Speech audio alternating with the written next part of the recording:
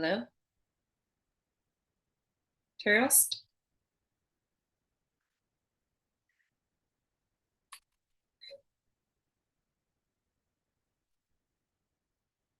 Terrorist? Moment. Hello?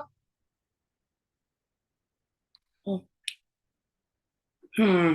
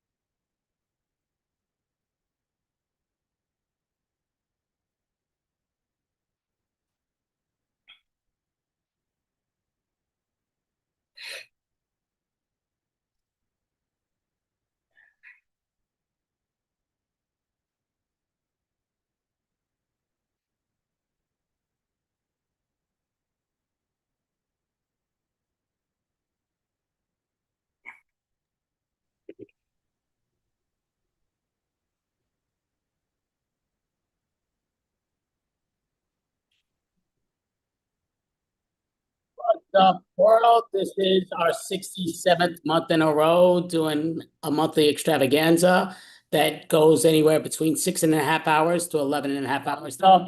And this is our 67th month in a row doing a monthly extravaganza that goes anywhere between six. It's always great. And yeah, so we're doing it. I'm just fixing out the timer that I put on to try this new thing that I was doing and that I'm doing it off. So any further introductions? We got many improv teams and stand-up comedians from around the globe and three podcasts from also around the globe, which are spectacular. So how we're opening up today's show, I'm just trying to now unlock this because it does this all the time. Looking for the host thing. Keeps changing this up. Oh, there we go. Host tools. Unlock. Okay, so the person I am going to introduce is the amazing Chrissy Whaler. You could come on up. Yes, you should be unlocked. Yes, Hi. Chrissy Taylor. Yes. How are you today? Oh, I'm doing great, Andy. How are you? Doing okay. Been better, but again, life is how it takes us all in different spots. But Yeah. I mean, it's spectacular to have you. Chrissy Taylor does a lot of improv, but she does an amazing job being a Batsu girl and a warrior and an amazing styles with that. But we got a lot to talk about. So just kind of wondering what got you into officially comedy improv in general overall? Sure. Hi. Yeah. My big thing was in undergrad, I was a theater major and I hate memorizing lines. And I would get, I'm sure you hear it from a lot of improvisers, we're horrible at memorizing lines. And a lot of times you get a script written by somebody and to be arrogant enough to be like, well, I think I can make this sentence sound better. So you make it your own, and then you find out that there's an entire world where you don't have to memorize any lines and you just get to be your own playwright on the spot. And I love it. Well, that's definitely awesome. And kind of curious, as a youngster, Mhm. what comedian did you love in general? Like, who did somebody you really love to follow? Oh, that's so great. Growing up, watched Kevin James sweat the small stuff nonstop. He taught me so much in just that like 55 minutes. If you can find it, anybody, I don't know where you can find it anymore. I had it on VHS and then I had it on DVD. Um, but I know it so well now. It's so memorized to me. But what he taught me in that is physical comedy. Like I realized that there is physical comedy attached to things. It doesn't necessarily just have to be, Norm Macdonald with a microphone doing stand up. You can be a stand up comedian and be physical as well. Um, and so I've started to always utilize that as my skill set as well, is character development and work, but then a lot is object work. He showed me the brilliance of an object, where you make a peanut butter and jelly sandwich, and if you do it well enough, people are like, oh, that woman's making a peanut butter and jelly sandwich. Mm-hmm. Well, that's very cool. And what famous females, like I'll usually ask people what three male characters got them sort of that they looked up to, and what three female characters they get them into that they thought, like I always say slapstick comedy, but who do you think are like top three men and top three women that in that comedy routine? And it could be improv also, but yes. Yeah, like as in what I think the Mount Rushmore of women comedians are. We can do that. Sure. My Mount Rushmore would be definitely Joan Rivers, because she just did what she wanted to. She said what she wanted to say at a time when you weren't hearing that from women, and still back when she started, women were supposed to be demure and kind and motherly. And she showed and she taught the world that women actually have a very sharp tongue. And so, RIP Joan Rivers. I also grew up devouring the Rosie O'Donnell show, devouring her, the queen of the kind, the queen of niceness, And this past summer, I got to meet her in Edinburgh, and it changed. She came to Batsu Oh, in wow. Edinburgh. Yeah, Rosie O'Donnell. And it was like, what? That's crazy. So yeah, that you can be kind in comedy. So Joan Rivers taught me how to be sharp-witted and have a sharp tongue in comedy. And then Rosie O'Donnell taught me that you can be kind about it. And I think then my final one, RIP, cried so hard. The woman that was able to encapsulate all of that was Catherine O'Hara. If you go back and watch her old SCTV, it's so good. She's so talented. So yeah, Catherine O'Hara for sure. She's more than just the mom from Home Alone. She's, you know, Schitt's Creek also. Remember, more she's than just Schitt's Creek, right? You want to see comedy at its finest? Watch Waiting for Guffman. Like, mm-hmm. Oh, well, that's awesome. And what about males, or are you just not liking any male comedians? Do you think they're all garbage? Oh no, I think they're wonderful. I think they're wonderful. I think there's a lot of power and beauty. You got to say Chris Farley, obviously. Once again, physical comedy. Like I said, wildly Kevin James. Like I love him. I really really do. And then way back, you know, on SNL, everything that I don't understand how Will Ferrell can be rolling at the level that he rolls at, you know? Like he also shows Will Ferrell has this way of being a partner so well with whoever he's playing with. Whether it's Sherry O'Terry on SNL or it's, what's his name from Step Brothers, John C. Reilly. He can make anybody look even funnier, and he just kind of rolls at his own. So I know those are all very classic. I wish I had a deeper cut of No, human for that's anybody, legit. but Yeah, that's definitely legit. Like I always mhm. tell people in my style that the top three male slapsticks that I always felt. And again, there's many, but I loved Dick Van Dyke, who legendary, still around at 100 years old, and was just always amazing. Me as a kid, and way before that, just Yeah. an amazing entertainer. I think John Ritter was so spectacular and funny. You just look at him, and he does his falls, and he just was so spectacular. Yeah. You just basically, and then Jim Carrey. I just think again, I guess if you make something, make your butt talk and it's funny, you're all right. And he would know how to fall and do it in such amazing style. And Yeah. definitely with, and with the women, I always said Lucille Ball to me was the big start of what I loved as a young child watching in repeats. But I love Lucy, and it's just amazing how much problems she had. But she just went overboard everybody, the men and everything. They had to listen to what Lucille Ball said, and she was just outstanding. Carol Burnett, who I saw at the Beacon Theater perform, she's amazing and still around. And she's up in her 90s, I believe, but she's hysterical and so brilliant. And Yeah. Tracy Ullman, I think, is another great. And I don't think a lot of people realize how amazingly talented she was and is still continuing. But yeah, she's just a brilliant actress. And I did want to ask you one thing, just kind of curious, because you did mention Joan Rivers. Hmm. Do you know if Joan Rivers was a good improviser? I think that she didn't ever get the opportunity to do it, but like Conan O'Brien probably is one of the most brilliant improvisers because his brain is so fast. And Joan Rivers' brain was so fast. Somebody would say one thing to her, she would kick it back. And you know who also holds that is Dolly Parton. Dolly Parton would probably be an incredible improviser because she's so fast. And just anybody that can come back with a comeback that much. And I do believe that either one of them, given the opportunity, would be an add to the physicality. You know who I want to mention is Paula Pell. Paula Pell, writer on SNL for years. Now she's finally like coming into us seeing her more and more. Everybody knows her from Archer, but also her physical comedy is insanity. And that's just because you can tell that's part of her fiber that she just is physically wants to throw herself down on the floor. Yeah.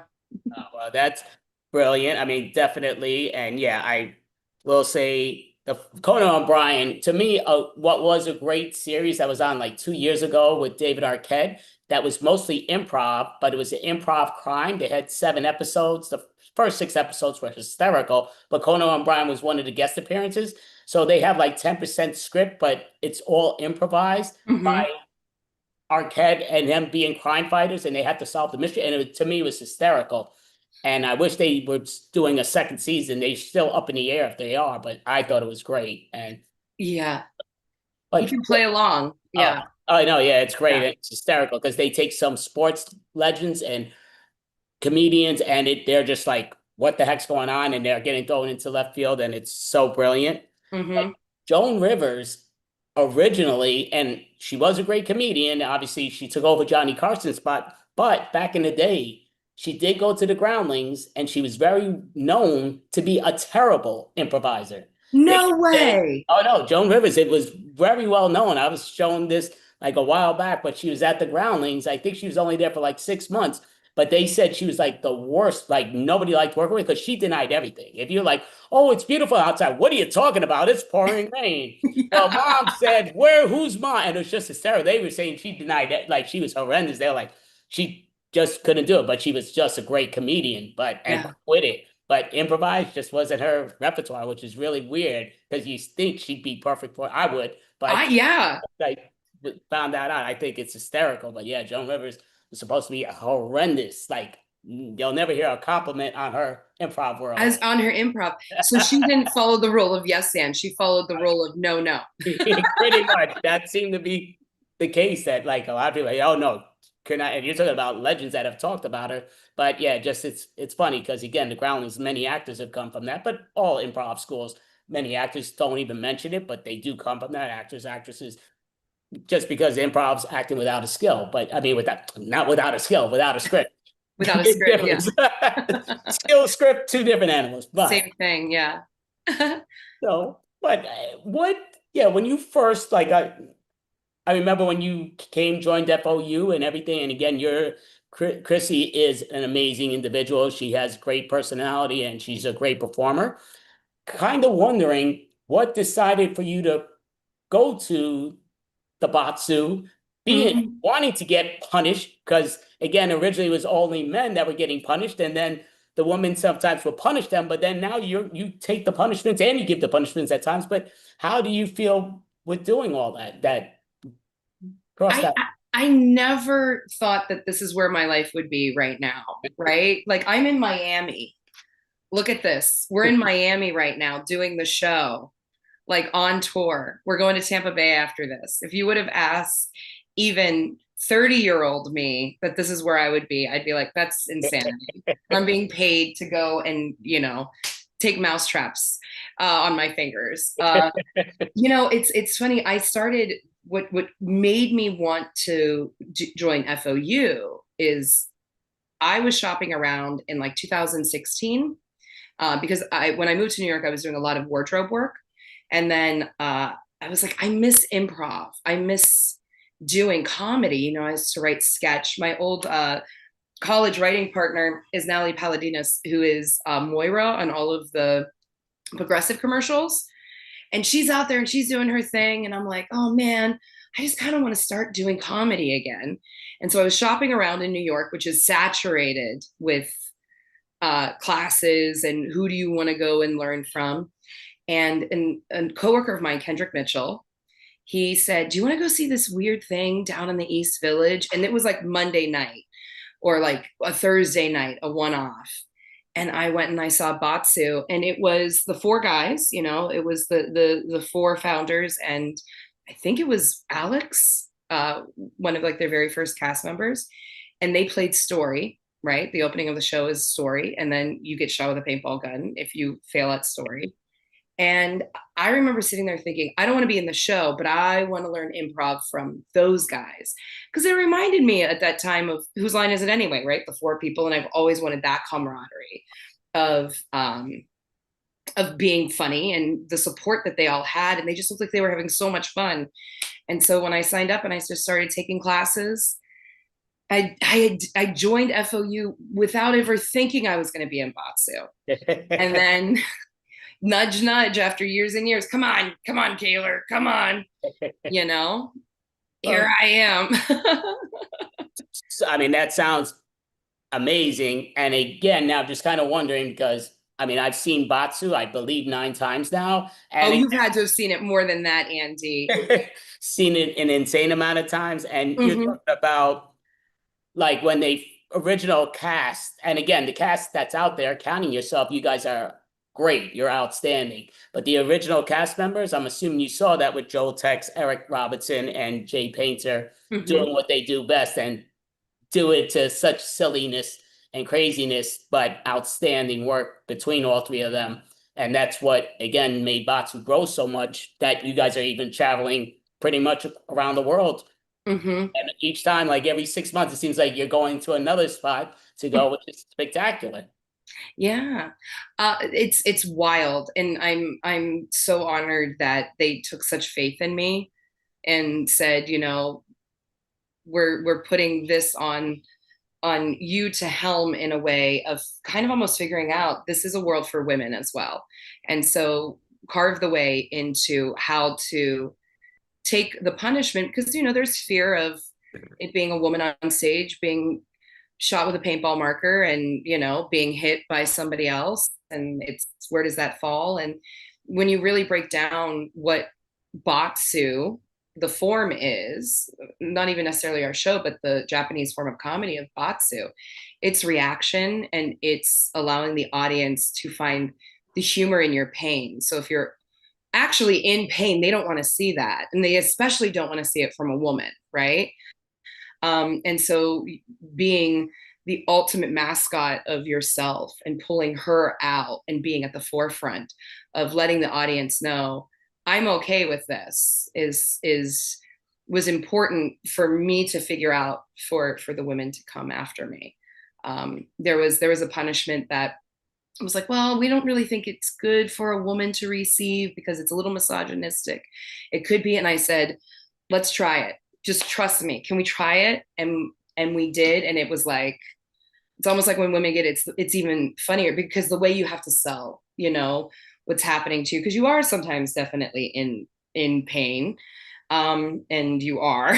So it's making the audience comfortable in it. And I think a woman, you have a natural innate want to make everybody around you comfortable, and so it almost comes naturally to me to be like, it's okay, I just got shot with this paintball marker, but I'm okay. I did it for all of you. And I love you guys.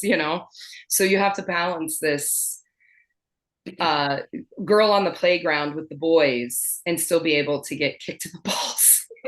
like, you know. Mm-hmm. Well, that's interesting and kind of curious. What does Chrissy Kaler do on her spare time when it's not improv, but what do you like to do on your spare time to relax or even to get maybe more laughs? What do you like to do? Oh, that's a great question. And um, it is a lot of reality television. I love reality TV. You learn people by watching reality TV, right? Like you learn, okay, so this guy, what makes him tick? And I love to watch it for number one, total guilty pleasure. And then also you just learn more things about the world. Um, and I'm a curious person, so I want to know what the Real Housewives of Salt Lake City are doing. I want to know what the new cast of Vanderpump Rules is up to, and I want to know what crazy woman is beating all the odds and being on Survivor, and watching her human story of how she ended up on Survivor. So yeah, it's a lot of reality television uh, consumption that I do. That's what I like to do.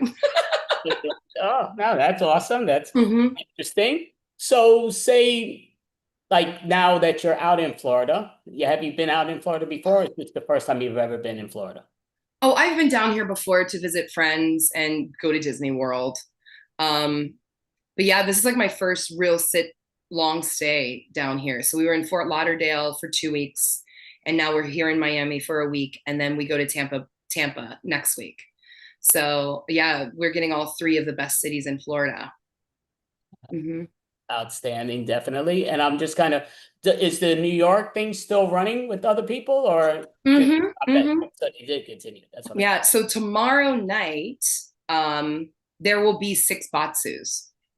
There will be two in Chicago, two in New York, and then two in Miami. So if you do the math, I mean, I don't even know, over 500 people will see Batsu tomorrow somewhere. And it'll be different jokes, and it'll be different people, and that's kind of the beauty of the show, where you never know what you're going to get on any night that you go. And I think that's why it's such a staying power, because just because you've seen the show so many times, you see a different show every time. Right. It's Oh, no. yeah. Oh, no, it's excellent. I mean, again, when I say I've seen the show 10, I mean, 9 times that I said, that was me there the whole time because I've seen it a million and one times because we used to do 11th hour after that show. So we Oh would, yeah. so yeah, that I don't count those at all. But yeah, that Hmm. otherwise it'd be in the tons, which is insane. But yeah, it's just a great show. Kind of curious on your behalf, what is a punishment that you, for some reason, prefer watching others get that you think is so enjoyable? What's the punishment that you like to see others get? My favorite punishment, and I don't mind getting it. My favorite punishment, and I've been screaming for New York to bring him back more, and I know Chicago does it, and we do it here on the road a lot, is baby. Baby to me is the best punishment. Have you've seen Baby? Yeah. It's a grown man in a diaper with the most horrific rubber baby mask on. And I almost don't want to give the Batsu away, but let's just say, what do babies do when they've drank too much milk? It is it's so good though. And like, even when I get it, I suck it up because I know I'm going to smell like whole milk for the rest of the show until I get either back home or back to the Verbo to take a shower. it is so disgusting, but it is so gratifying. It's so good and it's so fast. You're like, what just happened to that poor person? Um, yeah, baby is hands down my favorite punishment. Hands down. Well, that's definitely awesome. And yeah, interesting seeing where people with the Batsu, yeah, punishments and all that stuff. Like I used to love watching and sometimes be rooting for different games and what's what. But again, you guys have many, many games, so you never know what you're going to see and how they get punished. But to me, sometimes then you're rooting for the one person more than the other because you want to see them get the punishment instead of the one. And yeah, but it's yeah, really entertaining how you guys all take it and expand on it. To me, a great cast of people that I do say it's something I never thought could go to the existence of how they do it. But again, Joe Tex, Jay Painter, and Eric Robertson know how to expand it, and they've done an amazing job to bring this all around the globe and what's what, Mhm. just even in spots. But I mean, it's great. Do you think, is there, and I don't want like to spoil alerts, but is there a possibility? Is there thoughts that because it is done normally in New York and now Chicago, do you think Miami might be Florida a normal spot soon? Ooh, I don't know, but I hope they invite us back again for like another, sit down. Not necessarily a permanent, but like we really funny. The very first stop on this tour was Omaha, Nebraska. They were like, we would love Batsu, Omaha, Nebraska. We had the best time in Omaha. The audiences were a blast. The venue was awesome. The troop of like the troop of us that were there, we were just having the best time. And so I hope that with this tour that we're doing, Fort Lauderdale will have us back in a year or 2 years, or we'll get to go back to Omaha. And then once more and more cities see it really locked in and, oh, this is what this is, oh, this is what shows, okay, because as well as I do, explaining what the hell this show is so confusing. Last night, because we opened here in Miami last night, and after the show we got the best compliment you can get on the road as a comedian. I told all my neighbors, and they're all coming sometime this weekend. Like they were sitting there texting their friends, sending pictures of the show. Like, remember when you're like, I don't know what Batsu is? They're like, you have to go. And that's the beauty of the show. That's this entire show. The fan base is based on word of mouth because it's so hard to describe. It's like, you just got to go. Just go see it. And so yeah, now this weekend here in Miami, it's been insane. They're like, holy cow, oh my gosh, this show is packed now, full of people, because just from last night, so many people heard about it and went on and got tickets. So mhm. That, And yeah. go ahead. You were saying, and No, and I'm just saying it's funny, every venue that we've moved into, all of them are like, what is this? What is this? And then once we start that very first show, by the end of it, they're like, you guys are insane and we love you guys. So, oh, and yeah, and that's what I give, the props to Joe, Jay, and Eric, the three of them that founded the show and take control. Tonight, Joe's going to be a warrior. They get down and dirty with us. I think that's so important. They all do. They keep their chops sharp. There's so many times when, they put themselves on the bench to let, kind of like the new class come in and do the show. But it's going to be a lot of fun. Like, I'm Joe's partner tonight and I'm really excited.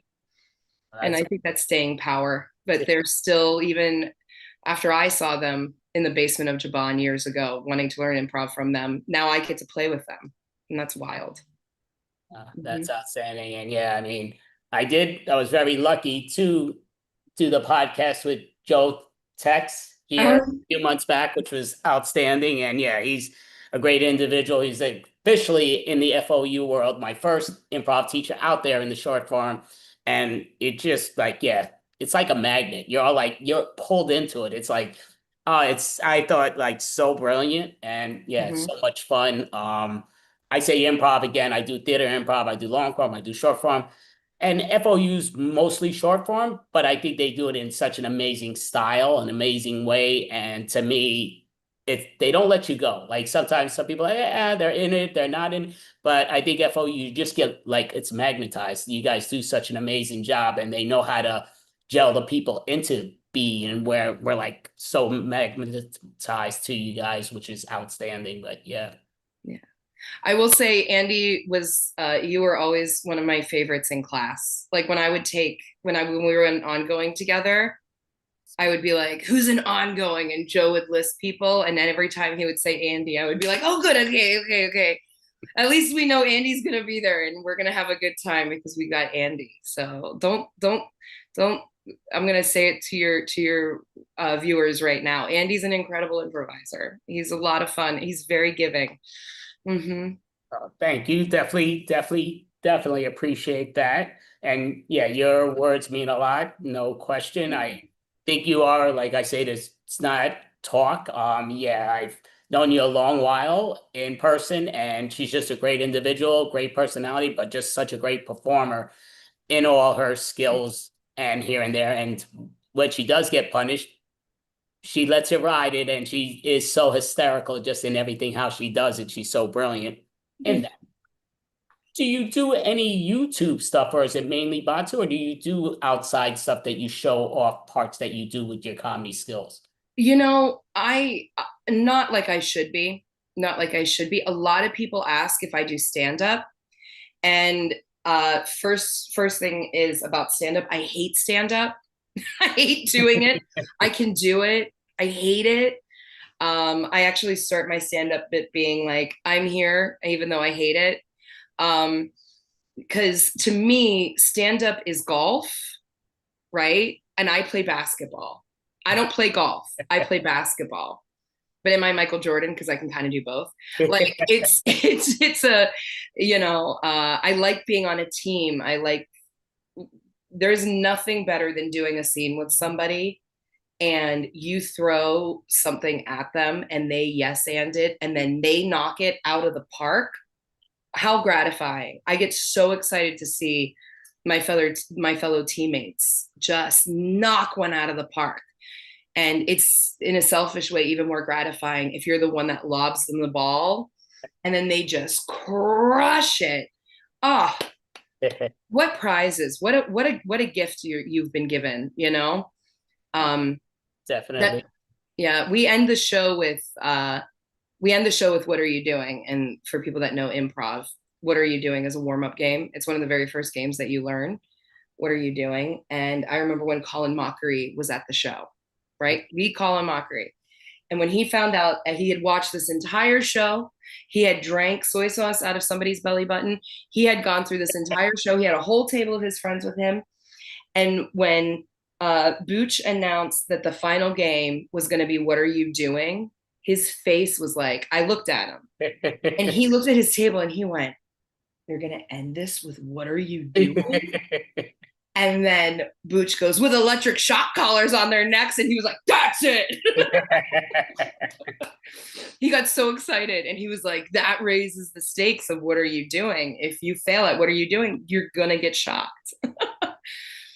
Definitely. Yeah.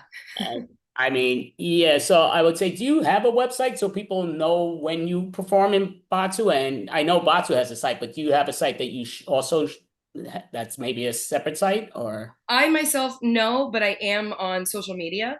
You can follow me at I'm active on my Instagram, which is Chrissy K43, spelled like my name. And you can follow me on Instagram. I post there a lot. I do a lot of reposting on TikTok, but like my own website, unfortunately, I don't have yet.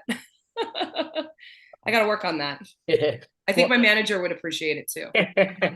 well, again, Christy Gaylor, an amazing individual, great personality, amazing performer. And thank you for joining today's Extravaganza podcast style, because we will cut these up in separate times, putting out videos. That's the goal. But yeah, no, great for having you here tonight. This afternoon. It's afternoon. This So afternoon. Andy, thank you so much for asking me. I had a blast with you. I will always love you. And like I said, still one of my favorites to play with. And um, just the kindest human, just the kindest man. So Definitely. Thank you. mhm, Appreciate it more than you know. of Thank course. you and great job. Chrissy Thanks. Kaler, definitely see her in Batu. And if you're in Miami, definitely see where they're performing because, yeah, and Tampa soon, but next week, right? Tampa? Yeah, Tampa next week. Yeah. Thank Hmm. you so much, Christy Kaler. Great. Thank you, Andy. Mwah. Have a good day. Enjoy the rest of your 10 and a half hours. All right.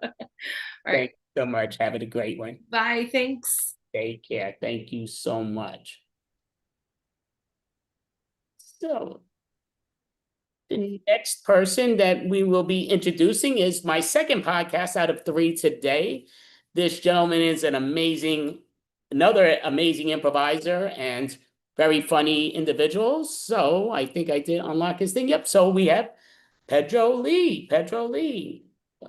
On up. What's up, Pedro? What's up, Andy? How's it going? Doing all right. How are you doing? I can't complain. I'm alive.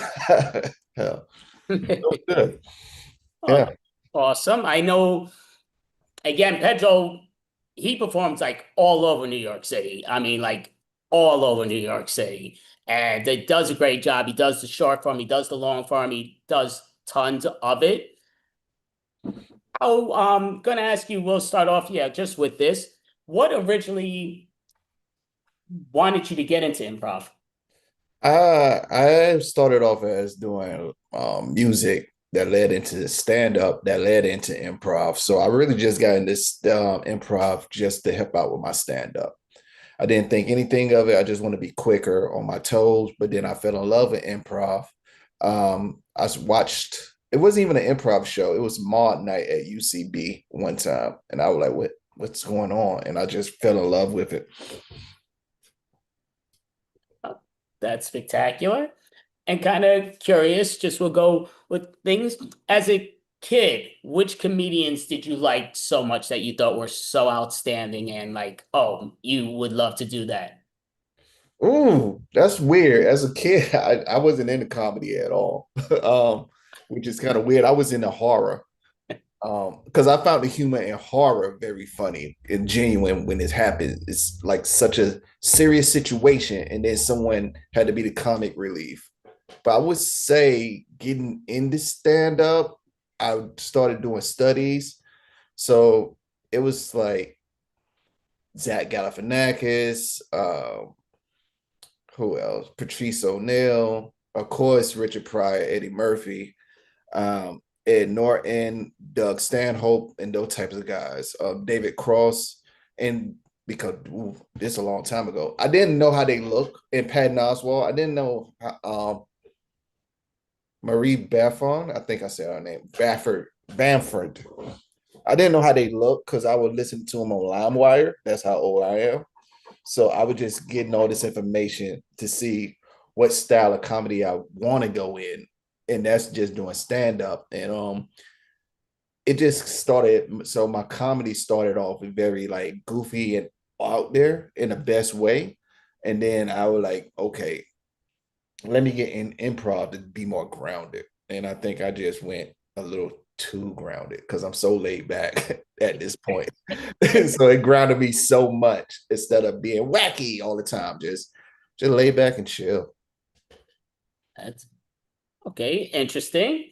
So, what horror comedy movie did you like? What is one that I mean to me, because there's many of them, very funny and stuff. Like even Scream, I think is definitely a comedy. I think it's a comedy horror, but very funny.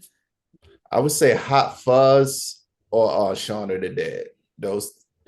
Let me get another one because those two guys are in both of them. What is another funny? All right, this is like very niche and it called Zombie Honeymoon. And it's about this guy was on a beach. He got bitten by a zombie, but he's a vegetarian, so he don't eat meat. And he have the urges. So he fighting two demons at once. He dead and he hungry, but he won't eat people because he's a vegetarian. And it's just ridiculous. And what's the name of it? Zombie Honeymoon. Oh, okay. Look Never it heard. up, Zombie Honeymoon. I mean, if you have something better to do, please do it because it's a weird movie. Oh, you're not recommending it. You just No, it's just a funny, weird movie. You don't have anything to do. Yeah, you can watch that. interesting. So, what again, who which improviser do you really think is such a great improviser? From maybe it's whose line is it anyway? I don't know, but maybe it's somewhere else. Oh, that's a good one. It's so many talented improvisers. Ah, I mean, I'm surprised. Just the only reason I'm saying it is because how great he is and how musical he is, and you were into the music. Wayne Brady, I don't think anybody could be better than what he's done. I mean, he won second season of Masked Singer, but just so amazing. Like he could make anything into a hit. He's a great voice, but the words he puts just so quick out of mind. Boom. I agree. I agree. I cannot argue with that. Wayne Brady, he's one. I would say Conan O'Brien when he's improv. Well, I think a lot of talk show hosts also are quick and minded. So good improvisers. Yeah, any guy from who line is it anyway? Um, who they say? That's about it. I would say. Apparently Heath Ledger was a good improviser. A lot of people don't know that, so I would say Heath Ledger, R.I.P. I throw him in there too. Yeah, no, yeah. I mean, it's such a shame because yes, such a legendary character that people remember from being the Joker. But and when you're saying Jack Nicholson did it, and people talk more about the Heath Ledger, that's saying something to every level and shape form. But Yeah, yeah. So those my goats, I would say. Yeah. so I am going to ask you a question that I don't think I've ever asked anybody on the podcast style. So I'm going to ask you though, if somebody was playing the life story of Pedro Lee, which actor is playing the life story of Pedro Lee? I would want Forrest Whitaker. Here's why I really like Forrest Whitaker. Because Forrest Whitaker in multiple movies, he made me feel sad for him, angry with him, went back to feeling sad, the understanding, and then just hating him in several movies at the same time. And I think he would do a good job. Interesting. So now, if they were writing the life story or a movie of Pedro Lee, what is the name of the movie? Uh, I'm just happy to be here. Okay. So very interesting. Now, I do know you in person and everything, and I know you perform all over the place, which is outstanding. Mhm. Uh, I performed at many of the places he's performed, not as much as he's performed it either, because I mean, just the numbers, like at Yeah. the tank is like one that you're a go-to almost every week at the tank. And I love the tank. When we performed at the tank, it was outstanding. But yeah, what is stuff that you do at the tank? Does it change all the time, or is it sometime consistent, or is it last for months, or does it change all the time? It's by season, so your form changes. So it could be a Spokane, it could be a movie, it could be invocation. No, we haven't done invocation. I'm lying, but it could be a mono scene, macro scene, a movie scene. And you do that for about 6 months, and it's long form, 20 to 22 minutes, and that's every Friday. So you get the best of both worlds. Well, that's definitely outstanding. And just wondering, like, which improvised teachers, because I know you've taken a lot of them also, but which improvised teacher would you say, give me two improv teachers in New York City that you think people should definitely go see? And that's not taken away from anybody else, just I'm saying, like, you had to name two just for Oh, the skills. two. Ooh. I done had so many. Two, what I would say. I would say the people that broke me out of my shell. I would say Philip Markle. Um, he's at BCC now. Um, basically run the thing. And I would say Will Hines. He's on the West Coast now, but he old school UCB. Those two that broke me out my mold.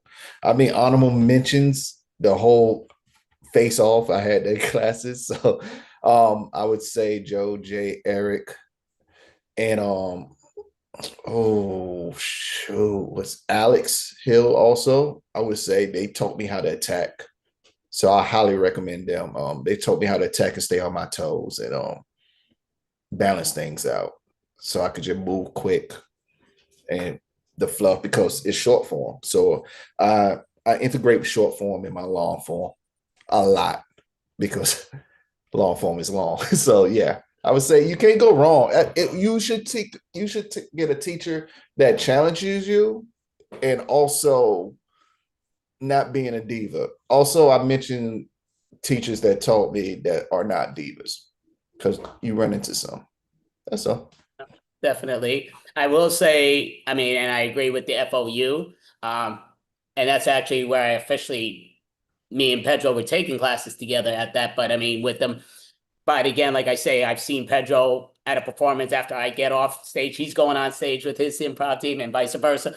Mhm. And again, it's such a small world, and you don't even realize it. It's a different company, different thing, and you go and you're like, oh man, but it's such a small world that we're like amazing. But yeah, Pedro is a great improvised performer. Have you ever thought, just because, and I'm just being honest, you are definitely a great improvised performer and you've done both the short form and the long form. Have you ever thought about teaching improv, or is that not something you wanted to?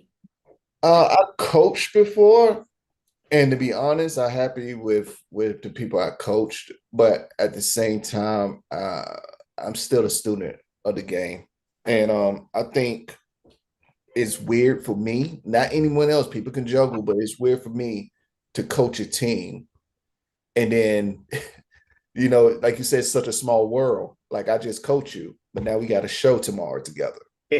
So it's like it, it's not pressure. It's not like, oh, I hope they don't call me out on things that I told them not to call out on.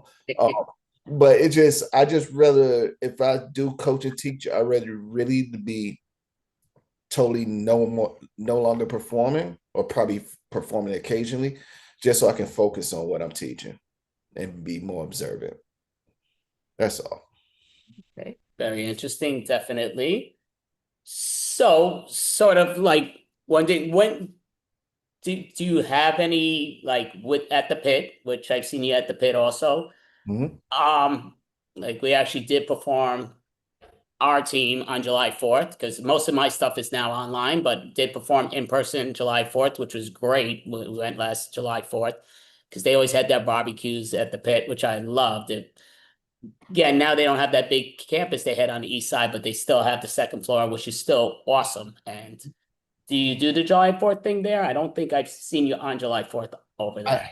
I never done it. It always looks awesome. I'm always have FOMO. I just be looking and just scrolling like, oh, that looks so nice. I actually going to start performing there on Thursdays because I just recently got accepted to be on a team. Um, so I may now, since I have some merit to come to the 4th of July, maybe I will go there because they're like, hey, y'all know me now, right? Y'all see me. So yeah. Oh, that is definitely awesome.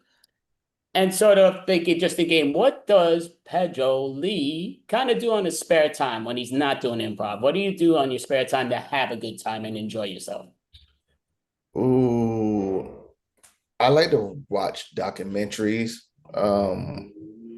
read up on things, research, just do a lot of research. That's my free time. Oh, go is and also when I do have free time, support other people's shows because a lot of time you get caught up and because you just don't have time. So I would like to go, I like to see people perform. I want to be entertained also. So I do that on my free time. So that's what's fun. That definitely, yeah, that sounds very awesome. Sort thinking in improv, yeah, I guess this is a great one to ask you. Mhm. Because again, you've done many short form, long form games, not trying to take away from the other games, but again, like I do a wheel when I teach online and there's 207 improv games and I spin the wheel and here and there. and it's got a lot of long form, a lot of short form, a lot of theater improv, and we put it in our drop-in classes. To me, though, I'm sort of, this is what I was going to say. What is one of your favorite short form improv games, and what is one of your favorite long form improv games? Um, I would say my favorite one would be short form would probably Four Corners. Great game. I would say Four Corners. It just I feel loosen everyone up. That was my favorite. It's so many good games. Wow, there's such pressure. um, but I got to answer. So Four Corners, definitely short form. Long form, I would have to say a Laurent. Interesting. LeBron. Okay, that interesting. Yep, both. I agree. Both are great games. To me, it's funny because, and I always tell people like, because again, doing stuff online, it's around the world. So sometimes they'll be called different games, and you find out or what's what, and they don't know games that you put in. But like Four Corners is a game that I love. We perform that a lot on the shows here and stuff that we do. But with Four Corners, we actually make it a long form game Mm, because I like that. And I don't know why. No, like I've done a bunch of schools where they do Four Corners and it's only, like so quick. And I'm like, to me, it makes more sense. Short Four Corners could be short form, but it could be long form because again, now we can venture into the story. We're going back to it. And I think it is brilliant in the long form. Again, 22 minutes goes by quickly, and that's long form. yeah. And yeah, I mean, we've done a half-hour show with Four Corners. I mean, it's a piece of cake, and yeah, it's just great in that style and how I feel. But what do you think about that? Did you ever think of maybe doing Four Corners as a long form style game? No, I have never, but that's a great idea. It keep the audience engaged too, and they'll be in the know. They expect something. Also, less pressure on the performer also. Because you be like, okay, we're these people. We don't have to invent the wheel. We can just really time dash or whatever you want to do. So yeah, that's a great idea. You better trademark it before it get taken. So I'm sort of kind of curious with that. What is a improv warm-up game that you like to do a lot of times in before your shows or just a warm-up in general that you like? Because to me, one that I always thought was cheesy, and I know a lot of people disagree. I always thought Zip Zap Zop, and I understand why it's a good game, but I think like maybe once every 6 times teaching to do it, but you don't need that every time. Zip Zap Zop. I mean, it's one of the more popular go-to warm-up games. I don't get why, but what do you think? Hmm. Hmm. Games. It depends. All right, if you've been with a team a long time and y'all have a rapport and y'all hung out, I think just checking in with people, just have a regular conversation with the team can be your warm up, especially if people running late or whatnot. But that's when I mean if you've been with a team a long time. But to be a responsible improviser, what would be my warm up game would be? Uh, I like I'm trying to see one that's not heady. I don't like heady ones. I'm gonna keep my mouth shut on that for music improvisers. I got one for musical improvisers. They ain't gonna like it. I hate that one. I don't like being in the spot. That's a clue and being heady. It's the game swords. It's when you throw it and the other two people that yeah. I like it because it's you saying zip zap and zip zap zop is wacky. That's really wacky. Really, really wacky. But when people get into it, is some people start slow, but by the time they're over, everyone's into it. And I think that helps your physicality and also keep your peripheral open because a lot of times we on stage and we not even worried about what's going on this side. So just have stage awareness. So that helps out with that. Well, that's yeah, definitely great. And I know again, I'm so bad with names of places. Just blanking out on Bleecker Street, right off of McDougal Street. There's a place that they perform, and I know you've performed there before also. Um, Players Theater. that might be it. That might be it. Am I thinking right? I'm so bad with names. You got to go up the stairs though. It's Oh, yeah, right by the Comedy Cellar. That yes, one? Yeah, yeah. that's Players Theater. Yeah. Yeah, I just performed there this past Saturday. Was it this past Saturday? Yeah, this past Saturday, yeah. Yeah, and it's it to me. Yeah, it's a cool theater. Just again, I mean, it's a great section. You're in the Village in New York City, but yeah, it's a great spot, and you got tons of great food places there, even that are around there, which is awesome. So, and many varieties. Sort of, gonna ask you though, because I know you used to do a lot with the improv styles, but have you ever thought about kind of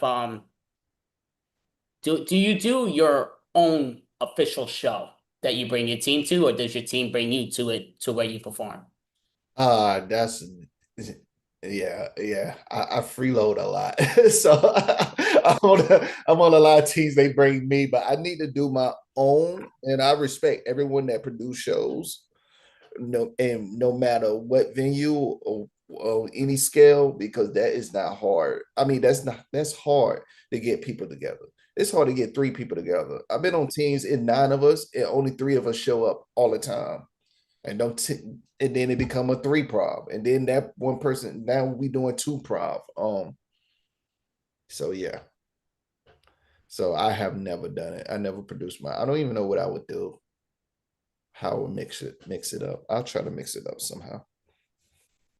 Interesting. And have you ever, because again, this is bringing up the pit a lot now, but the pit, there was a spot, I think it was 7 different people that were performing, and I was one of them. This is probably right before COVID hit, but it was basically solo improv. So you're up there, here and there, and what I loved about it is we all did our solo improv and doing here and there. And at the end, everybody, which I was very appreciative, but came up to me, thanking, I mean, saying what an amazing job I did and all that, which I was really happy to hear. But I went with one buddy of mine. We go over there and I do 5-minute skit, but I'm running all over the stage, all over the place. I'm playing 7 different characters, running over, arguing with myself, going back in here. And I'm the only one that actually, out of all the 7 performers, that was sweating up a storm here and there. Like my friends, like this one, I go back, you all right? You're breathing hard. I said, you're sweating. I said, well, I didn't. I didn't feel like I did my job. Yet everybody else did a fine job. I'm not saying that, but like to me, I'm looking at the stage. I got to run all over the stage. To me, yeah, you got to, especially if you're doing it solo. But have you ever done solo improv? I done solo improv, but my stage was very small at the Triple Crown because no one showed up. People gonna hear Triple Crown, be like, hell yeah, we all know that one. Yeah. Yeah, so I didn't have to run around the stage, but I think you did a great job. You're supposed to utilize the whole stage. And I feel if you're not putting energy, that just showed that you putting your work, your heart into it, instead of just standing in one spot and I don't I don't know, just doing something. So yeah, kudos to you. Hell yeah. And have you ever performed at the Magnet Theater? Yeah, I performed there. Once again, I was a tag along and I performed there. And I like the Magnet Theater. And because they should make a drinking game out of the magnet, or who's going to use that little window thing. It's funny. A lot of people ain't gonna make it. Oh, it's funny you said that, because the first time I ever performed at the Magnet Theater, we go there and we're going there. As soon as I saw the window, I'm like, oh, I'm going through that damn window. It was just automatic. Like, and we were doing long form, but I'm like, I'm going through that window. You try not to dictate, but I'm like, don't know what's going to happen, but I'm going through it. And I go flying through the window, go flying back. I actually cut up my shin, but it's all cut up, but nobody else knew, but I was bleeding. And I'm like, no cares, just going back and forth at the time of my life. And then afterwards, people coming over to me like, this never saw anybody go through a window the way you went through. Oh, I love it. I'm going to do that next time. Oh, and which I thought was funny. But to me, as soon as I saw it, I'm like, I'm going to use that door, but I'm going through that window. To me, the window's such a bonus. You got to go through it no matter what. But yeah, It keep calling you. It's called. I'll be bougie, like I'm not gonna use the window like everyone else, and then I'll be like the first one in the window doing the scene. You just can't help do it. It's such a beautiful stage, and I just like the atmosphere. I like the magnet atmosphere anyway. Magnet, yeah, they do a great job, the Magnet. And yeah, definitely, yeah, great ownership from over there. And yeah, they do a great Sean Taylor. He's one of the owners of the Magnet and Pizza Galore. He's been on this show a bunch of times here and there. But I mean, great individual. And yeah, he's just a great improvised teacher and also performer, but definite. Yeah. So kind of curious, when's the next time you do perform at the Tank? The next time I perform at the Tank, I would be performing because I took a break off from doing improv there, so I'm just doing sketch there now. And our next show at the Tank is going to be March 17th at 7 p.m. Oh, St. Patty's Day. That's a big thing. It is. Oh, that's how good improviser I am. I didn't even know this. Wow. Oh, listen, the more you can get people to drink, the better. And March 17th, St. Patty's, that's a good go-to. It's definitely. Oh, that's how I'm gonna pitch it too. Yeah. So, and you're doing a skit with that? So this is your writing skit? Oh no, I'm just a performer. It consists of like 12 of us. I could be a little off. 6 writers, 6 performers. Some are hybrid, and they write the sketch team is called Roadhouse Sketch Comedy, and we just going to just throw out the sketches, and hopefully I'll be off book by then. That definitely sounds great, no question. So kind of just, yep, in general, just looking at the time, it's almost with how that goes. But which borough is your favorite borough usually? And it might be because it's easier, closer to your home, but it may not be. But which is your favorite borough to usually perform? That it's easier for you, should I say? Okay. First, I'm gonna give a shout out to Queens. It just I don't live in Astoria, so it's just like I love performing there. They have the Shillelagh there, and I think that's the only one I'm performing it over there.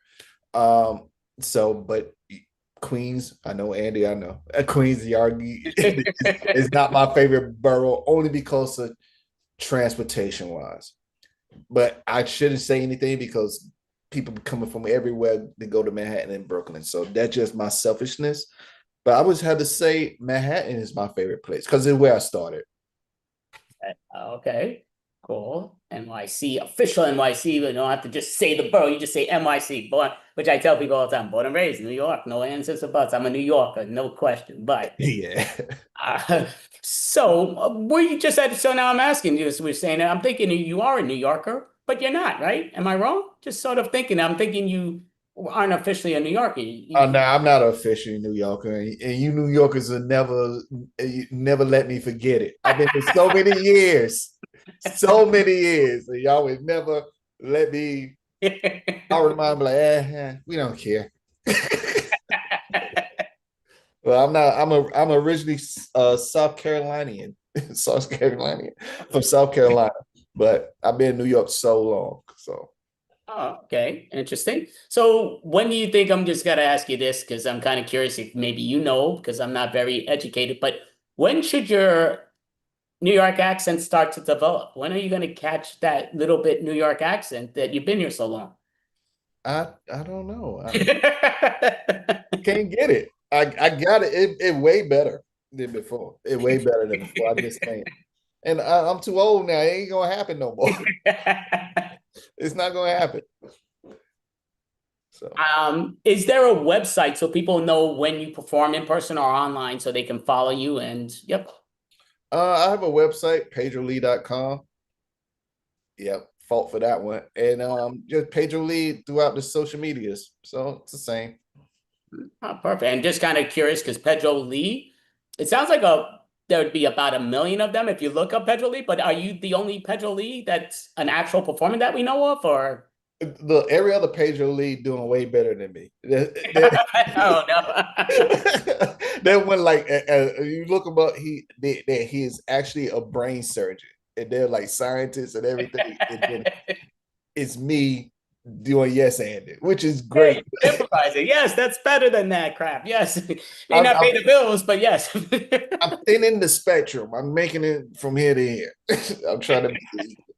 So, No, well, I would say thank you so much for participating in today's improv extravaganza. It's our 67th month in a row doing this. And really, again, it's always between 6.5 to 11.5 hours. And this one's supposed to be 8 hours.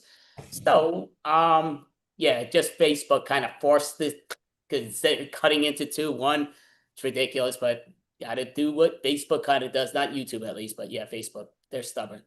well, thank you for having me, man. I appreciate it. Definitely, yep. Follow the pedrolee.com website and see where he performs next, and follow him in person and online because he is a great improviser and comedian. He definitely does his thing. But thank you so much, Pedro Lee.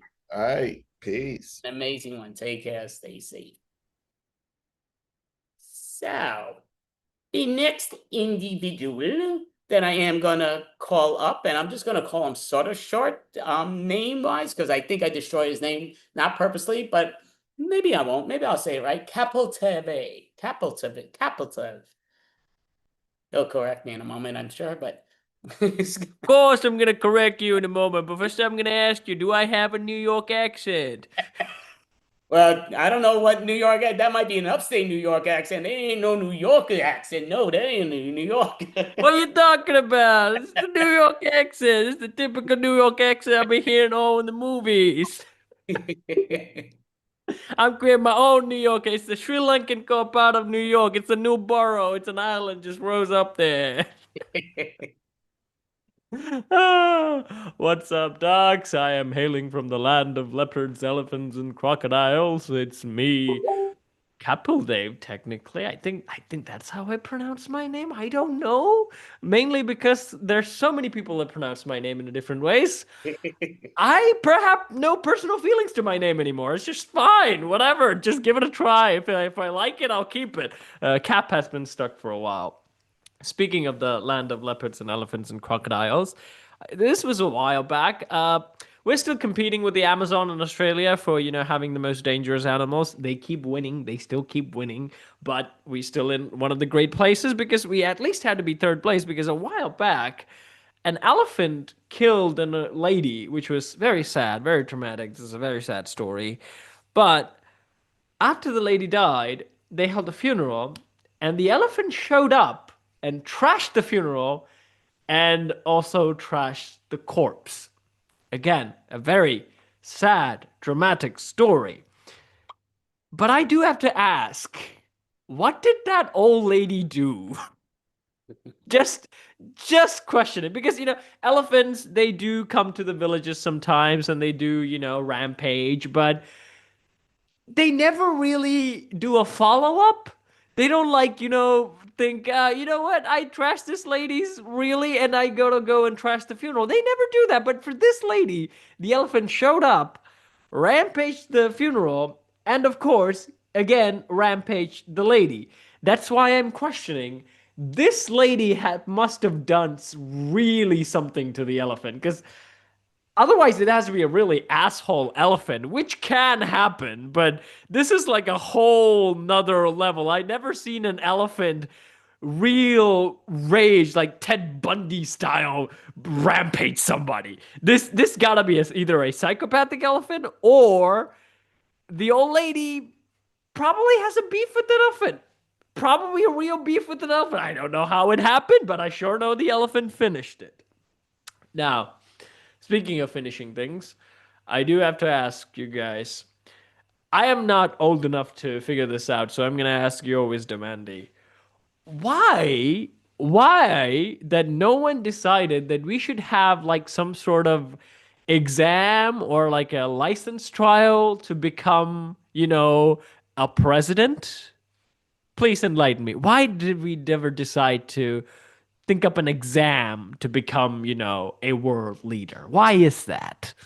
I'm kind of curious. What makes you think I'm older than you? I thought you were older than me. What's going on here? I know I am wise beyond the years. I see this visage has a lot of Shakespearean wisdom about it, but I do have to respect my elders, as you can see, the wrinkles on your head, beautiful head, that provides your wisdom.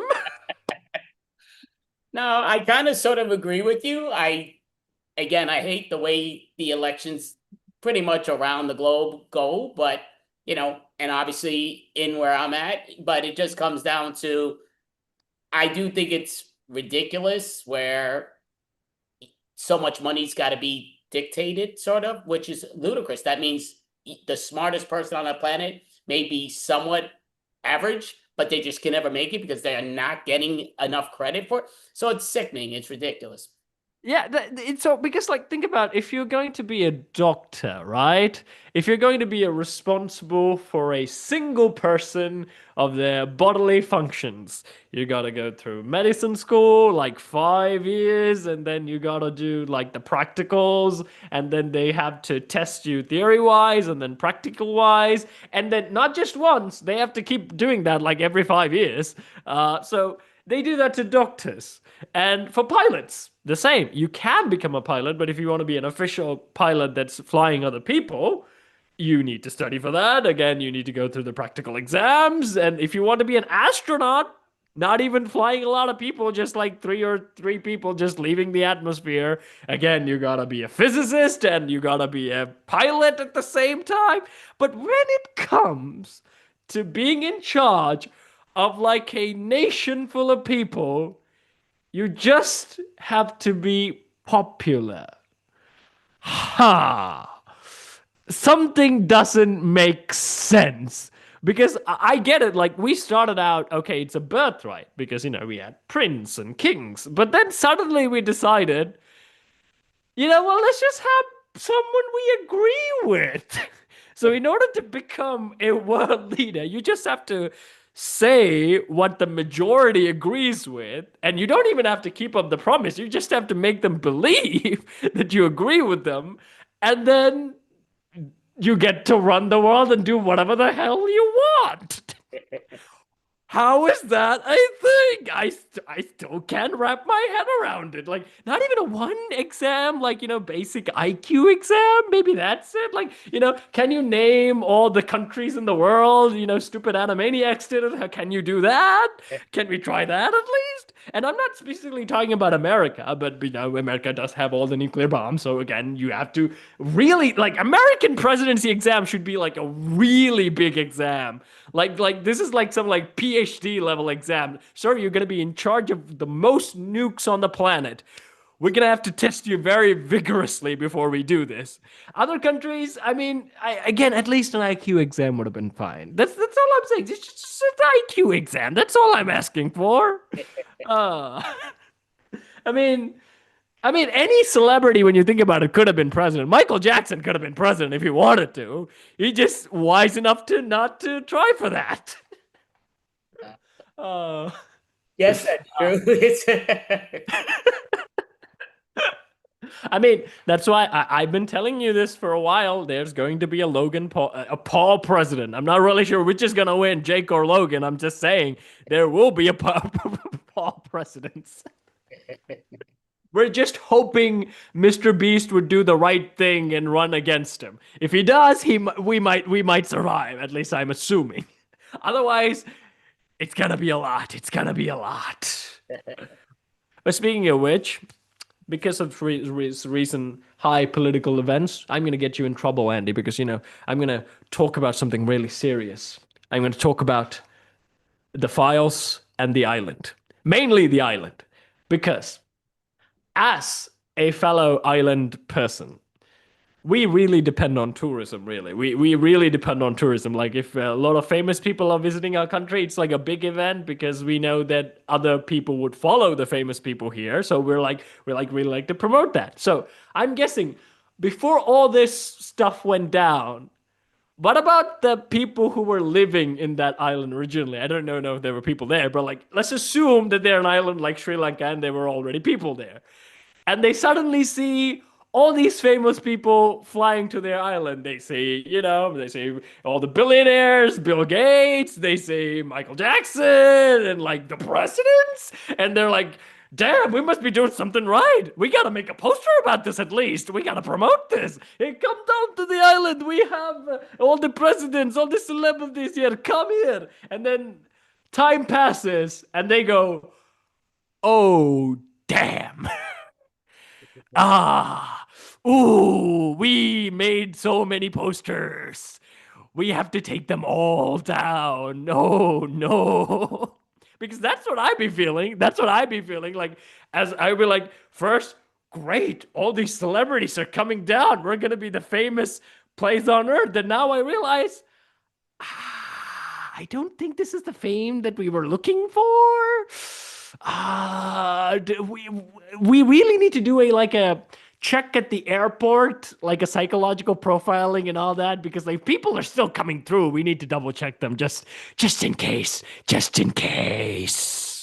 But yeah, just as an islander, I needed to state that. I needed to know because again, like I said, we had like big things like Indiana Jones was filmed in Sri Lanka. That Temple of Doom movie, probably the worst Indiana Jones movie, but it was filmed in Sri Lanka actually. Did you know that? Nope, I'm bad. I don't know where anything's filmed or care actually. I watched and yeah. Yeah, it was actually filmed in Sri Lanka, like at least a half of it. And then they packed up and left because we decided to have a Captain America Civil War. And they were like, we can't do an Indiana Jones films because there's a Civil War movie going on. So they left. And they happened like other Hollywood productions. I even heard like Men in Black was kind of supposed to be in Sri Lanka, but never came to fruition. But the last big movie, that was Indiana Jones. And so here's the thing. It's really hard to differentiate probably to people. Like, I'm not technically Indian. I'm really Sri Lankan, but I do look a lot like an Indian and also Aladdin. That's a different story. But because because in the movie they were supposed to be in India. So the people there supposed to be either speaking Hindi or Punjabi or something like that. And they were speaking something like that. But the actors they got are probably Sri Lankan actors who probably don't speak that. And the weird thing is, no one speaks Tamil in that movie, which is weird because Tamil is a language that actually exists in India and also exists in Sri Lanka, which is my language. So there were no Tamil uttered. So it's either Sinhalese pretending to have an Indian accent or they're doing a Hindi or Punjabi language. And why did no one tell them, they have a people here who speak the same language. We can just do the Indians speak Tamil. And they were like, nah, we'll just do whatever language that they were doing. And the other thing is that again, it was back in the 80s. They were really not really caring about, being super sensitive and all that. And the village that the Indiana Jones landed on was like starving people. So they feed them really ugly looking food. And the heroine is like, ugh, I can't eat it. And then the Indiana's like, these people are poor people. Just eat them what they give you. And I'm like thinking, yeah, that does not look like our food. Okay? Even the poorest of us, that does not look like our food. That needs some color. Okay, that needs to be red, orange, or some sort of coloring in there. Okay, that looks blander than British food. Okay, no, sir. Even the poorest of us puts a lot of spice in our food. So that was a disservice for that movie, which I hated that they did that. But other than that, I do have to ask, Andy, how have you been doing? How have you been doing? Like, did you have any existential crisis lately? I mean, kind of again, as you see the name of this thing, the ambivalence, it's kind of the way I was feeling. So What is that feeling? Please, again, enlighten me. I'm not as wise as you. No, I mean, the ambivalence is basically the crash between two of love and hate all in one. So it's kind of like a combo. So yeah, it's just two hearts in one. But again, it could be two separate individuals, but the ambivalence just kind of goes both ways. So it's kind of like heaven and hell and complete opposites. But yeah, the funny thing is, like, whenever people have existential crisis, we do like look for motivations and things like that. And I know you did a wonderful job of like reaching out to people and things, and I really appreciate it. Do you ever do this, or just a me thing? I always picture I might die tomorrow. And I will use that as motivation to do whatever the heck I want today. I want to annoy that person today because I might die tomorrow, so I'm doing it. That's how I actually motivate myself. And that's why really I didn't know how to offer words of wisdom to you, so I just ended up quoting Churchill because that was the recent thing I saw on YouTube. You will not go quietly into the night, and if you're going through hell, keep going. That man is high on sugar, isn't he? I'm just speculating. That is a tiny, stocky man. I mean, not stocky, like a really fat, really, and he's just really raging it out there. Like of all the food that he's eating, I can't really tell. What is he? Okay, he's British. So again, the food has to be bland, probably at that period, especially during like World War II period. So the food was bland, and yet he gorged himself anyways. Maybe he's just really angry that he's just gorging himself on bland food and he just takes it out on the people. That's where the fuel comes from. I understand that. Speaking of which, of like food and things like that, you do get like sudden cravings, like suddenly a smell of a food that comes to you, even though that is not in your house. Like suddenly you get like a smell for, let's just say, donuts, even though there's no donuts in your house, no one's eating donuts, but you suddenly get a whiff of it and you want donuts. Do you have that feeling? At times it'll happen, sure. Yeah. So that does happen, and it has happened to me more than once. And I always go because I have mom. So I have mom next to me, like, Mom, I smell. Let's just say donuts, but not donuts. It's a casery that I smell, but I'm gonna say let's just say donuts. Mom, I smell donuts. Do we have donuts? And she said, No. Okay, can you make donuts? I'll do it tomorrow. And I'm like, I won't have the craving tomorrow. I just have the craving now. So that's the thing. When you're hungry, you eat, like when you want something, you either have it at home. If you don't have it at home, you need to go out and buy it, or you need to make it. Probably you're not going to do that. So you're like, you know what? I don't have time today. Maybe I'll do it tomorrow. And then tomorrow you won't have that same craving, so you don't end up doing it anyways. That's why we were thin throughout history. But now there's flippin' Uber Eats. I can just go and say, donut, give me. And they would just deliver it to me like some sort of medieval king just ordered something really nasty, and they searched throughout the kingdoms and they delivered to my feet. And I can become fat because of that. I don't use Uber Eats, but I'm saying if I do, I will be fat like in 1 week because I'll be just getting cravings all the time. Oh, so over where you're at, they do have Uber Eats though. They do have it. I don't have it. Like I have Uber, but I don't have Uber Eats. I'm like, no, no, don't tempt me, food mistress. I need to stay thin. That's all I have. So now that I've rented, and probably given you motivation, how much time do I have? I do have to check that. You have 13 minutes and 7 seconds. 13 minutes and 7 seconds and counting. Huh. Okay, we can play some improv games in that one. So let's start with the worst motivational speaker. Andy. Okay, you just got to realize that I don't care. Just don't get one quilted toilet tissue. Get at least 2, but preferably 3. Come on, make sure your butt's clean and so are your hands. I mean, that probably works for germophobics. That counts. So here's my interpretation of the world's worst motivational speaker. You are going to die tomorrow. Yeah, I will be one of those worst motivational speakers because like that's all the motivation that I have for myself. So that would be terrible. Let's go another round. Give me a second round of the world's worst motivational speaker. You gotta realize you gotta be able to put pineapples on pizza. It's automatic. You know, that's why they call it Hawaiian pizza, even though they don't have it in Hawaii. But reality is you get to eat your lunch and dessert at the same time, or your dinner and dessert at the same time. It's a no-brainer. Wait, so Hawaiians didn't invent pineapple pizza? Is that what you're saying? Correct. So who invented that? I think it was Joanna, but I'm not positive. Who is Joanna? I don't know, but she probably Mrs. Joanna's daughter, but I don't know. Is she American? That's possible. Maybe she's a New Yorker. I'm not sure. But I knew it! It was you guys, and you blamed it on the Hawaiians. They were like, we did we put pineapple on pizza? No, it's the Americans who's been saying it. And all of Italy is now at war with Hawaii because of that. What have you done? But you usually do. You start wars in other countries. Anyways. Now, let's do another world's worst. The world's worst spoon. The world's worst spoon. Give me an interpretation of that.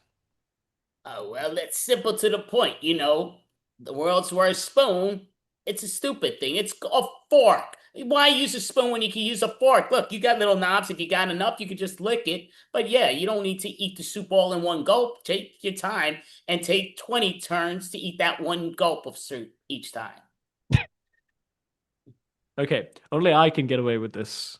The world's worst spoon is a freaking chopstick. Okay? I have no problems with the chopstick if you're eating French fries. But if you're eating rice? Tiny rice? What the frick? What stick? Why? Why? Why do you have to make that a challenge too? Isn't life hard enough in Asia? Anyways, I am Asian, but technically South Asian. So I can get away with it. I think. Now, the world's worst diamond. I mean, listen, you know, just look at your wife, look at your girlfriend. If they ain't attached, that means it ain't real. Let's be real. You know, diamonds are a girl's best friend. So let's just be simple to the point. Just get them some cheap glass and hope it passes. You know what's weird, Andy? Technically, diamond is one of the most common elements in the universe. Like, carbon is like so common in the universe. Gold, on the other hand, is kind of rare. Kind of rare. Not really rare, but kind of rare. There's also another alloy I think is very rare, but no one really uses it. But diamond, for some reason, won out. But can you tell the difference between a diamond and a ruby anyways? I can't. Probably girls can. Anyways. The worst diamond, my interpretation. I am secretly a ruby. Or what else that shine? I forgot those names. Anyways, don't just put it up in the mirror. Oh, you put it up in the mirror. Okay, I didn't blink. Sorry, but I can wink. Okay, the next one. What shall we play? Not the world's worst, but I do want to play questions only, Andy. Can you keep asking me questions? And our scenario should be, are we New Yorkers or Floridans? I don't know. So what is the difference between New Yorkers and Floridians that you call them? Can you hear the accent? Well, it's funny because a lot of those people that live in Florida used to live in New York. They just can't afford it no more, so they moved to Florida. So they still get that New York accent. Yeah, so of course I could hear that accent. Do you know where even Florida is? Why is it important to know where it is to get there? What can you say about Florida that is not in New York? Does Florida have all the 24-hour restaurants that New York has? Does New York have Disneyland? Well, does Florida have Famiglios? What the heck is that? Didn't you know that it's a very famous franchise pizzeria? Do you know where pizza originated? Do I look like I really care? Can't you see we're the ones who started putting pineapple on pizzas? Why do you think everybody wants to come to New York, just to see the area or just for the pizza? Why do you think people go to the Florida? Why do you think people that have tons of money don't go to Florida? Who are you to disrespect Florida? Why do I care about anything with Florida when I'm over here in New York? What does your birth certificate say? I was born and raised in New York. I haven't looked at my birth certificate. Have you? I okay, I followed it. You won that one. Wait, you're saying you haven't looked at your birth certificate? I have. It's been a long while. I haven't needed to look at it, but I do know where I was born, here in New York City, but I don't know if it says it on it. I'm assuming it does, but How big is New York as a state? oh, it's humongous as a state. Humongous. Then why are we only here about Manhattan and then Hoboken, Brooklyn, Queens? Well, where does Charles Xavier live in New York? I want to know. well, again, you're mixing New York and New Jersey together, and that's different. New Jersey is not New York. That's a different state? Jersey. Of course, That's it's a different state. Yes. Okay. So my question is, I know that Charles Xavier and the X-Men does live in New York. Right. Where do they have that mansion inside New York City? I want to know. That's very interesting. I probably could have told you at one time. Now I can't for some reason, but I used to follow them religiously, and now I'm just taking big brain farts. But yes, which I love, even watching the movies, because you know the sections of the city that they do venture into, which I love that DC wouldn't do, but now they're getting themselves into it now. You know, they weirdly enough, they only appeared in the city like only few times, but they do live in a mansion and they do have a large grounds of property. So I'm just wondering, like every other media of New York doesn't show that except for X-Men, who they show a mansion. That's why I'm like, is this really New York? Well, they have mansions in New York, but that's like in the outer boroughs. It's not in the NYC, which is Manhattan, but the five boroughs, it's in one of the five boroughs. And they do have New York City, but just not many. But yeah. Ah, okay. So, would you consider Charles Xavier a New Yorker? I would say definitely not. Why do you say that? Because he wasn't born in New York. He was. I don't think so. I think you're wrong. No, he was. He has an English accent, but he was born and he's American. Oh, well, no, I didn't ask you. You didn't ask me if he's American. You asked me if he's a New Yorker. Two different things, but yes. You know what? I need to check this. See, I need to if you're a New Yorker, you are an American. Just because you're an American doesn't make you a New Yorker. But yes, so you know. You know what? I'm giving this to you until I figure it out. Was Charles Xavier a New Yorker? Xavier. Rich. We know he's rich. A New Yorker. Welcome to this section of Googling of Andy's improv session, because he's got me thinking. Let's say searching. Yes, Charles Xavier is a New Yorker. According to Marvel Comics Raw, Charles Francis Xavier was born in New York City. Aha! What do you say that, Mr. New York man? So it says he's I don't know where he's born, but if he's born in New York, then yeah, definitely.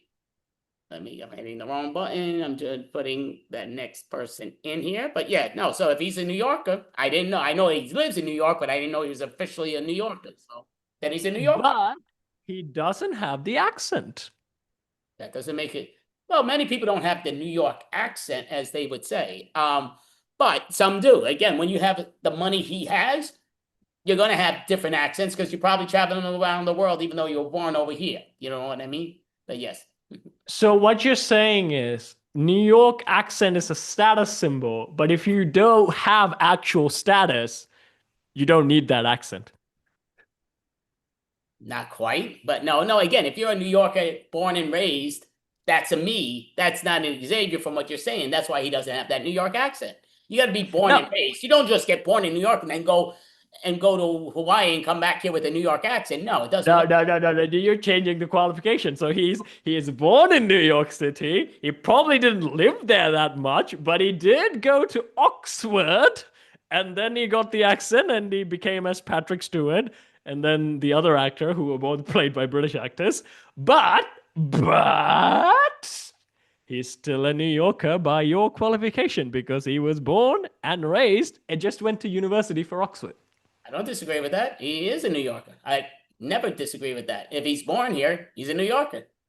So all you're saying that I just require a fake birth certificate that says that I'm from New York City and I get to do that fake accent and get away with it. Well, your accent comes nowhere close to the New York accent. What are you talking about? You're saying I can't pull off this accent? I can do that. I can be Joey Tribbiani. Yeah. But yes, no, it's like And I watch Friends, Friends. That's the most New York thing ever, except for that apartment, which is probably not a real New York or any sort of apartment complex thing. it is funny. They got the over in Times Square now. They got the actual, well, not the actual, but a copy of Central Park. Now it's in Times Square. They used to have a section that you had to go visit, which was outstanding, guys. I visited it with all the stuff from Friends, which we went to visit, which was great. But now they actually have it in Times Square. So that's interesting. Will they actually build Monica's apartment in New York? Well, they had it, like I said, they had it where you would go visit for quite a few years, but I think it was only open certain times during the season. But now they have Central Park. I don't know if that still exists. Ooh. Yep. I just like to live there just for once to make all the other New Yorkers jealous. Look at my oversized apartment with the pink walls. You seem to know Friends, so the turkey that goes over the head. So my sister took a photo of that with the picture of the turkey behind the head on it at Friends actual thing where you go and see. But that was cool. Oh wow! You know what? I need to visit New York with my birth certificate so I can do the accent and also visit that Friend's place. But again, what is my time now? Oh, so well, right now you're pretty much done with your time. But do you have a website so people know where to find you in person and online? And yeah, Ben, I think you can never find me in person. I don't exist. I'm an AI. But you can look up my YouTube channel, which is SWAT Deeds, where I sing, I dance, I throw myself in a bucket, and I worked with puppets. And there's a lot of sketches there. There's a podcast of Warhammer 40k where I assigned waifus to the Primarchs of the 40k. If you like 40k, you can go into that. Or you can watch some Disney Lion King sketches. And the next one is not going to be a sketch. It's going to reimagine the Lion King characters as late Victorian aristocrats. So stay tuned for that.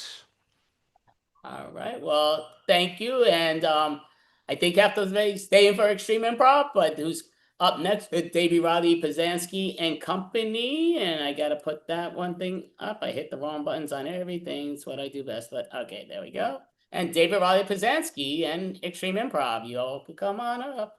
Hello, greetings, welcome. Okay, hello everyone, and welcome to Extreme Improv. Now, I think Ruth is here as well. Can we see Ruth anyway? Is she? OMG, it's Ruth O. Ruth O. OMG.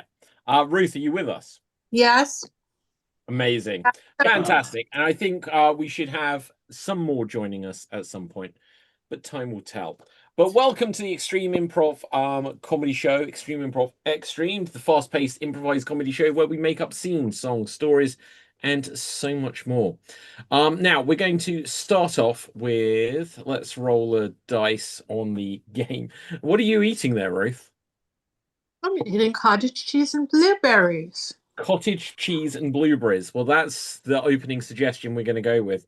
Okay. Cottage cheese and blueberries. Why not? Okay, so let's have a look what we're going to do. We are going to tell our poem of the week, and it's going to be titled Cottage Cheese and Blueberries. And the way this will work is we're going to make up a poem. I will give the opening line. We're going to go in this order. It'll go David, Capelthave, Ruth, Andy, until someone else jumps on it, screws the whole thing up. But David, Capelthave, Ruth, Andy. I will say, oh, we've lost Ruth. That's all falling apart, isn't it? So David, Capelthave, Ruth, Andy. And I will give one opening line, which Capelthave will rhyme with. He will then give a second line that Ruth will rhyme with. Ruth will then give a second line that Andy will rhyme with, and Andy will give a second line that I will rhyme with, and we'll go around until we have fully and completely explored the theme of cottage cheese with blueberries in. And shame that Blueberry himself isn't here, but whatever. Now, we are going to start this off, and here we go. She sat down with a great big pot of cheese. And I said, Wheeze. That has too much cholesterol. Oh, that's had to be broken into 2 lines, but just add a full stop. Ideally. It's a great start, guys. Keep going. And I saw myself being on a roll because the cheese was icky. And the really thing with the bad smell and all, at least it was not sticky. So I decided to try to eat some. But I spotted something, because I'm not dumb. My goodness, it was a blueberry. And it should have been not there. Or else it could have been cranberries? I really should start eating healthy. But to get food, I needed to be stealthy. So I broke into the nearest store. And I tried to open up that stupid stuck door. I started banging and banging out loud. Filled with cheese and blueberries, my God, I felt proud. I said I demand this door open.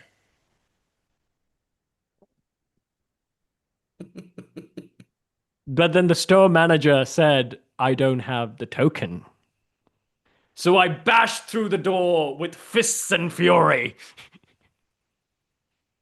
And then somebody returning their stuff told me a weird story. They were not eating cheese anymore. So I said, the hell with this store. As I walked out, I decided to go. I dithered, I tossed, I came and fro, and then I hit on my brand new idea.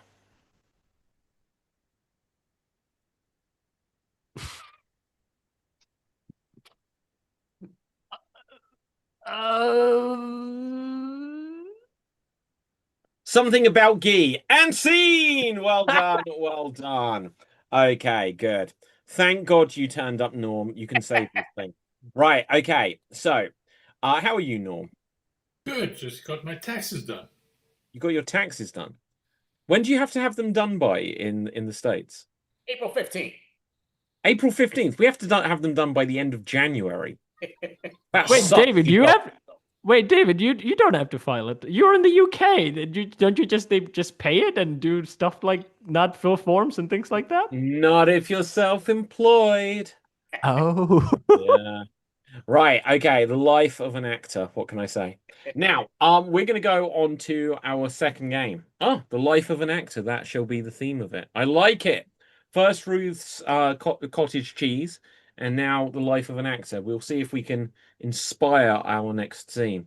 Right, so this is going to be a game of heroes and villains. Heroes and villains. And the way this works is one of us will start the scene as a never before existing superhero, and they're going to have to solve the world crisis that is the life of an actor. And believe you me, that is such a crisis. Now, after they realize that they cannot solve it alone, they'll hope that their superhero friends can come along, and then someone else will enter the scene. We'll work out the order we enter in a moment. And the player who's last entered the scene will say, "Thank God you're here," and say the name of the next superhero. That will be the endowment for the next performer to then take on the characteristics of the superhero they have been named as. Once again, one that doesn't previously exist. The last person to enter will be the supervillain that must be defeated. So let's roll some dice to find out the order in which they shall enter. Starting the scene off will be Norm, in fact. That was a lot, by the way. Sorry? That was a lot. Okay, well, if you buy my book and read it from cover to cover, then you'd already know. But you'll be fine. So let's see. Ruth, I see David paid you for the plug. Well, exactly. Right. Okay. Now, next in to go after Norm will be me. Next to go in after me will be Ruth. After Ruth to go in will be Cap, and the villain of our story shall be Andy. So, Capilthave, when you endow Andy with a character, he is the villain.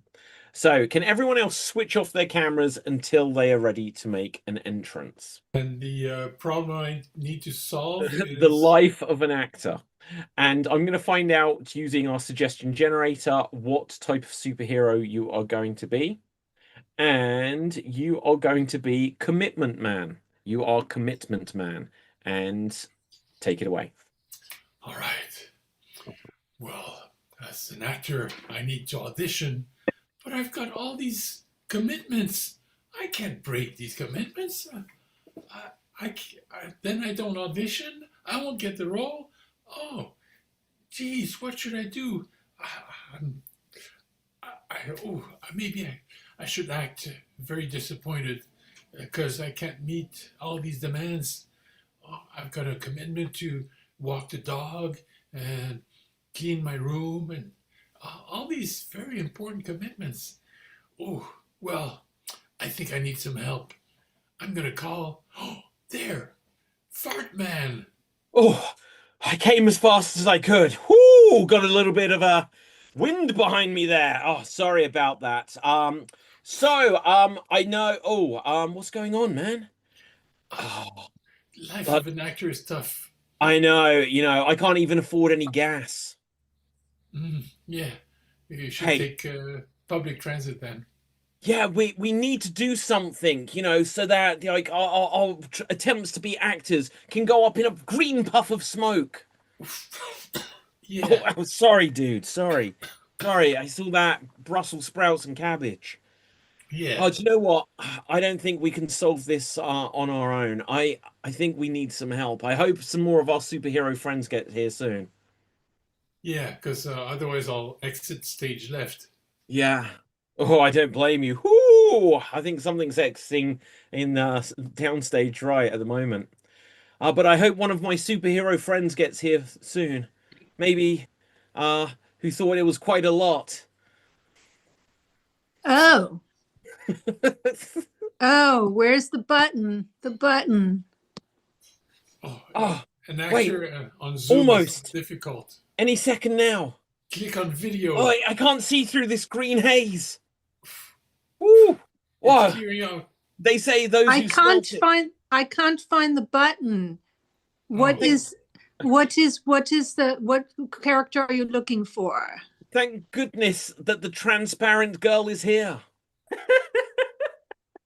Transparent girl, you're there. Yeah. You're a bit see-through. Oh, there you are. Whoa. It must be the gas. Okay. I'm so glad that we can't hear her. Oh silent no, it's her girl. sister, muted girl. Because I can't be transparent, I can't find my button. The button is missing. Oh You no. seem to be on right now. That's good. The button is missing, and I'm driving this car, and the people can't see me driving the car. It's a problem too, because they keep telling me to get out of their lane, but they can't see me. It's really a problem. And it's also a problem because I can't get any auditions this way. If no one can see me, how can they see me? Well, I how just can you don't know what button to do. the scene? Well, let's see what the next superhero can do. Mm.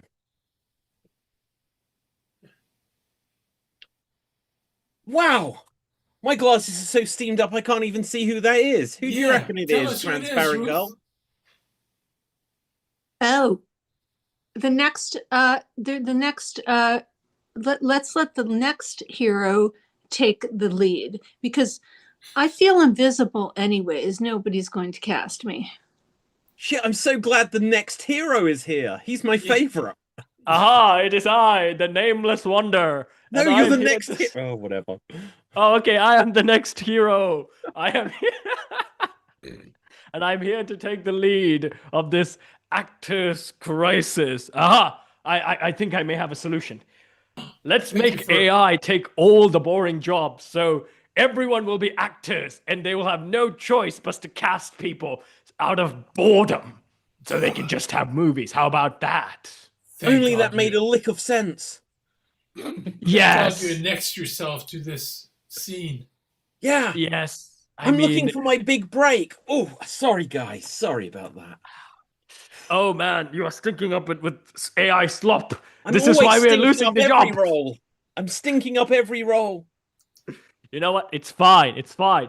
Sooner they will stop doing AI imaging and they will start doing AI auditing. And we don't need to be taxpayers anymore. We'll just be actors in life.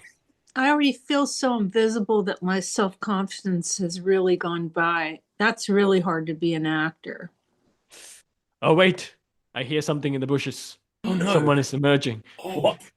Not in the could it be bushes. the evil He's- guy? Yes, he is from the corners of the bad billionaire idea routine. He is Sora 2. Sora too. Dora 2 is here, and this is my corners of my mansions, and I ban you because I want to take all mansions and all corners here. Oh, I shall not take think I my saw actor's him. mansion. Wait, I think the way we can defeat him and then save the life of the working actor on stage is just by turning off our devices. Yes, he only lasts for 30 seconds. There I you am go. so addicted. I am Gen Z. Help me. Next. Yeah, you guys can't keep all disappearing because that won't work. Well, That's she's not- invisible, so you can't Right. see her. Yeah, I don't know why you're all disappearing. This is ridiculous. I only got does she need to come back because I can't make it. And scene. Well done, well done, well done. How are we Ah. supposed to end the game? Well, okay, traditionally, we defeat the villain and then we all exit in reverse order.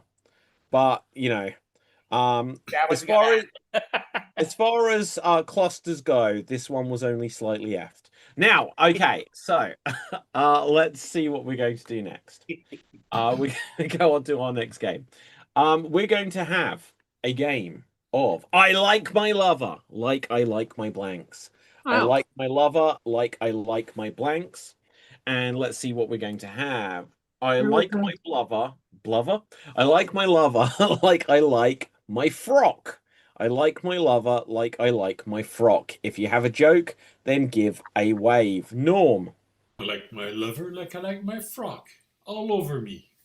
Haha. Andy. I like my lover like I like my frock, playing with my crock. Haha. I like my lover like I like my frock. It's true. I won't skirt around the subject. Cap. I like my lover how I like my frocks, with the can attitude. Aha. Ruth. I like my lover like I like my frock. Stylish and fits perfectly around my waist. Norm. I like my lover like I like my frock. really likes to frock. Aha. Okay. Anyone else for frock? I like my lover like I like my frock. It's still true. This is how I address you. Mm. Ruth. I like my lover like I like my frock. Fits perfectly. Cap. I like my lover as I like my frock. Expensive. Aha. Okay. I like my lover like I like my frock. It's so nice when I'm in my mini. Anyone else?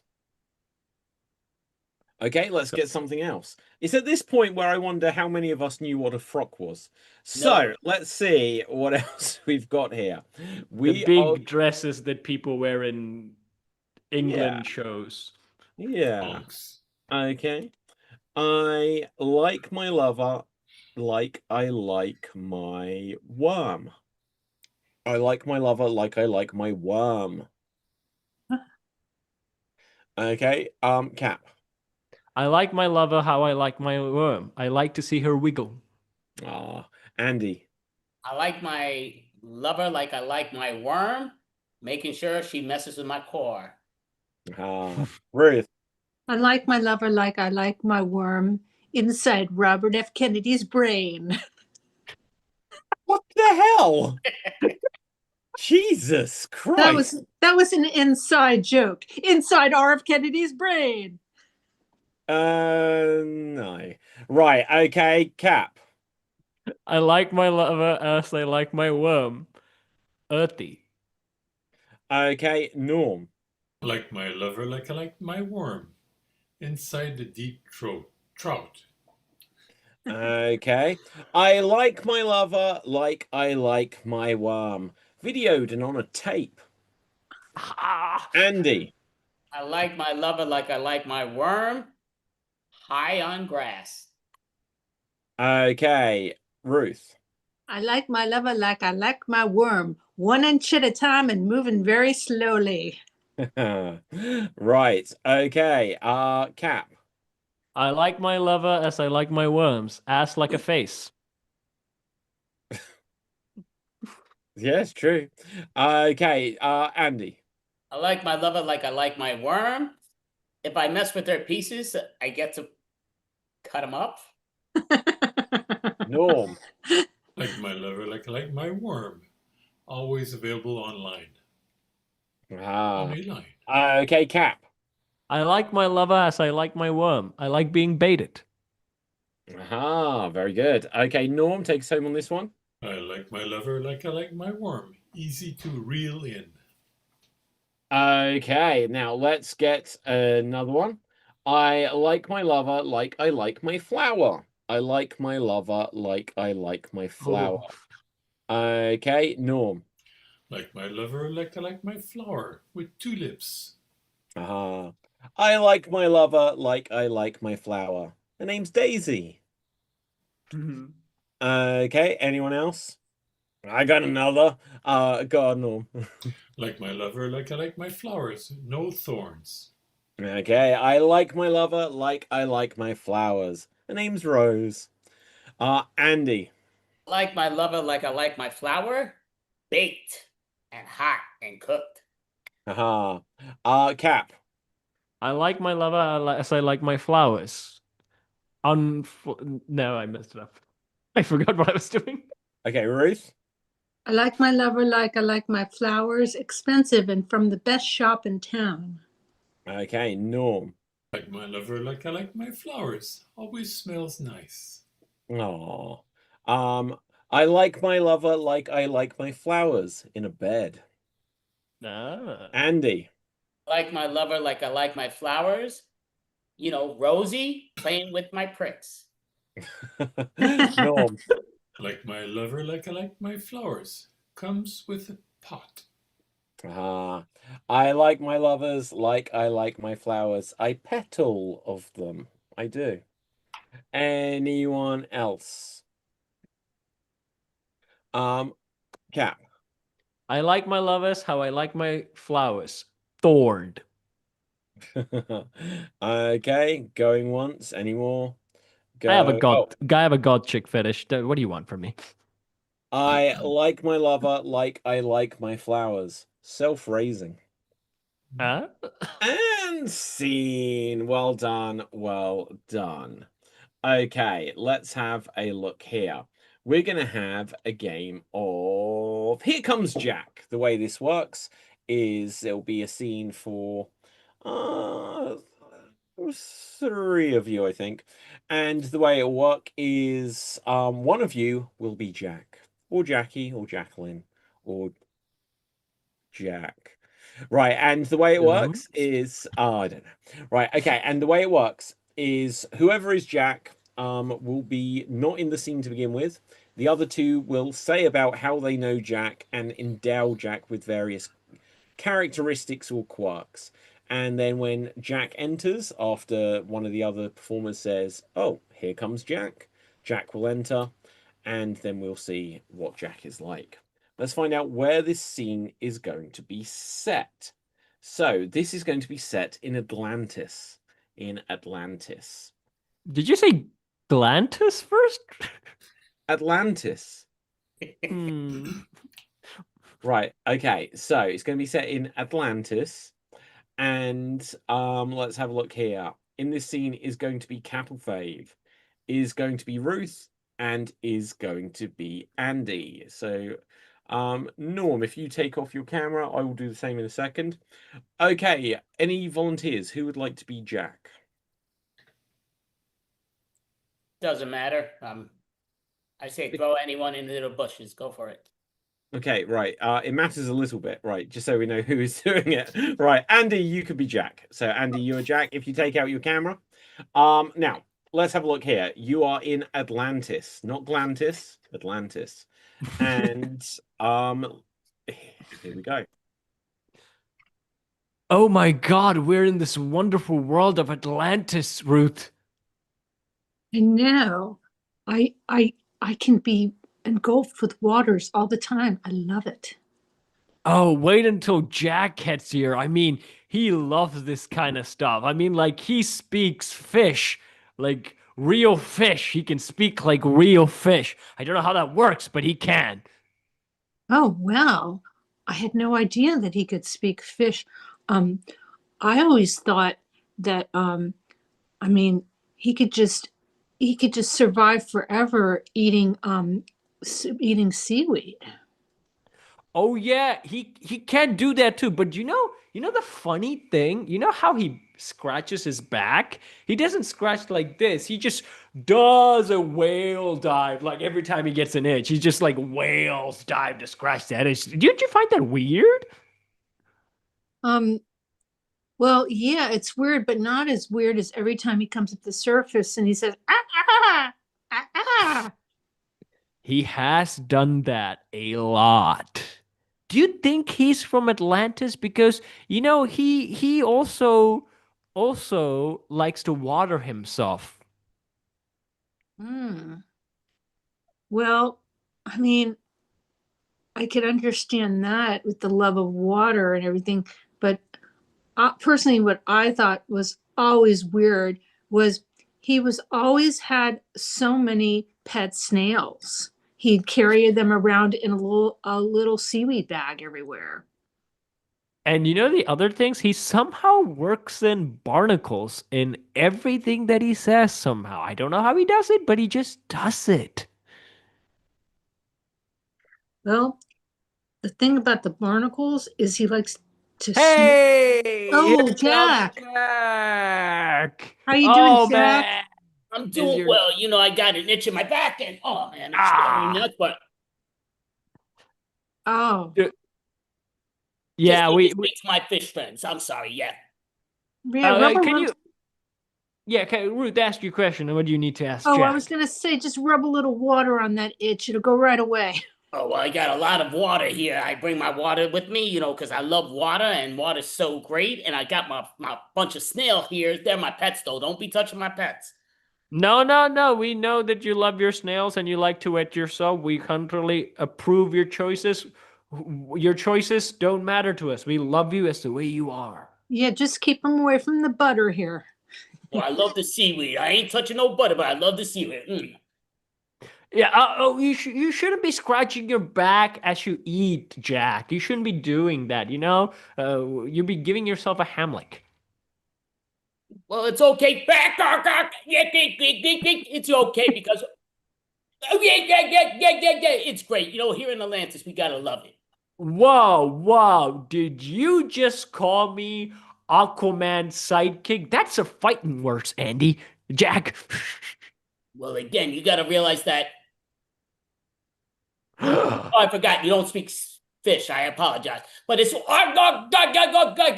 you just listen. We could be a friend here in Atlantis. You know, me and my buddy Snails here, and the good seaweed. Don't touch any of my seaweed. I won't touch your butter. But yeah. Well, I have a message for you. You're Atlantean too? Well, I'm just trying to be inclusive and speak his language. Well, I'm just trying to work with my barnacles here. You guys are kind of interfering with that here in Atlantis, and that ain't easy, you know.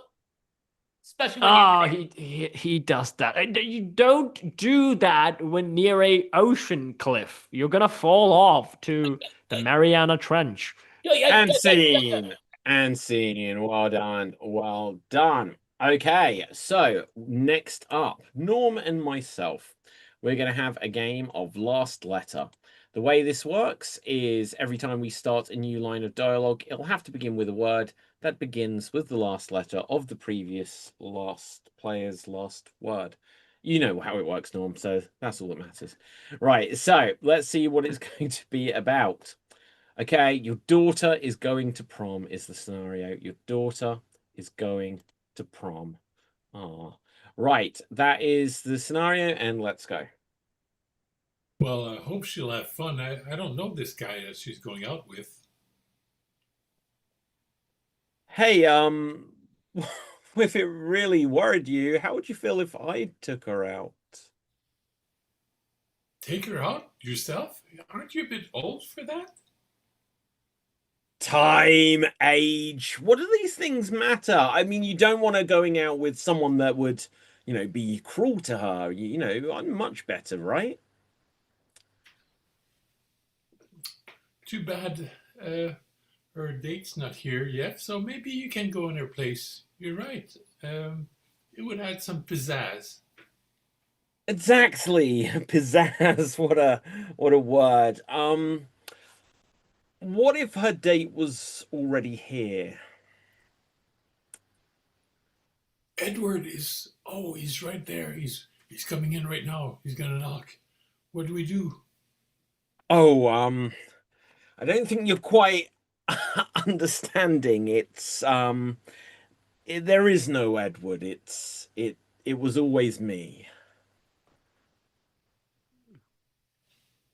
Excited about taking her out, I understand, but this charade, why didn't you tell me in advance?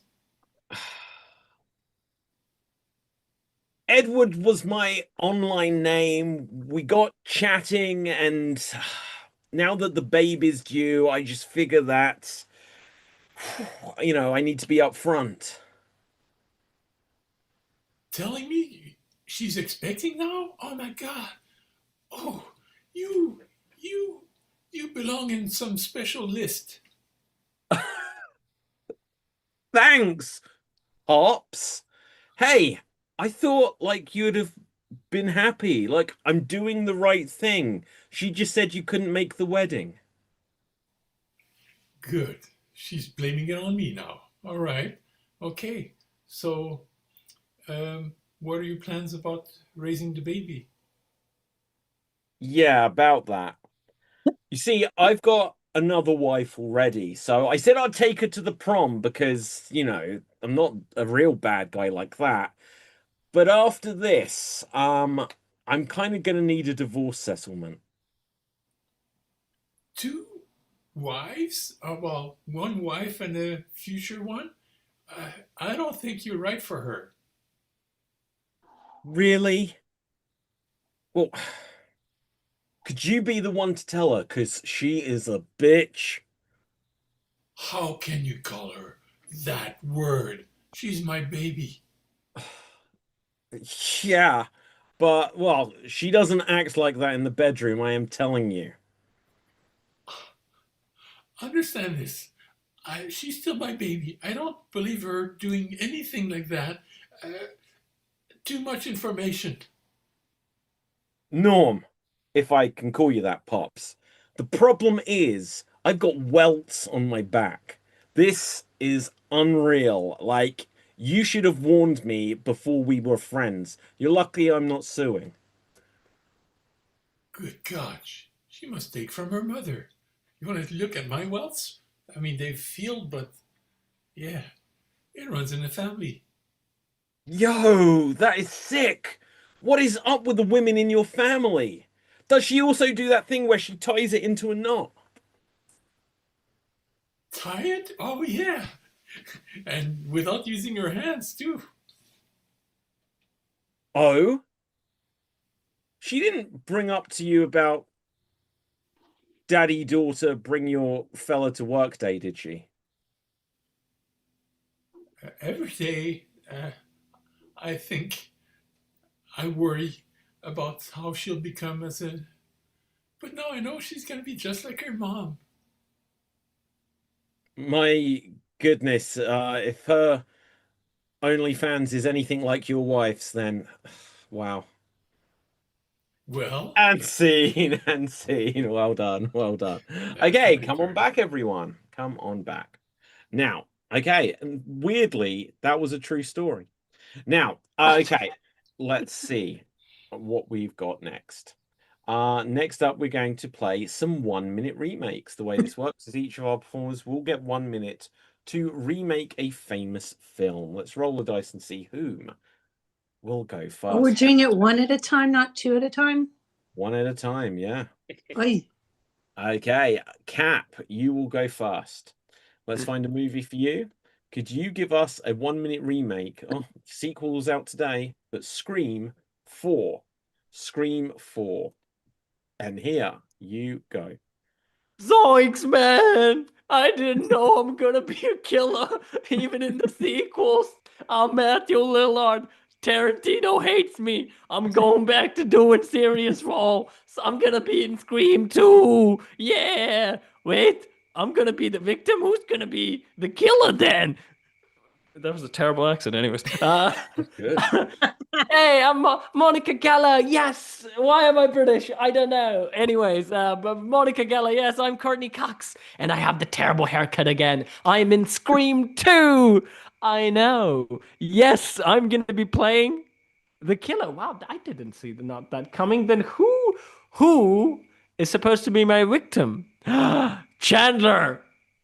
Okay, yes, I'll kill Chandler. I finally did it. That's how this marriage will end, folks. In season 12, probably Monica kills Chandler. That's going to be the plot of Scream 2. You're saying Scary Movie is also coming out? It's going to be parodying the same movie? And that is time. That is time. Well done. Well done. Next up, we will have Ruth. Let's find a movie for Vu. Could you give us a 1-minute remake of Star Trek Insurrection? Star Trek Insurrection. And here you go. I don't know how to get into the White House. Jim, it's not very hard. You just have to climb up the walls. I think that would be illogical. There are many policemen here. I don't know. Somebody from up there gave me the order to do this. Captain, we have a communication from outer space. They're telling us not to interfere. Okay, Uhuru, light speed away from the White House. There's going to be no insurrection. But Jim, there are people there. They need me. Gosh, Jim, I'm a doctor. I need to help. Bones, stay out of it. Captain, this is Sulu. Warp speed ahead to another planet. We can get away. I'm afraid. That is time. That is time. Well done. Well done. One to beam up, indeed. Right, let's see who's going to go next. Next up will be me. Can someone suggest a movie for me, please? Free Guy with Ryan Reynolds. Free Guy. Okay. You know it? I've seen it. And here I go. Oh, hi there, everyone. I'm going to play the same charming character that breaks the fourth wall and does all of these kind of slightly inappropriate things that I'm just going to articulate out loud. Hey there, I'm a little bit of a loser. Will you go out with me? Sorry, chap, you're just the regular kind of guy. Oh, but I've got a free guy. What does that mean? Oh, it's like in a video game when you get killed and you've got an extra life. Ah, I just got a Britney Spears through me. Oh, hit me, baby, one more time. Am I getting the audition yet? So, what are we gonna do with you? I'm robbing this bank. Uh-oh. Well, I'd better do a deal with Disney so that then I can have the Captain America shield in one scene. And that'll be the only piece of trivia that David will remember about this flick. Okay, check this out, everyone. I've got my Captain America shield. Oh my God, you should put that on the trailer. Do you think? Hey, how about Detective Pikachu 2, where I can basically be PG Deadpool? And that's time. I don't remember that film. But I think I probably also was kind of right. Now, let's see who else we've got. Andy, let's see what we've got for you. Lethal Weapon 3. Lethal Weapon 3. He's too old for it. Maybe. Right, and here you go.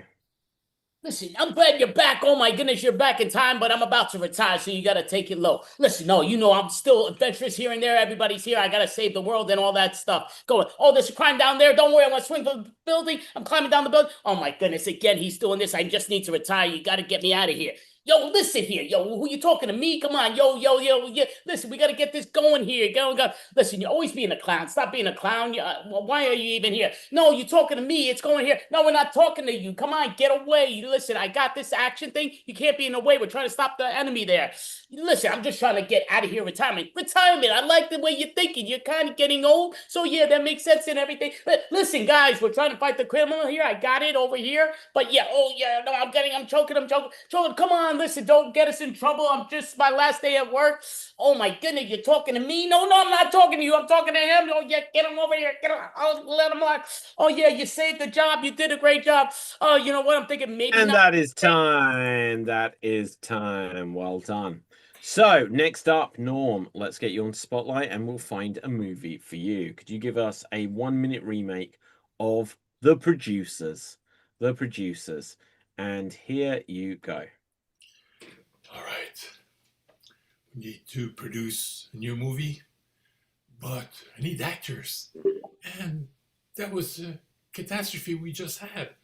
No actors. It's tough life to be an actor. Ooh, well, maybe we get together, we'll hatch up something. I know. Hire high-paid actors. People will flock to see the show, and it doesn't matter if it flops. People like to go to big actors. That's how it works. Spend money to make money. Yeah, good plan. But we have no money. All right. Well, we'll just give IOUs to everybody. Yeah, that will work. Yeah. Okay.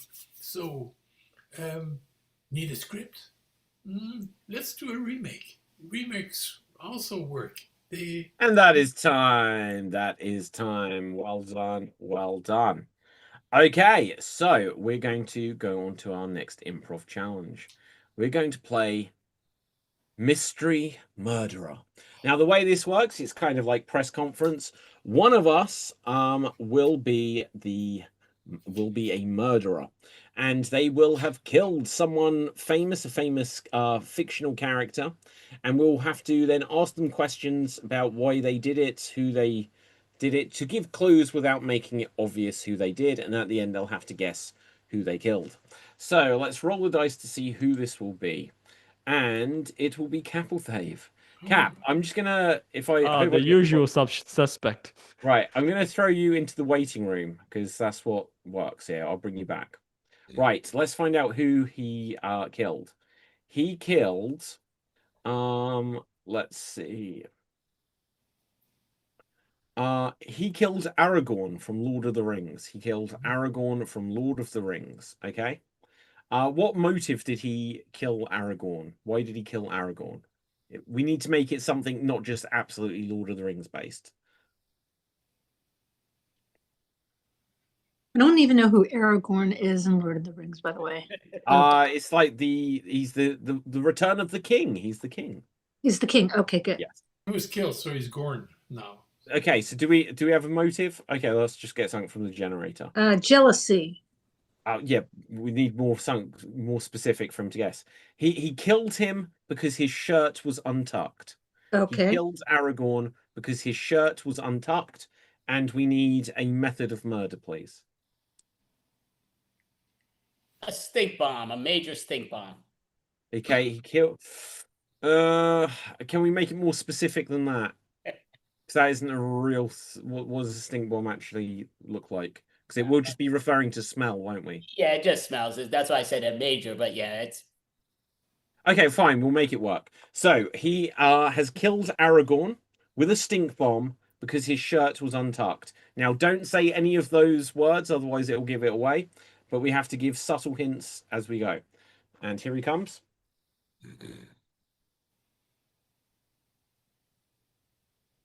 I hope. Imagine after all that, he doesn't make it back into the meeting. Says he's joining. yeah, the good old Zoom thing with those certain connections. Yeah, it's hysterical how some of these take 20 seconds for the person to move, and some take a second and a half. But At least he can find the buttons. I can't So, find the buttons. this is here's not a fun fact, Andy. This is your 67th extravaganza, yes? Yeah, this is the 67th month. In terms of episodes of Extreme Improv, we are in the 670s, so it is also 6-7. Oh, that's interesting. Ties up. Yours is every week. This is once a month, but yes. No, I'm saying, but 6-7 and 6-7. Right. Oh no, definite. Yeah, no, that's very cool. Oh, Capulus of his. And It's 67 coming. seconds is the time that It is. Oh, thank God you're here. Right, now, we need to get to the bottom of this. So first of all, I just want to ask you, why? Well, there's only so much can, an anthropomorphic rabbit can take. Wow, okay. If anyone got questions for this geezer, then let's do it. Yeah, Norm. Yeah, I know you usually always look great. So was that the reason? Because he wasn't?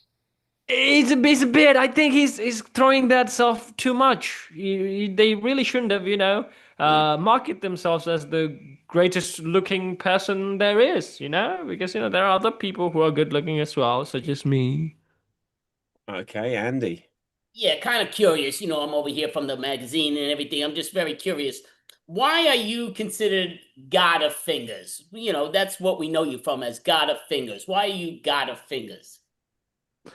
I am the god of fingers because I am finger looking good.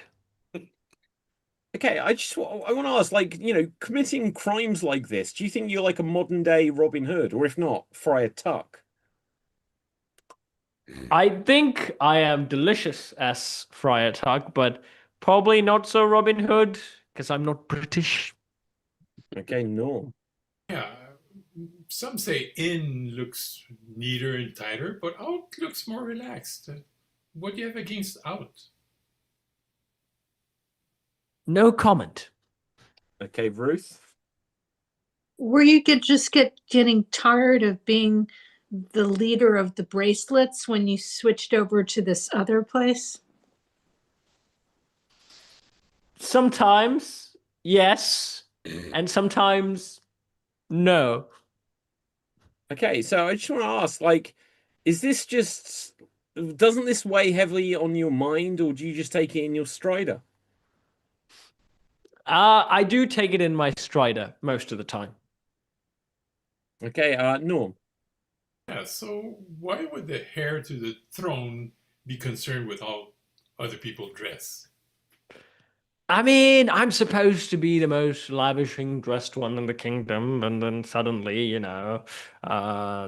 everyone's now better looking than the Burger King. It's not really good. aren't you concerned about like that it's too precious? Yes. Yes, my look is indeed precious, and I do not want other people to copy it or even, better than this, I helped Frodo cross Mordor, and I should be respected for my skills and my looks. Look, so I'm just gonna kind of say what I think a lot of people are thinking right now. You skunk. How dare you, sir? At least you could have called me Smaug.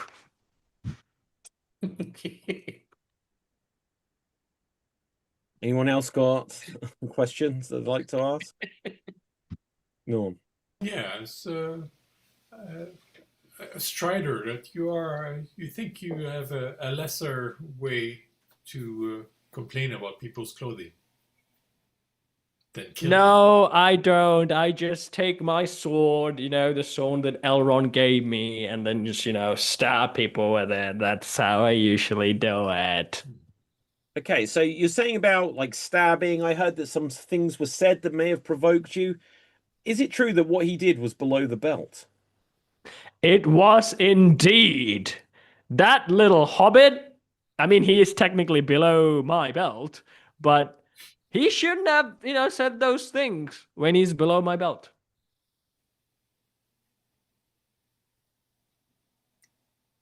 Well, I Any also more questions for yeah, Aragorn? Andy, do you? Sure.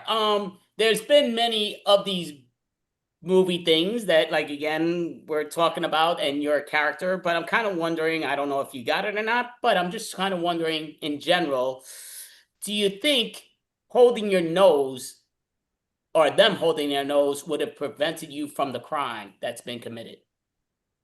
Them holding my nose would not, but them holding my sword hand probably. Okay. I just want to find out, like, when you did this to him and you insisted on it, you just threw it at him.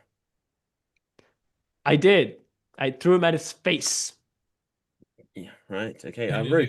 exploded. Yeah. I don't understand, like, if he looked sloppy in what he was wearing, why couldn't you just ask him to wear a pullover instead of, what he was wearing on top? There is no discussions with the Burger King, I just killing him is the best thing to do. There's no need to talk. We're medieval. We hash things out with swords. Okay, at this point, Capelthave, I will ask you, who do you think you killed? Okay, so here's the thing. I thought that's what I was supposed to find out, but then in the mid game, I was like, I need to find out who I am as well. So I found out I am Aragorn, and so I'm not Aragorn. No, you're not. So I killed Aragorn. Yes, you did. Okay, why did you kill him? Because he was more well dressed than me. No, quite the opposite. Oh, so I was better dressed than him. I was Legolas. But in one particular way. Did I have a ring? No. No need to get shirty about it. Oh, I just had a shirt? No. Because his shirt wasn't tucked in. That and bastard. How did you kill him? I stabbed him with my sword, I assume, or hit him below the belt. Something that exploded. Something that exploded. Well, we have bombs in Middle Earth now. Oh, I farted. I farted in front of him. Close. Okay. With a stink bomb. Close enough with a stink bomb. Stink bomb. Pretty good. You got Aragorn, so that was the main bit. Right. Okay, and you got the theme of clothes. So yeah, pretty good. Now we're gonna go on to the game that will decide our Extreme Improv Extremed Champagne. And if we have time afterwards, then we will do some more jokes, basically. We're going to do an extreme monologue, but the way this works is we're each going to get a turn at this. We will each do a monologue where we're going to attempt to make it last 1 minute without repeating any words or hesitating. So let's see who's going to go first. Going first will be Norm. Norm, would you like a fictional character or a real person? Let's keep it real. Ooh. Okay, so you are Tom Hanks. You are Tom Hanks. And there's a power cut. You are Tom Hanks. There's a power cut. You're not allowed to repeat any words whatsoever. There's a power cut? A power cut. Okay. What is that? Like a power outage. Power outage. Oh, okay. Wow. Okay. It never ceases to amaze me how like we have such similar terms, but we cannot understand each other. Right. Okay. No, We I call find it a power cut. fascinating. You call it a power cut. Okay. Yeah. I think the pay when I take a paper and go. That's you call that a power cut. Oh, I see. Yeah. Pacha! Right. Okay. Yeah. So there's a power outage. You're not allowed to repeat any words. You're not allowed to hesitate. If he breaks either of those rules, anyone else can call freeze. If they correctly identify that the rule has been broken, that is the end of the monologue. And Norm, take it away. Captain here, put your seatbelts on. We have a power outage going to land in the water. I've lived as a castaway. Yeah, there's a hesitation, to be honest. Right, okay, 23 seconds. Not bad, not bad. Let's see who's going to go next. It's a record so far. It is 23 seconds is the record so far. Capelfave, you will go next. You like a fictional character or a real person? Let's keep it fictional. You are C3PO. You're a C3PO. Your scenario is it's your 80th birthday. And here you go. I am C3PO and I'm out. Repetition of I. Oh, well done, well done. 23 seconds still winning. Good. Yeah, 23 seconds is still the time to beat. Did that make I was trying to channel my inner Dave so I can do some Star Wars references, just so he wouldn't connect. It's okay. C3PO's 80. He might have dementia. Ruth, what are you drinking out of interest? We've almost got some product. Okay, it's La Croix. It's a fizzy water that has flavor in it. It comes in so many different flavors. Do you have it in England? No, I don't think so. La Croix. Right. Okay. But I think we should all have some product placement, guys. Right. Now, really? Come on, La Croix. Cough it up. Yep, there you go. So, let's see. What are you drinking, Andy? I'm actually drinking Michelob Ultra, but Okay. Michelob Negra, sorry, but Okay. Right. Well, Andy, you're going next. Let's find. Would you like a fictional character or a real person? me or Ruth? You, Andy. Oh, me. Okay, give me fake people. Yeah, I want fiction. Fake people. I don't like Fake people. Well, you have Tom Cruise. No, I'm joking. Right. Okay. Let's see who you are. You are Hannibal Lecter. The cannibal. Your scenario is you have a rubber duck. You are Hannibal Lecter. You have a rubber duck. 23 seconds to beat. Take it away. My rubber duck. So delicious. Humongous. Biting, eating. Real people. Tastier. More magnificent. Scrumptious. Loving. Heartfelt. For you. Next. By history. Destruction. Hunger filled. Belly stuffed. Burps. Gases. All allowed. Different ends. Ears, nose, butthole. Butt in belly.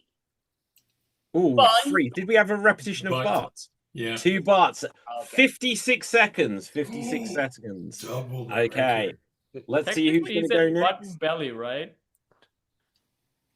But wasn't there 2 butts? Yeah. Yeah, he said butt, but then he said button belly, which button is not a butt. Oh, button belly. That's not a word. Right. No. Okay. I thought there were two belly parts. button. Of course, saying it backwards. Of course, it's a word, but it's all good. But of course, Okay, Andy, go on. I will take cap. Andy, you have 4 seconds to go, and here you go. Freeze, hesitation. Fair enough. There you go. You made it to a minute. Right, Ruth, you will go next. Would you like a fictional character or a real person? Fictional.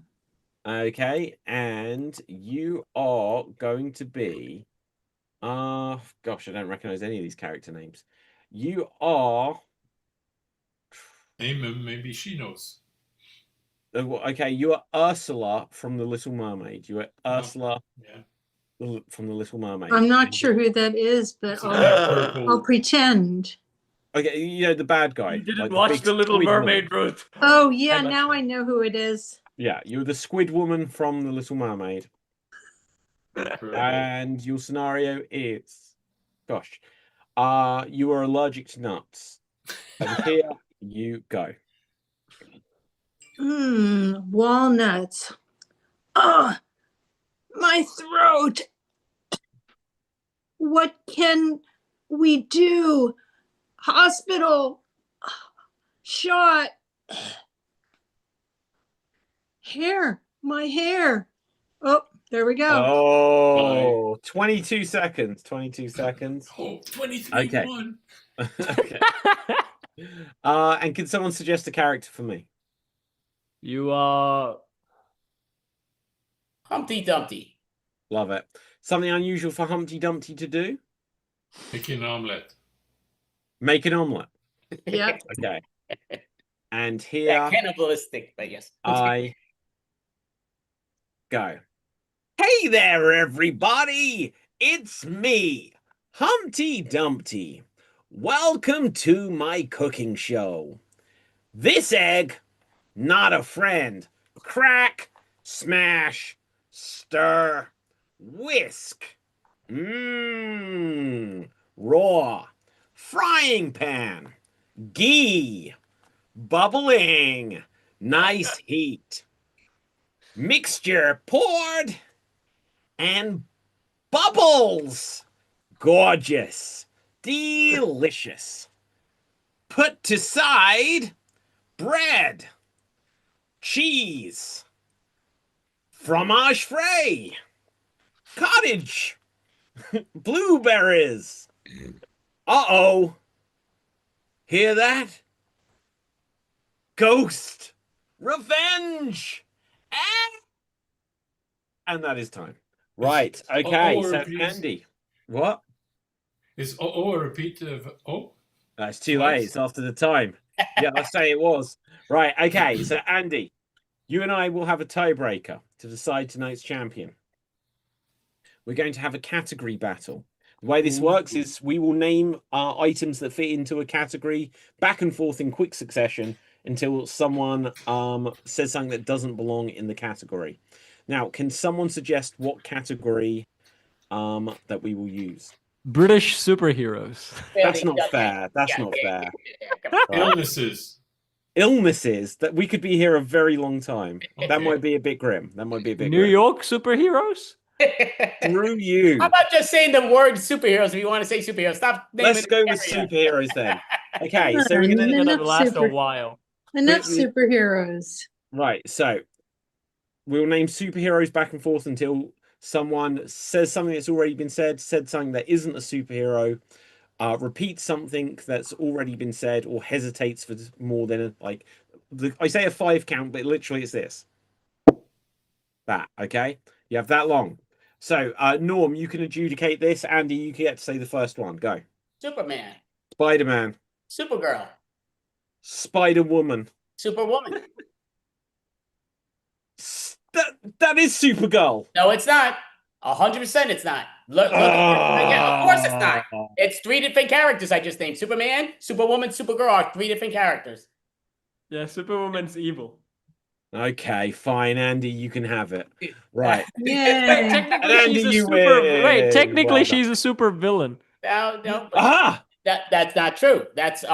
That depends. I'm back in the game. No. Superwoman. Hey Siri, is Superwoman a superhero?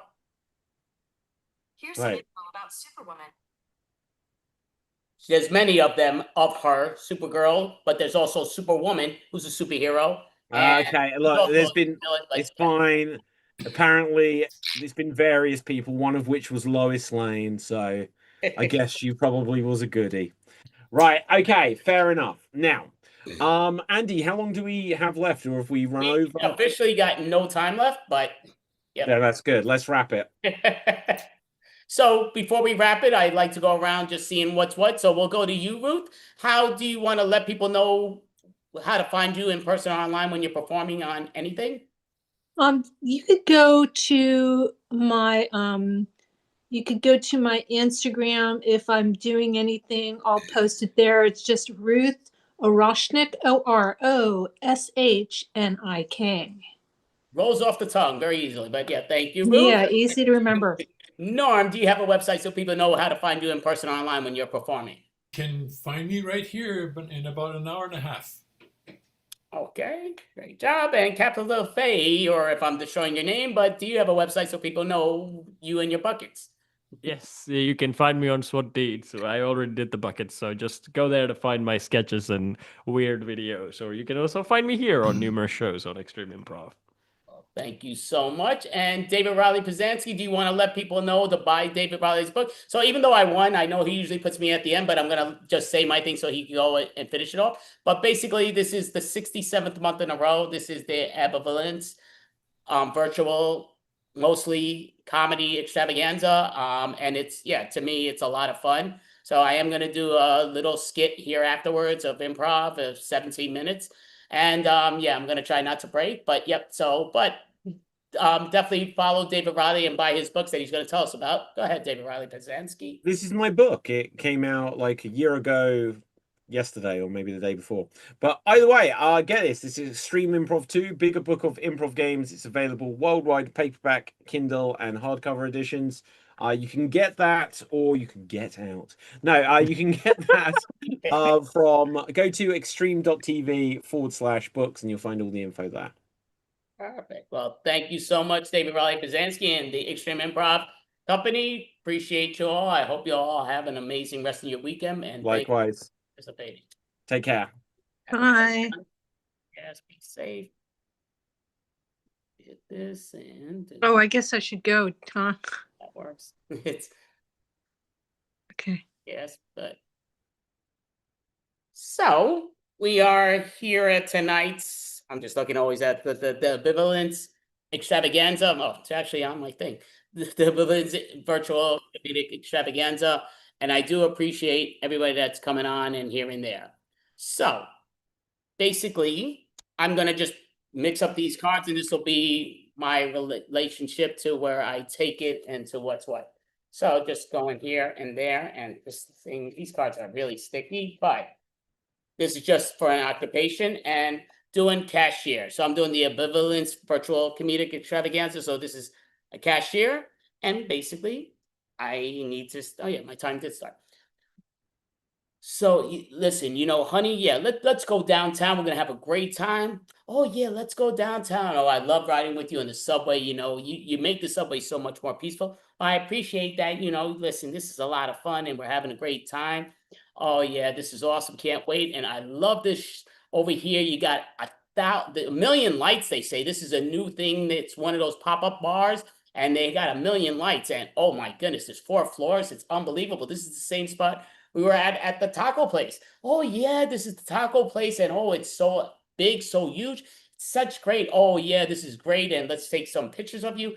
Oh yeah, you look great. You look amazing, having the time of our lives. Let's get some food and drinks. Oh yeah, this is awesome. Oh yeah, that was the time of my life. Oh yeah, we're gonna go over here, fast forward, and we're going over here to let's do some karaoke. Oh, ba ba ba ba ba da da da da da.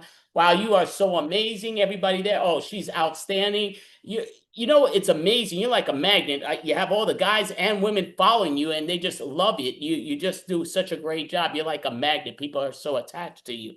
Well, yeah, no, I love doing it. I love performing. I love people enjoying my entertainment. Well, no, you are outstanding. I mean, I'm talking about you look great. You sound great. I love everything about you.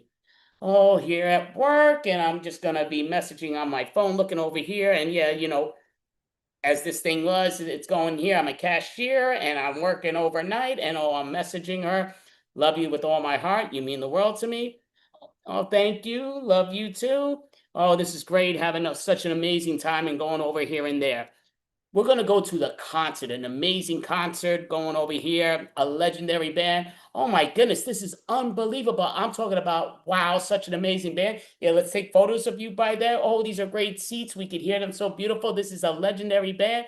Yep, they've been around for over 50 years. And oh my goodness, they're outstanding. Well, you're making it look more outstanding. Oh, well, thank you. Oh, this is great here in time. Beforehand, we had some delicious and great pizza in NYC. Oh, yes, it was outstanding. Going over here, and many moons that are going over here back at work and going overnights. Yeah, it's slow at the moment, and love you with all my heart. I hope you have a great night and you rest. Uh, well, I hope you have a great time. I love you, and I'll see you later tomorrow. Or as you say today, yeah, today, because officially it's past midnight, but that's a me thing. That's the overnight. But yes, oh, so I have so much awesome. And let's go. Oh, you know what? I want to take you to this great artist. He's just so funny. He's a great singer. I love it. And the whole combo. But I kind of don't have the money to do it this time, so I can't do it. Well, you know what? I'll take you. It's all good. Well, we don't have to. No, it's no problem. We go over there. Oh my goodness, he's outstanding. Oh, he's great. Oh, this is that. I love the thing. Oh, he actually, yeah, he sings so many different songs. I was hoping he would sing the one song. It's to me, it's a very funny song, but yeah, to me, it's kind of a perverted song. Well, it is a perverted song, but it's hysterical. He's such a right. Oh no, it's great. This is a time of our lives. Well, thank you for taking me. Yeah, really appreciate it. Oh no, listen, this is great. This is awesome. Back at work, going over here. Oh, it's quiet right now. Going here and there. Yo, what's up? Why you on the looking? What are you doing on the phone? You're always on these love app type things. And what's up?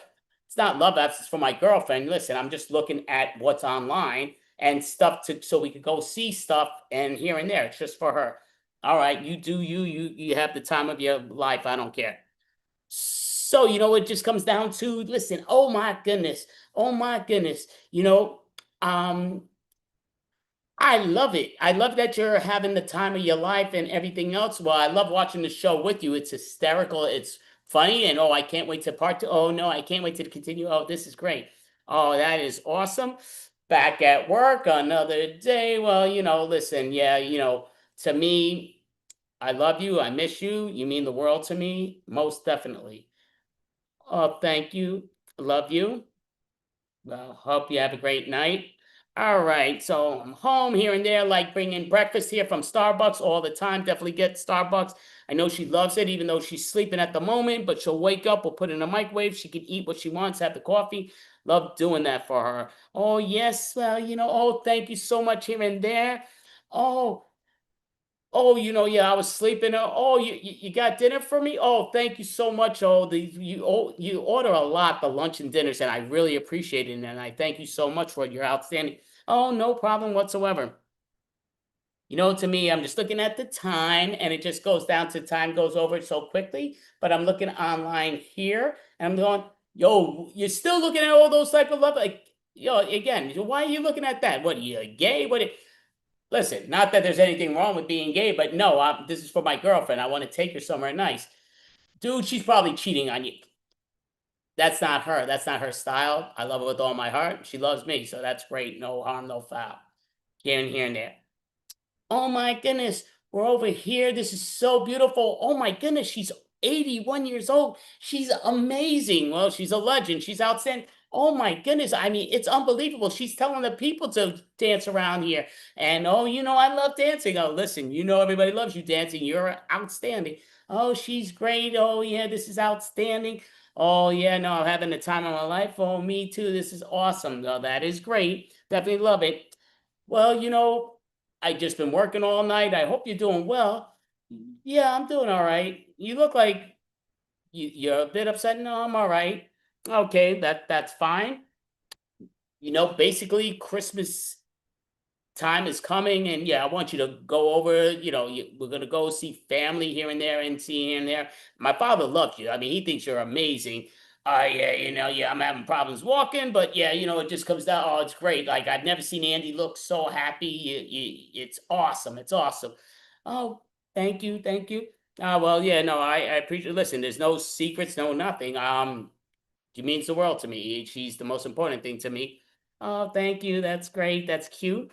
Well, we're going over here. We're going to this spot. This is great. Doing my singing, doing the karaoke, taking the video because I love seeing you on these videos. You look outstanding. You sound outstanding.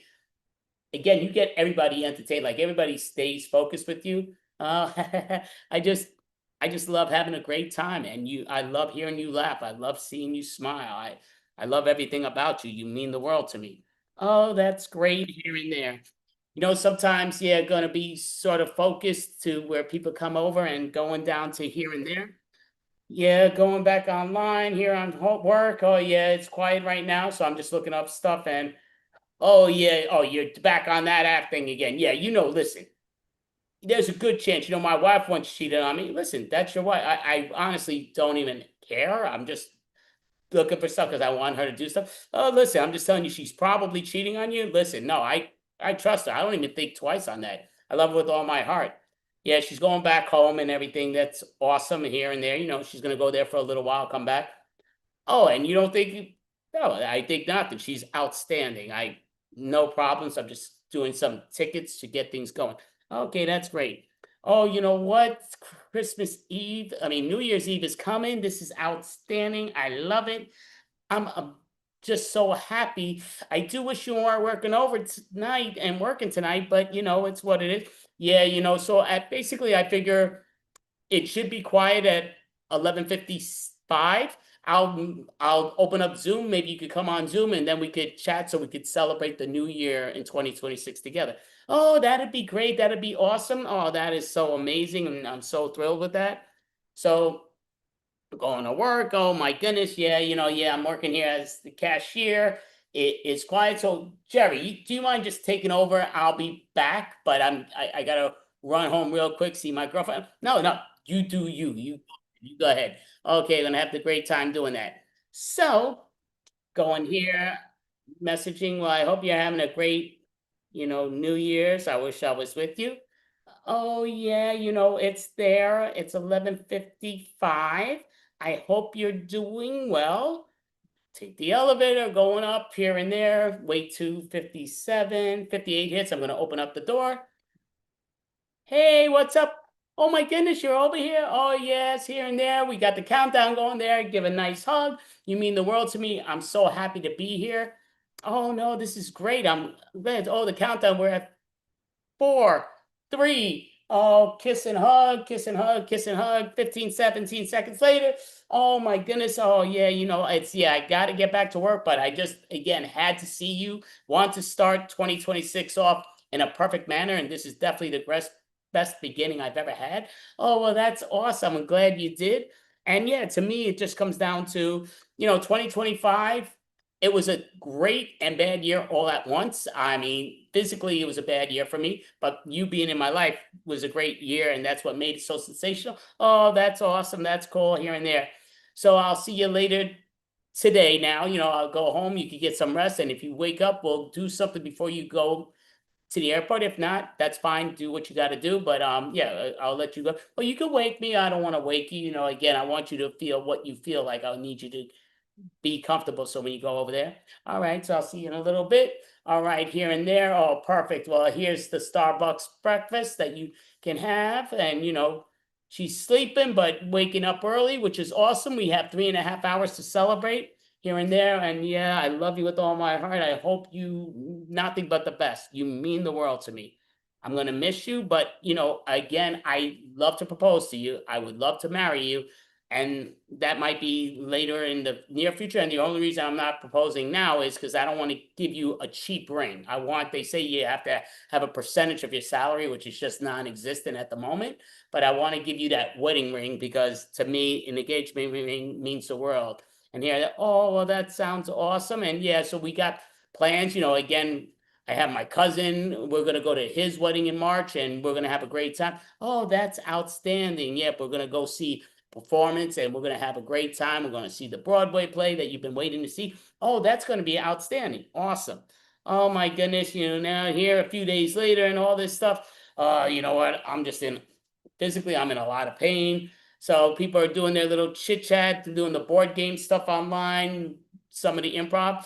But yeah, I've been drinking and I'm just pouring out different liquors. I had 10 different bottles of liquor that I'm opening every one, drinking every one here and there. Yeah, Andy, you've probably been drinking a bit too much. It's all good. Listen, again, I'm getting drunk purposely, and it's mainly for, my physical pain. It's going through what's what.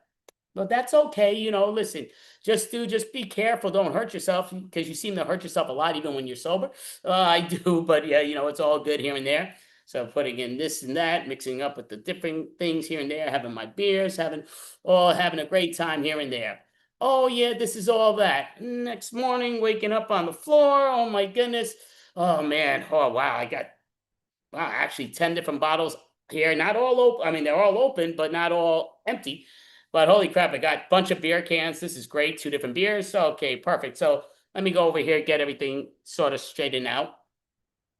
Oh my goodness, thank you for letting us hang out. We really had a great time. Oh, you're writing me, telling me that it wasn't such a great time. I'm not sure what's what. And oh my goodness, you're so upset. Well, let's do a Zoom call so we could talk. Well, oh my goodness, yeah. Okay, go ahead. Yeah, well, you could ask me whatever it is, because I was drunk. I wasn't tipsy. I was drunk out of my mind. Well, you got to realize, yeah, well, you were saying that you didn't like me going to see my family and that you were jealous that I was cheating on you. I can only answer, I can't tell you what me being drunk said, but I said it comes down to straightforward. If you ever tell me never to pick up another alcohol bottle, I would never pick up another alcohol bottle. It comes down to, if you let me know, I'll let you know. But with those 2 things, simple to the point, I never thought you cheated on me, ever. Never even a second thought. You mean the world to me. I did mention it at my job because they saw me online looking at stuff and saying you're being so girly, but I said it was all for you because I was looking for us to have great stuff to do. And, it just comes down to, it means the world to me. I miss you. I love you. And, it just goes with that. And yeah, I'm a family man. I'll never have a problem with you visiting family whatsoever. I think you have a great family and you're an amazing individual.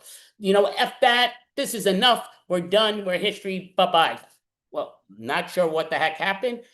And you're closing all my stuff. You're not even letting me speak to you. You're not letting me chance. To me, all I'm hoping for, I loved you with all my heart. We were talking about marriage. We were talking about future plans and everything else. And it's not talking. I would get married to you in a heartbeat and immediately. I just don't have the money to get an engagement. And I want to get you a cheap engagement ring. You deserve the world. And even a billionaire can't afford what you deserve. You deserve the best. And like I would always tell you, you are way better than any individual. So nobody's good enough for you. But I've always tried to treat you like you meant the world to me. Always. I kissed you on your feet. I kissed you on your hand. Always treated you to the best of my ability as a queen, princess, even though that was not not into the royalty type stuff. But I always said, you are the queen. You are my princess. I said, you mean the world to me. She's the most beautiful girl on the planet and meant the world to me. And that pretty much is my ambivalence reality of this extravaganza. And that's why I called it the ambivalence virtual, almost comedic, mostly comedic extravaganza. But that's all. I would love for her to see this, which she won't. And she means the world to me, no matter what. She was an amazing partner and an unbelievable friend.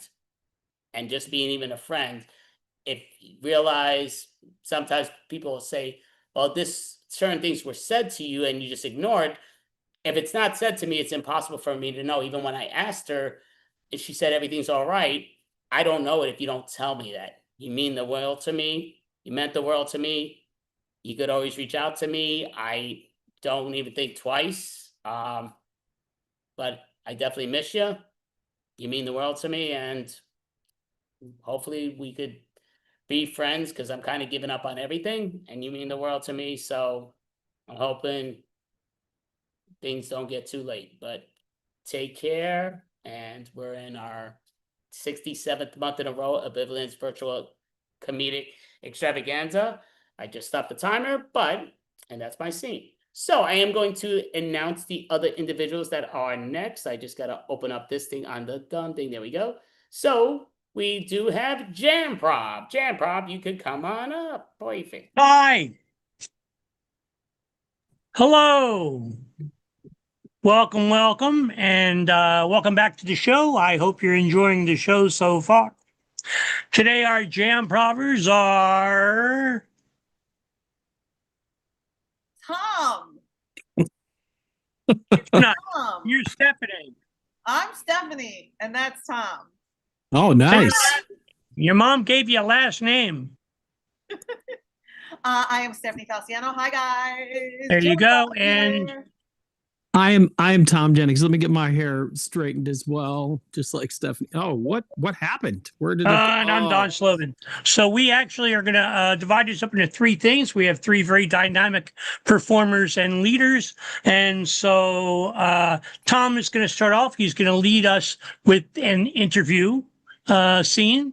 Then I'll do story spine. And then Stephanie will be doing a short form. And let's just start off. You ready? Tom, you ready? I'm as ready as I'll ever be. Stephanie, you ready? I am born ready. Here we go. 5, 4, 3, and curtain.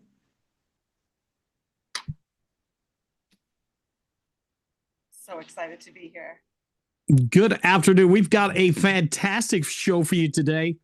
An actual member of royalty and the CEO of coffee company with us today. Queen, introduce yourself to our audience. Yes, I am Queen B of Improv J. Queen B. And I am in charge of a major coffee company which shall remain nameless. Say less. Excellent. Well, let's get everybody up to date before we talk to our fantastic CEO, Mr. Eric Martin, who's located there in Peru, which is somewhere near Queens, I believe, which is ironic because you are a queen.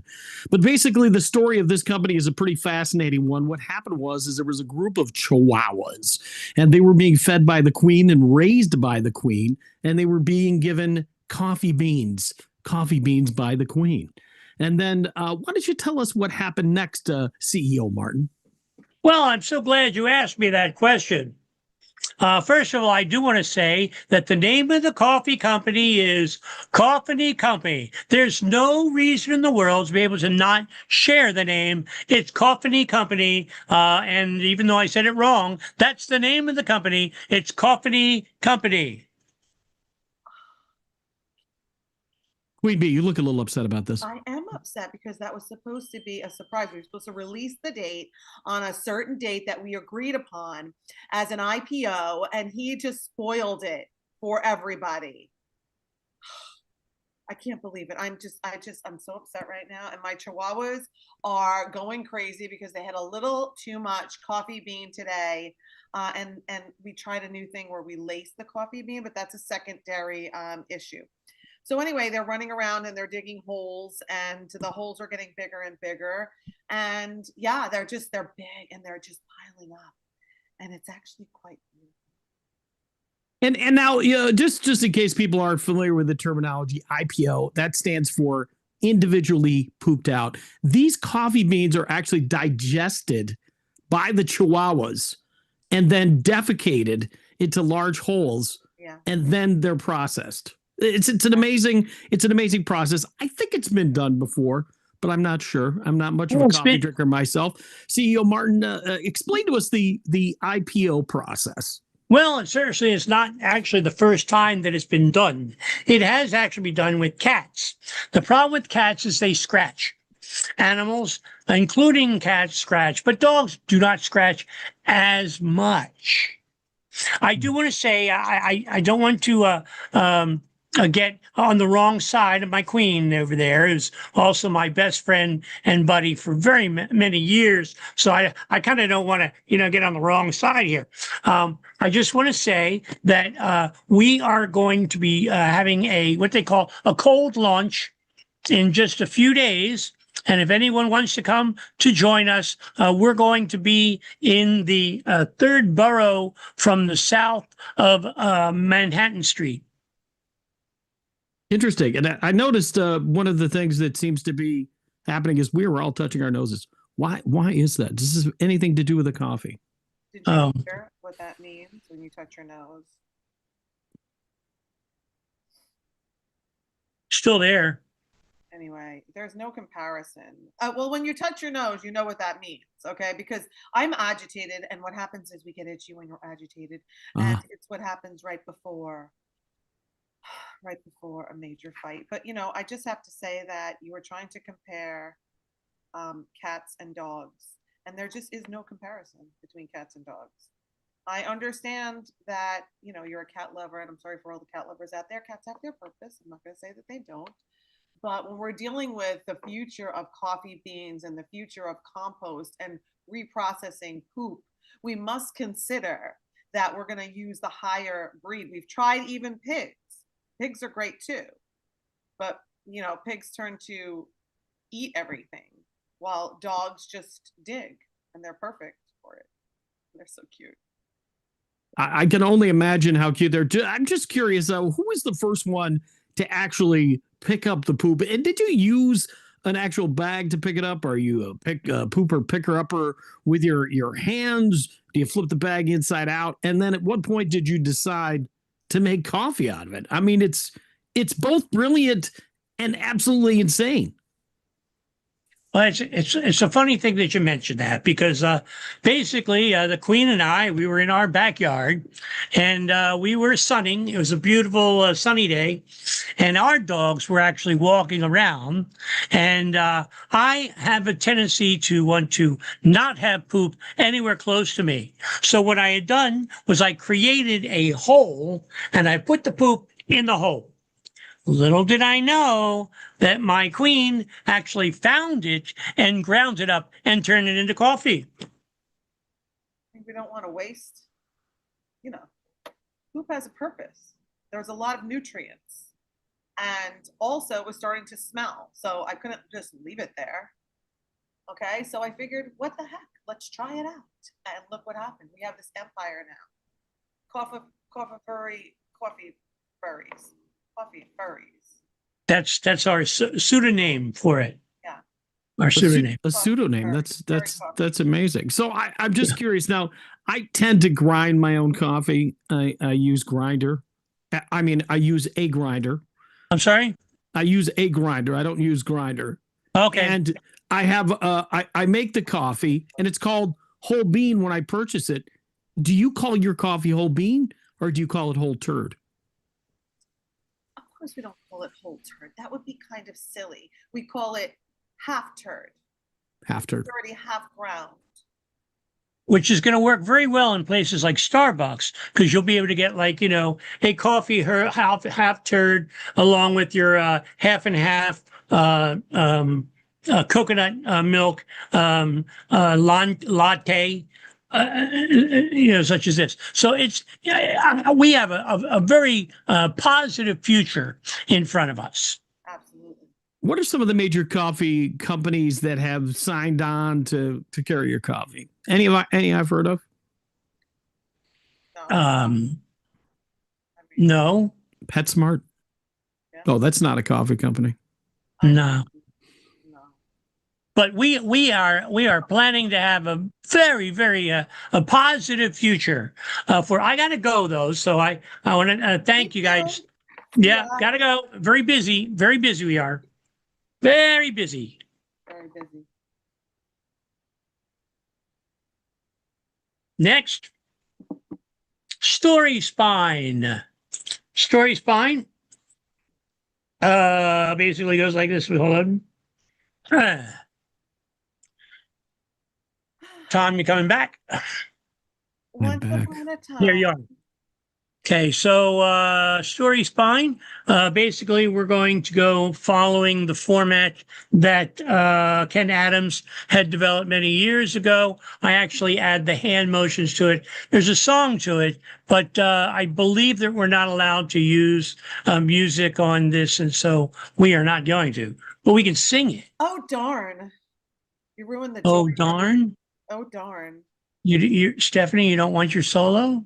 Oh, no. I was just wondering how it's so sad that I'm not going to be able to sing. Well, you can sing it in between. We can sing in between. Once upon a time. Oh my God. There you go. So here we go. Stephanie, Tom, Don. Ready? Here you go. Stephanie starts. Once upon a time, there was an old lady that lived in a shoe. And she had... That's it. That's it. That's it. Just give one little piece of information. There's a lot of people here to be able to put in their information.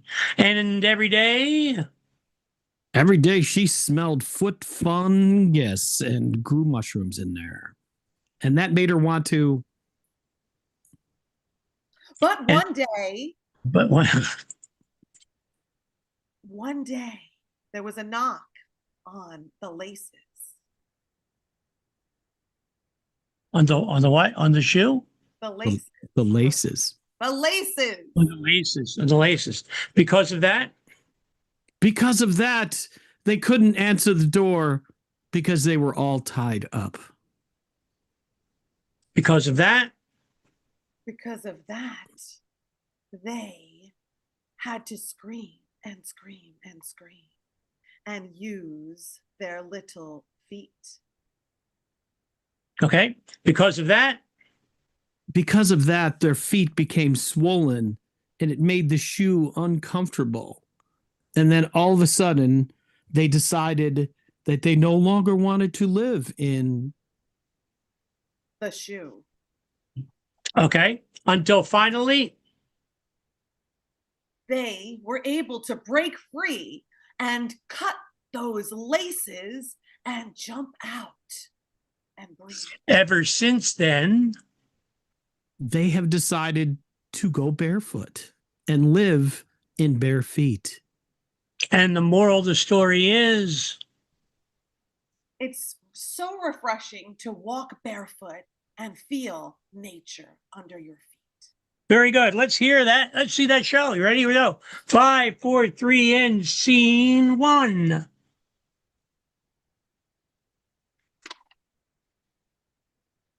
Hi. We're going to play Ding Choice.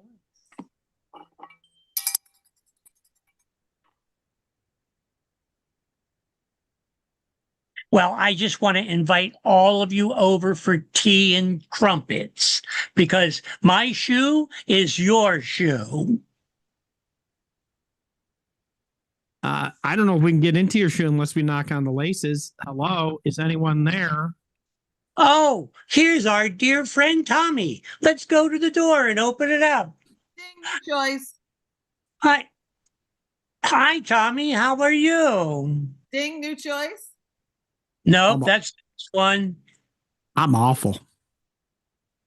You're awful. Well, my dear friend Josephine and myself are having tea and crumpets. You're welcome to come in, or you can stand outside with your large muddy books. Muddy books. Would you like some Girl Scout cookies with my money books? Ding, new choice. I thought that was the third one. Okay, we'll do new choice now. We were gonna do the P. It doesn't matter. Okay, yeah, new choice. So I'll say it again. I'll have to do another line. I forgot where I. So give me another line, please. Line. No, Tommy and I are obviously doing. Are you guys doing this on purpose? No. We have been slightly derailed. Let us begin again and just start with Dig New Choice. What do you say, Don?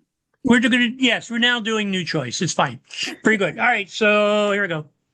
And I guess Stephanie, you're going to be the one doing new choice, correct? Yeah. Okay. All right, give us a scene, Stephanie. Parking lot drama. Parking lot drama. Thank you. Hello, excuse me. Why did you pull into the parking spot that I was about to get? You don't have a handicap sticker. This is my parking lot, okay? And this is my parking spot in the parking lot because I said so. That's why I said. I hope you get a big ding on your car from the cart. I hope the cart runs into your car. There's nothing going to run into my car. Why? As a matter of fact, I have a thing on the back of it, which is called a bumper. Ding, new choice. I got a thing on the back of it, which is a sticker, which says, I love New York. Ding, new choice. I got a thing on the back of my car, which is an exhaust, and it pushes away other people who want to come and take my parking space. Ding, new choice. I got a thing on the back of my car which says hello, and it flashes with neon lights. You think you got something on your car? You should see the front of my car. I got 2 windshield wipers that are going to punch you in the eye. Oh, yeah? Well, let me tell you something.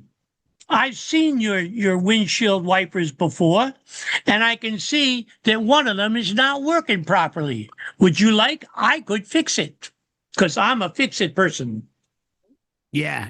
Let me tell you something. Maybe I could fix your teeth on your face because they look a little straight right now. I'm going to make them a little bit bent. Ding, new choice. Maybe I could fix your nose on your face because it looks like it's a little bit too nice. Ding, new choice.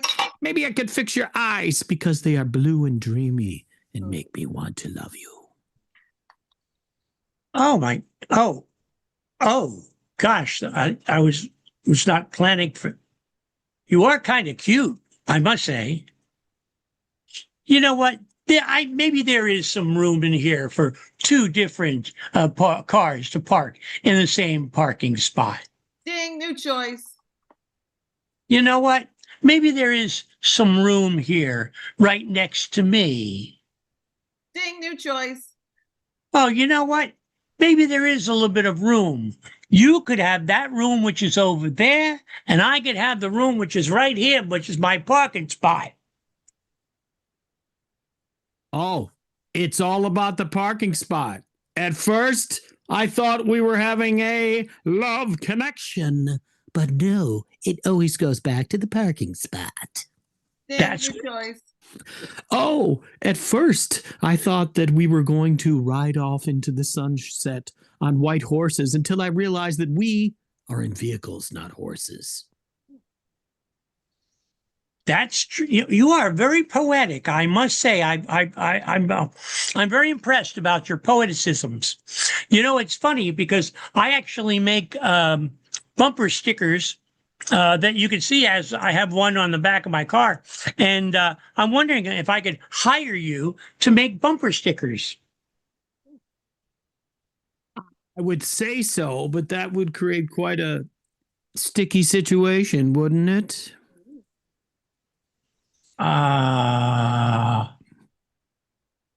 Ding, new choice. And scene. Now what do you want to do? Those were the 3 things that I thought we were going to be doing. So let's just do something else. How about 70, come back. You want to do another short form game? I'm ready. Here I am. Okay, let's do alphabet. Each line has to start with a letter of the alphabet. So for example, if we start off with A, the next person has to have a line which starts with B. The next person has to have a line that starts with C. You get the idea. No, It's I can only do the alphabet up to C. What's after C? We'll find out, won't we?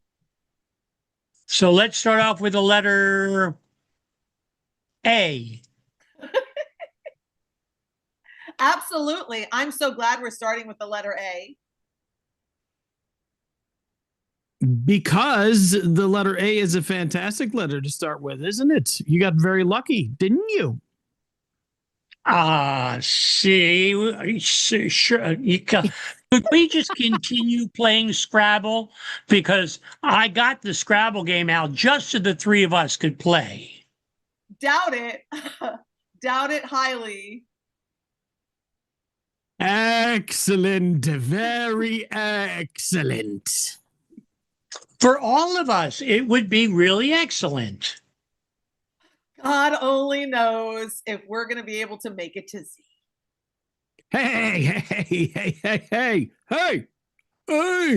Hey now. I gotcha. I got it. Jeez, Louise. I don't know how we got here. I just really don't, but I'm excited. Kick me in the head, will you? Just kick me in the head. Lemonade? Would anybody want some more lemonade? Madonna mia. I love lemonade. Love some. Thank you. Na na na na na na na na. Hey. Goodbye. Oh boy. I gotta tell you, this is probably one of the most boring Scrabble games that I've ever played. I wonder if there's something else we could do instead. Possibly. I think that is actually a really good idea. Quandary. That's what I'm having. A quandary.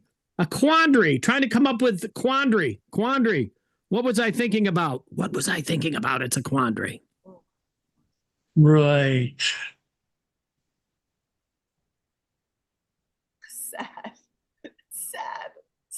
Sad day. One of those days, not Saturday, just sad. Tom, it's an amazing name. I don't know where I got it from. I think my parents gave it to me. It's terrific. Tom, terrific T. I love it. Understand, that's just a nickname. Because if I remember correctly, you told me that your real name is Wally. Verbo. That's where people need to go rather than watch this show. Verbo. What? What the heck is Verbo? What? Xerxes, you're telling people to not watch us? What would happen if that really happened? You are right. You are not is the right letter. Yours truly loves Verbo because it's great discounts and it would be much more entertaining than what we're doing right now. Just saying. Zoo. This has been an absolute zoo. Just craziness, animals everywhere. Elephants, tigers, bears. It's a zoo. Absolutely. Just Back a zoo. to A. Yeah. bear. I like bears.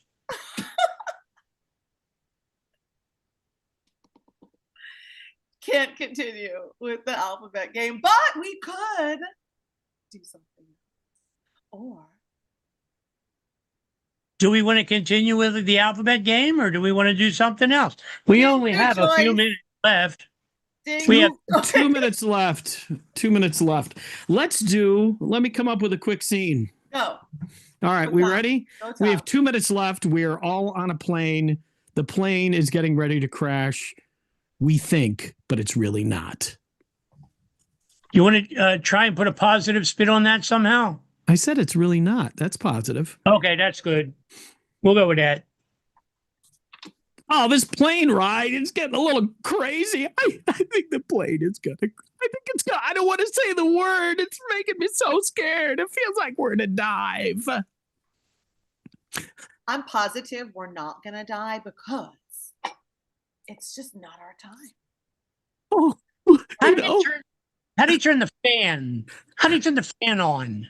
Because it's going to both of you guys, but I'm sitting in the middle, and the fan is not going towards me. Yeah, because It's you not pointed the it fan. down. That's the propeller. Oh, it is the propeller. It looks like the propeller is moving. Maybe we're not going to crash. We're not gonna crash. I told you. Every time No. we fly, you always get scared. It's because I didn't get the window seat I know. again. And every time we fly, I'm always sitting in the middle. Why do I have to sit in the middle? Somebody does. Because we both like to hold your hand. It's the only way we can do it. We love to hold you. Oh, that's sweet. And that's our show. And the crowd goes wild. Today, I feel like the luckiest man alive. Our jam probbers this evening are Stephanie. Job, give a hand there. Let me get this. Did your mom give you your last name? My mom didn't give her a last name. I always like whenever I introduce folks like at the end of these things, people go like, and it's Don, or it's Tom, or it's Joe. Could you please do your whole last names? So what if Prince was still alive and you asked him his last name? That's true. There you go. Maybe it's just Stephanie. Maybe you're. It could be. Anyway, thank you guys so much, folks. Have a great evening. Anthony, you're doing a great job. Thank you very much. Do this forever or whatever suits you. We thank you. Well, thank you all. Just do you have a website so people know person online when your team does perform? What is Jamprov? But Jamprov has a variety of different people in the cast. What you should do is ask each one of us because we have individual projects. Right. Well, that's what I wanted to do, which I do every time, but you're talking all the time before I could do it. And you're like, oh, you got to be on time, but I can't because Don won't zip it. But okay, gonna go around, call it the way I see it. But gonna ask you, Stephanie, do you have a website so people know how to find you online or in person when you perform? I do www.dancewithus.net. Thank you so much. Thanks for having us. Thank you so much, Tom. How about yourself? Do you have a website so people know when you perform online or in person? I have a Substack and YouTube, all that kind of stuff. The Substack is Tuning In with Tom, THOM Jennings, just like Ken Jennings, but without the knowledge or the money. Perfect. And Dom, do you want to let people know online or in person how you could let people know? That's it, jamprov.com. But, Stephanie is a world famous dancer, just so you should know. And she also teaches a variety of styles. I do. I'm a ballroom and Latin United States champion, actually. So I teach all styles. And that's just my little, this is my little side gig. We do dinner detective and stuff like that as well. But yes, my claim to fame is ballroom dance. And Tom is actually what do you do? I guess you call that podcast. Is that a podcast, Tuesday with Tom? I would consider myself a music journalist as my entertainment piece, but I also do dinner theater, and I look at Latin American maps. I don't dance Latin, but I do look at.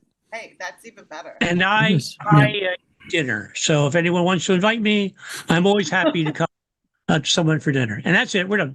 Yeah. All right. See, as I said, Don goes, even though he's telling me to cut for time, but it's him making more time. But we love Don though. We love Don. I don't disagree, but I can't do it. He's missing. That's his, not me. He's like, gotta take his. All right. Good night. Thank you guys. Thank you so much. We'll see you again. Safe. Take care. All righty, so I am just taking this off and so I am going to introduce the next individual, and I just wish I had this up there, which I do have. So for the next person, I'm going to interview Badshah Shan. Badshah Shan, come on up. Hey, can you see me? Nope, that's why I said come on up. Oh, okay, well, that's fair. Turn my video on and now it's not. Yeah, let me see if I can do this because it's not. Let me see if yep, this has it that it is it, but let me see if I ask you, you might be able to do it because I did that with the other person. See if this will help you. Oh yeah, there we go. It's weird, but sometimes people need it, sometimes they don't. But what's up? How are you doing, Shannon? Yeah, not too bad. How are you? Been better, but been worse. So I at the moment, this is I actually do appreciate the extravaganza. It's a nice reliever, but how is it where you being a comedian and everything, how is that going for you in the process? What made you decide to get into comedy? That's a good question. It's a weird one. I always thought about doing stand-up comedy because I have this thing, a motto, sort of, that, you know, if you can do stand-up, improv, and Shakespeare, then there's no way you can fail. It's not entirely true, but so, you know, obviously I want to do stand-up. So what happened was, it happened by chance. There was this charity course. So you do a course for 8 weeks with a comedian, not sort of semi-famous comedian. And so we did a course for about 8 weeks, and then we did a show to then raise money for our chosen charity. So I did the first show. It went quite well, considering it was a debut show. So I decided that I was going to carry on doing a few more. So I did about 20 gigs, but then after that, I kind of sort of needed to go back to my true love, which was more comedy fiction. So doing comedy acting rather than doing stand-up comedy, because stand-up comedy is quite hard, a lot harder than it actually looks, and that's sort of how I got into it. But I haven't really done any stand-up gigs for about over a year now. I'm more into obviously doing my fiction podcasts and making some short video content at the moment. Interesting. And just kind of curious, who are people that you looked up to growing up that you're like, oh, I want to do their style, comedians or actors or what's? So Eddie Murphy. There's quite a few. So Will Smith, of course. You had Jim Carrey and Martin Lawrence as well. So those are the ones I really looked up to. And then in terms of, like, you know, there were directors as well. So like John Hughes, I loved his films.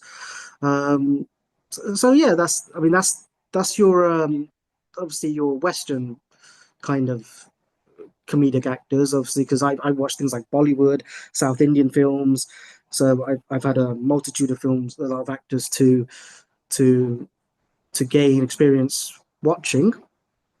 But those are the ones that, you know, that I really enjoyed, and I've kind of tried. I wouldn't say I tried being like them, because obviously you have to try and be individual.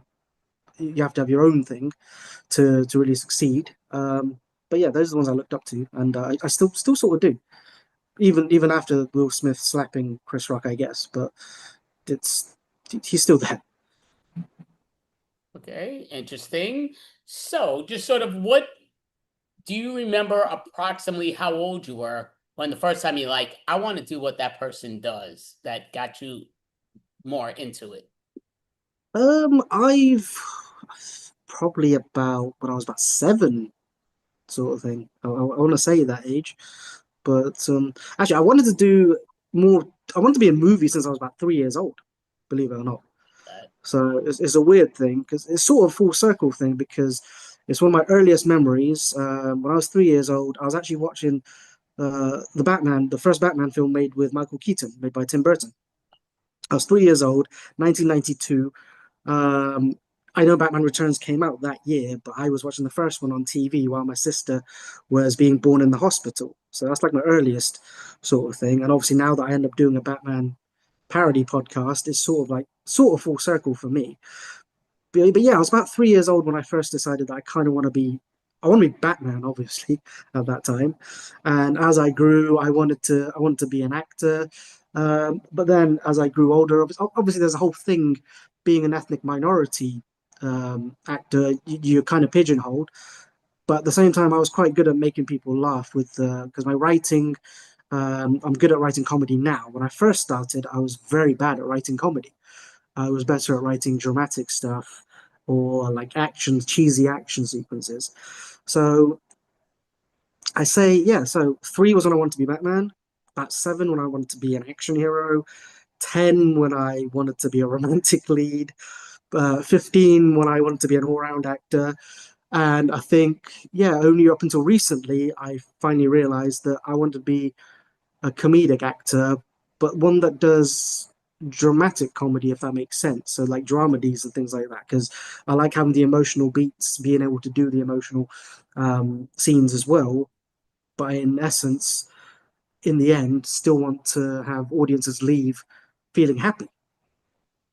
No, definitely makes sense on that. So I'm kind of curious. I'm hitting this thing. Now I'm forgetting name socially. I forgot the name of the show. I was gonna see if you watch it, just because reminds me of the comedy drama that they put in together, and it's a great series. It's been on. This is the second season. High Potential. High Potential. Great Oh, show. Did you ever watch? Do you watch that? I haven't watched it. I watch so much TV. I've had to cut down on it. I say TV, it's streaming now because rarely anybody watches TV anymore. But I've had to cut down on so much because I it's weird. I've had less and less time as I've gotten older. I don't know if that makes any sense to everybody else, but it's just weird. And I don't have kids. Before anyone is wondering, I don't have kids. Broke up with my missus a couple of months ago, which one of the reasons was because we couldn't find time for each other. Her working hours were different to mine.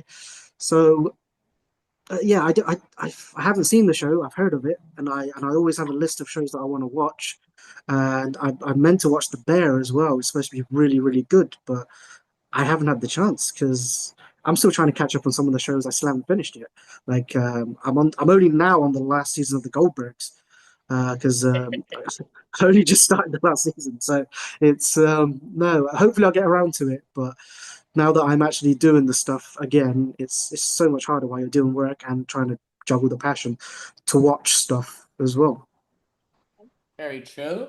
So I'm kind of just curious with and the reason I mentioned that, like I say, even though they listed it as like a drama, I think it's a comedy drama because she brings such a comical character. I feel that she does a great job with it, but the way she does it, it's such a great show, creative show, which I love.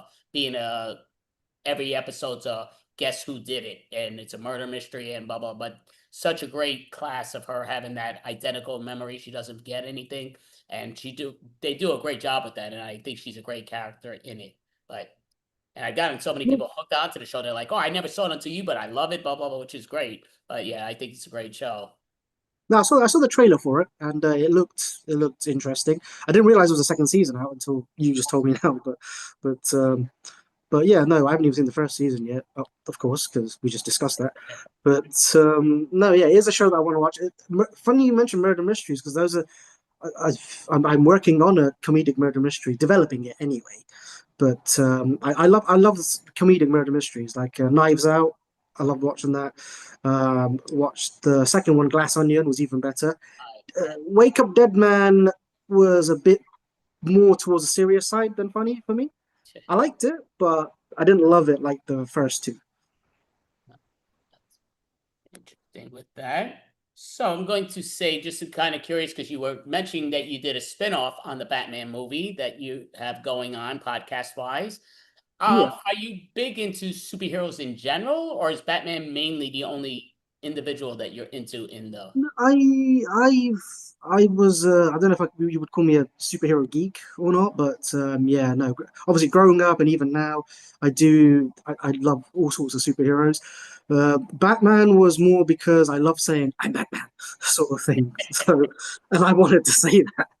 So, and I want to do a Batman voice, which I did, which is much more difficult to do than you'd think. If it's continuous, it really starts hurting your throat. Just a now and here and again, go, Batman is fine. But when you're doing it continuously and doing the lines, you realize to yourself, this is a lot harder than I thought it was going to be. But I chose to be Batman, and there I am. And obviously, yeah, so I wouldn't do it as a parody wise because I've sort of I'm at this stage in life that I believe that if you want to be something, you got to do it yourself. You got to make it yourself, sort of thing.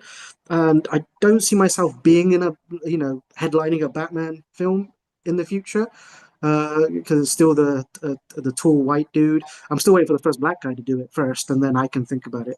But You could be the first. You don't have to wait for the first to go. You could be the first.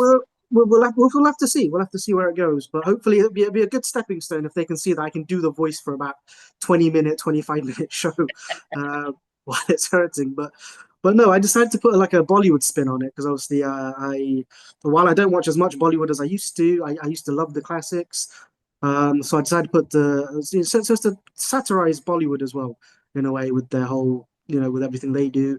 And so I thought I'd combine, when I gave the idea to people, they were just like, oh my God, that seems great. And originally it was going to be a bunch of sketches, but I never got around to it. But then I just thought, what if I can do it as an audio? And then a bunch of people just like, oh yes, please do it. And so yeah, next thing you know, it's on a few of the major platforms, and it's doing okay. It hasn't gone viral, but it's not a disaster. So that's the best you can hope for, I guess. When you suck at marketing like I do. I mean, that's again, yeah, it's a learning tool. Never know till you know, but yeah, it might hit the home run. To me, what's great, again, viral, obviously more people watch it, but you're not looking for quantity, you're looking for quality. It's that producer, that's who needs to see it for a moment. Oh, let me see what's it, boom. And that is, even though quantity odds are it goes that way, doesn't always necessarily mean it. You could perform in front of 30 people or perform in front of 300 people, but in those 30 people might be that one producer that wants to grab you that hooks you in. So you never know. So yeah. Yeah, I mean, the people that have listened, obviously, because obviously a lot of people don't know. But you guys probably, everyone here might know about YouTube algorithms. That it's watch hours that are more important than the amount of views. And obviously, my watch hours don't seem too bad. There are people that are really tuning in. But I think in the world of audio as well, audio drama, comedy, or whatever it is, they do want to be able to binge. So obviously, it's a learning curve, like you said. I didn't want to make too many episodes, like, end up making too many of them and think, oh my God, these are all terrible. And then be like, oh my God, what have I done? So I wanted to do, like my ex said to me that, you should make more episodes. And I'm like, I can see where she was coming from and she wasn't wrong. But at the same time, I sort of had this whole thing, can I make this one episode good first? To which, when I'm listening to it myself, do I want to burn my ears or something, or like, or do I not hate it? Luckily, I don't hate it. I'm actually quite proud of the episode. Some people may not like it, but I think we've put together a pretty good show. Everyone that's done the voice work on it has been amazing. So yeah, I think obviously the next step for us is to make more episodes, which we're going to drop because we're working on a few spin-offs as well, like little side diaries for the characters, which we're going to drop soon, and hopefully that will get us more watch or listen hours, shall I say. Okay, very interesting. I'm going to ask, what do you like to do outside the box? So not inside your work world or your comedy world, but what do you like to just relieve stress? What is something you like to do that a lot of people would not know that you like to do to relieve stress? There's not really any secret thing I do to relieve stress. I generally, I guess, because I've got two cats, family cats, spend time with them. That's like the best time for me. And just again, probably the whole good old Netflix and chill, but it's not always Netflix. It's something else and chill as well. So yeah, I'm a big. I used to. This was before pre-COVID. I used to. In over here we have a limitless pass thing where you can pay like, for example, $20 for the month and watch as many films as many times as you want. And there were times I ended up watching like 3-4 films in one day, especially on my day off. I ended up watching like 3-4 films in one day. So, but since COVID, I haven't gone to the cinema as much, and especially with streaming, everything releasing immediately after, like a month after it's been in the cinema or 2 months after it's in the cinema, it seems a bit pointless at times. But yeah, there's not nothing really secret or outside of the box that I do to, blow off steam. I guess writing, obviously, there's that, but again, nothing really outside of the box. Okay, interesting.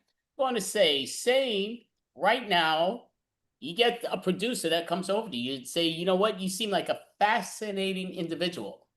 We are going to do a movie on your life. Who is the actor that is playing the actor of Shanur? That is not you, but who's playing your life story? What actor?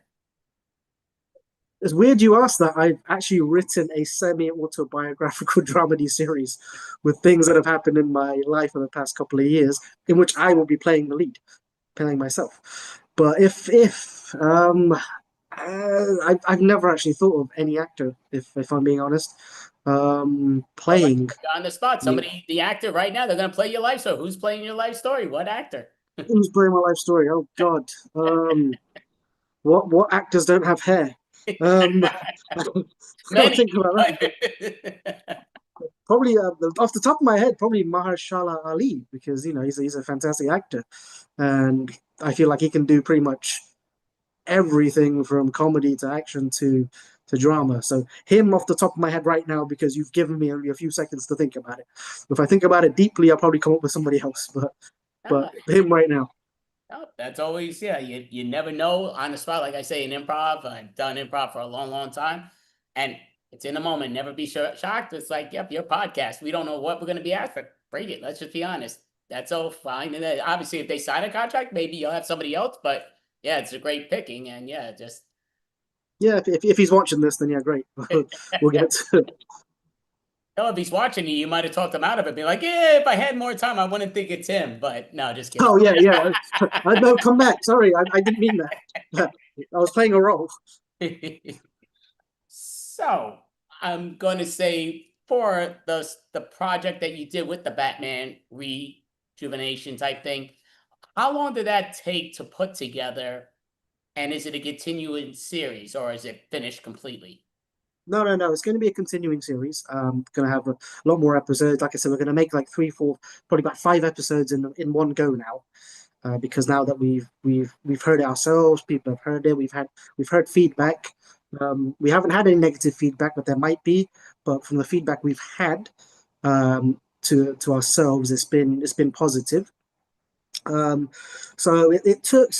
came up with the idea in 2024. Like I said, it was supposed to be sketch shows. It was like a sketch show originally that was going to be just silly stuff. For example, Batman and Joker were actually best friends from the time of school or something, and the whole thing was a hoax where Joker was just trying to make Batman look good in front of a certain girl the whole time, but it just blew out of proportion, sort of thing.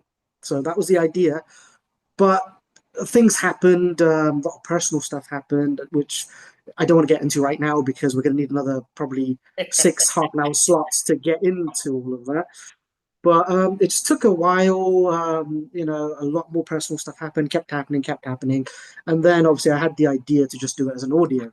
And I just started writing it, and I just started thinking, this sounds silly, but really good, sort of thing. Let me just see if other people think the same thing. So I started talking to my brother and my sister. Then I had the friend of mine that did the narrator voice, who also did the villain voice as well. Send it to him. He said that this is amazing. Please put me in it. And I said, okay, that's fine. And then I got a bunch of other people together. And then it just started happening very fast at that time. This is in mid-2025. Really exciting. Then the recording was done and dusted, but the editing took a while because none of the actors or the editor were getting paid. So they had to do it around their schedules, to which I was more than happy with, because they're given their time for free, because as a passion project. So yeah, the editing took quite a bit. Obviously, by the time the back and forth and everything, because it was all done remotely, it took a good, from actually writing it to releasing it, took about 7 months for the first episode, which is a long time. I know everyone might be thinking, oh, that's a really long time to spend on that, but we kind of wanted to make sure that it was done well. Originally, it was going to release on New Year, 2nd of January, but then a few things happened and we realized, no, the sound needs to be made better, the background music. So sort of kind of get into like perfectionist mode, sort of. And I thought I'd rather delay it and make it as good as it can be than release it half-assed. And I'm happy with that decision. Like I said, it doesn't sound like it's destroying your ears, which is the most important thing. The jokes have landed. And yeah, people are the maybe not hundreds of people, but a few people are asking when the next episodes are going to drop. So no, we're going to continue it. We're going to do some spin-off diaries sort of thing. So we have this one. We have the spin-off called the Catwoman Diaries, where Catwoman kind of logs her inner thoughts while she tries to audition for films in Bollywood as a foreign actress when she's not busy stealing a priceless jewel, of course. So, and that's to make sure that the audience has something before the next episode releases, so that it's not a complete massive gap between episode 1 and episode 2 with nothing in between. Okay, and how long are the episode, like episode 1? How long was that episode when it's... So episode 1 is approximately 25 minutes. Oh. So it's basically a length a proper professional audio series would have, if DC made it, for example. So for us to be able to make that in the time we did with the resources we had, again, I think it's been quite an achievement for us. And so the next episodes going forward, probably cut it down to 20 minutes so that we can get it done quicker. But we'll see. I might hit to 25 because it might just happen. But it depends on how we do the recordings and everything. But yeah, there's probably most of them will be approximately 25 minutes. Okay, very cool, very interesting. And how many writers does it take that you're saying it seems like it's a team thing? It's how many writers, counting yourself, are in it? No, I'm the sole writer at Oh, this point. Sole writer at the moment. I just get a few suggestions from some writers I know, but they just read it and then just give suggestions. They don't, I say to them, "Do you want credit? I can give credit." They're like, "No, that's fine." They're just like, just make sure you just take on those suggestions. I mean, I'm probably going to get more writers on board just to soften the burden a little bit, because it will then just make it easier to make them. Okay, very cool, very interesting. So, sort of just thinking, have you ever yourself done improv by any chance? I haven't. I think I spoke to I don't know if it's David that probably does extreme improv as well, possibly. David Maybe Raleigh Bosansky. David Raleigh yeah. Bosansky. Okay. Yeah. So I've spoken to him about it, and I've tried to make it for the ones that he had, but unfortunately, the times he had them, I was at work at the time, and I just haven't had the time since that with everything else. But no, I have considered improv. It seems even harder than stand up, possibly as well. So yeah, but one day I do want to give it a shot. I mean, to me, yeah, just improv again. It's everybody on the planet's done improv without even realizing it. That's life. Life is improv, but improv Yeah. again, you taking it, it's acting without a script. So that's why you get suggestion as an improviser to prove it's not been written, if it's a great scene or whatever. But because you want to be that actor and expand on it, improv definitely would help you in that ability to build your characters and expand on it in so many ways. Yeah. No, definitely. I mean, like I said, I want to try it. I've said about trying with stand up. I said about I was going to try it for about 10 years before I got to finally doing it. So hopefully not as long with improv, about 10 years, but yeah, hopefully soon. Oh, well, that sounds interesting. And I guess I'm just sort of thinking with in your critique and everything, do you do stuff in person, or is everything online with your performances overall? So as in on like live stand up or theater, things like Yeah, that. Yeah. right. So I haven't done theater for about 12 years now. So I actually started in theater as a teenager, and then I progressed to screen, and all of that. So I haven't. So the last live performance was in December 2024 as a stand up. So I haven't done any stand up or any live performances. It's all online at the moment, and the next few are going to be online as well. Okay. And just like looking here with all that, so just kind of interested, and is just kind of going to listen to what you've been stating, which was great. I mean, to me, yeah, definitely, I would say look into the stuff that Shuna does. It sounds interesting. Do you have a website so people know where to find you when you're performing and see all the stuff that you do online? Yeah, so I've got YouTube channel. I've got two YouTube channels now. One's for the production company and one's for myself. So my comedy channel is King Shan Comedian. So it's King, King obviously, and Shan Shan, and then comedian. And then the production company is Outcats Entertainment. So they're both on YouTube. You'll find me on Instagram as well as Shan is badass, because why not?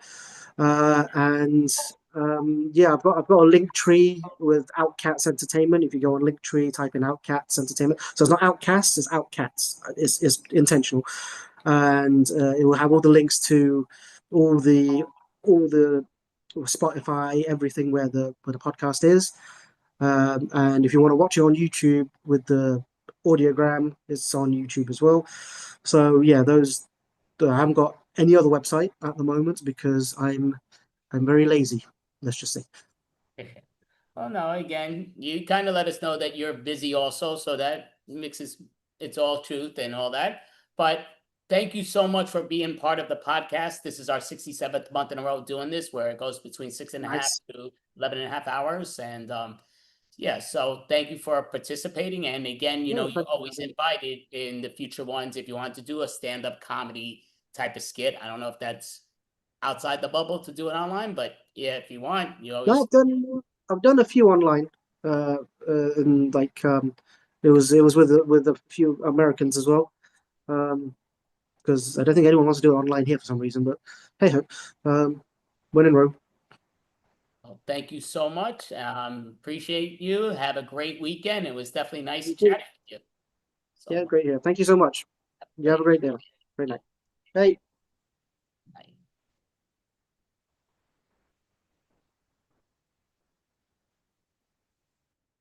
So, I'm gonna unlock that. So, I guess our next individual, great comedian that's most likely going to be in his car, possibly a gym, but most likely a vehicle, Anthony Renda.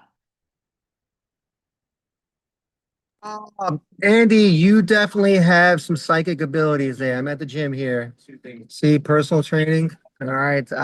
Congratulations, Extravaganza.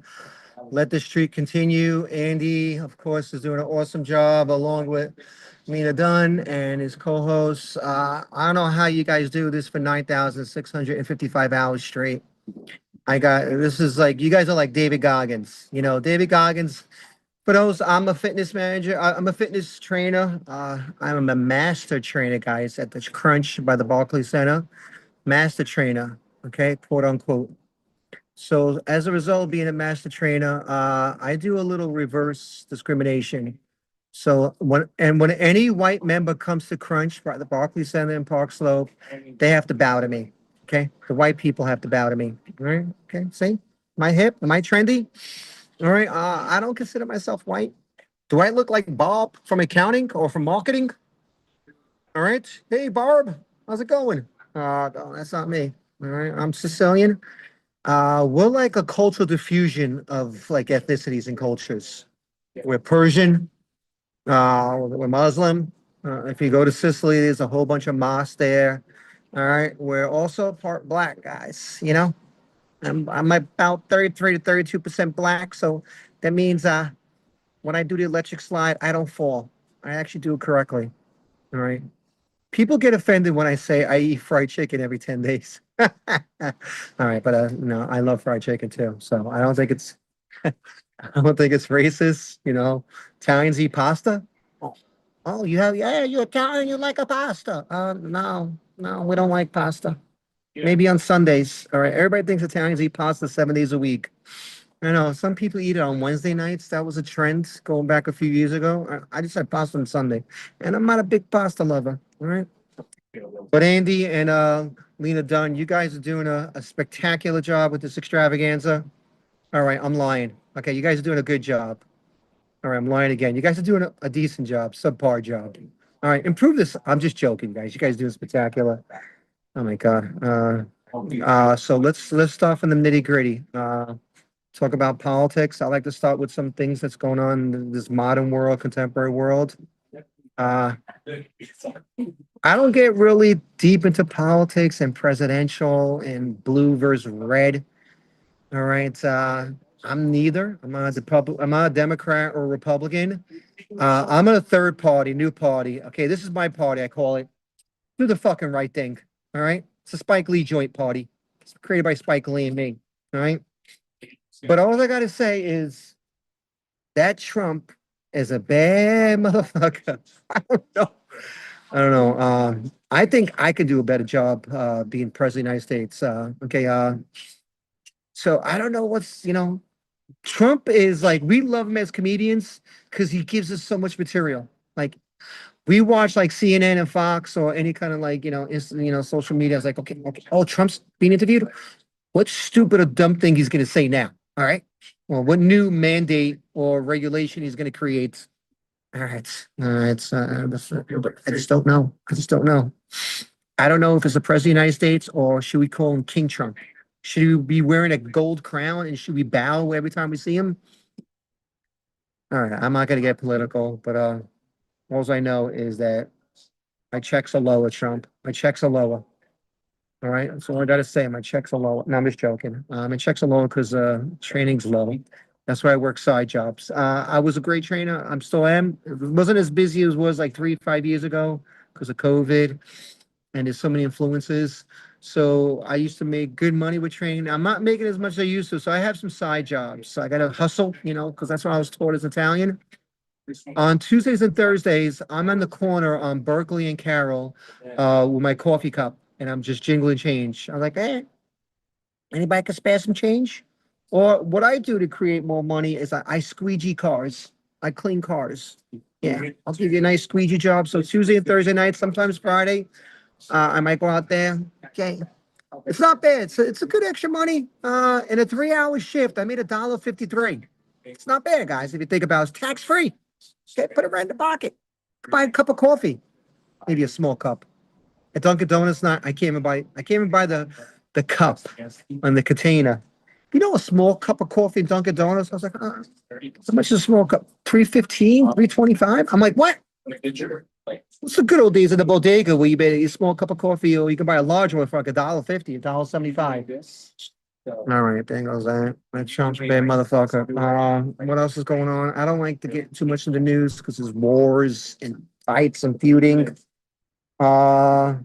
And who died, and this and that, I don't know if you guys saw the news, like James Van Der Beek. You shouldn't make fun of his name because he passed away of cancer at 48. I'm like a year away. I was like, damn, I'm there. Am I gonna? So after he passed away, God rest his soul, I didn't watch Dawson's Creeks, but I loved him, Varsity Blues. He played great quarterback role. But cancer, it's deadly. All right, I gotta go for a test. I get blood work. You're supposed to go for blood work every 6 months. I was like, Doc, he's like, hey, Anthony, what do you do here? I was like, James Van Der Beek died. That's why I'm here.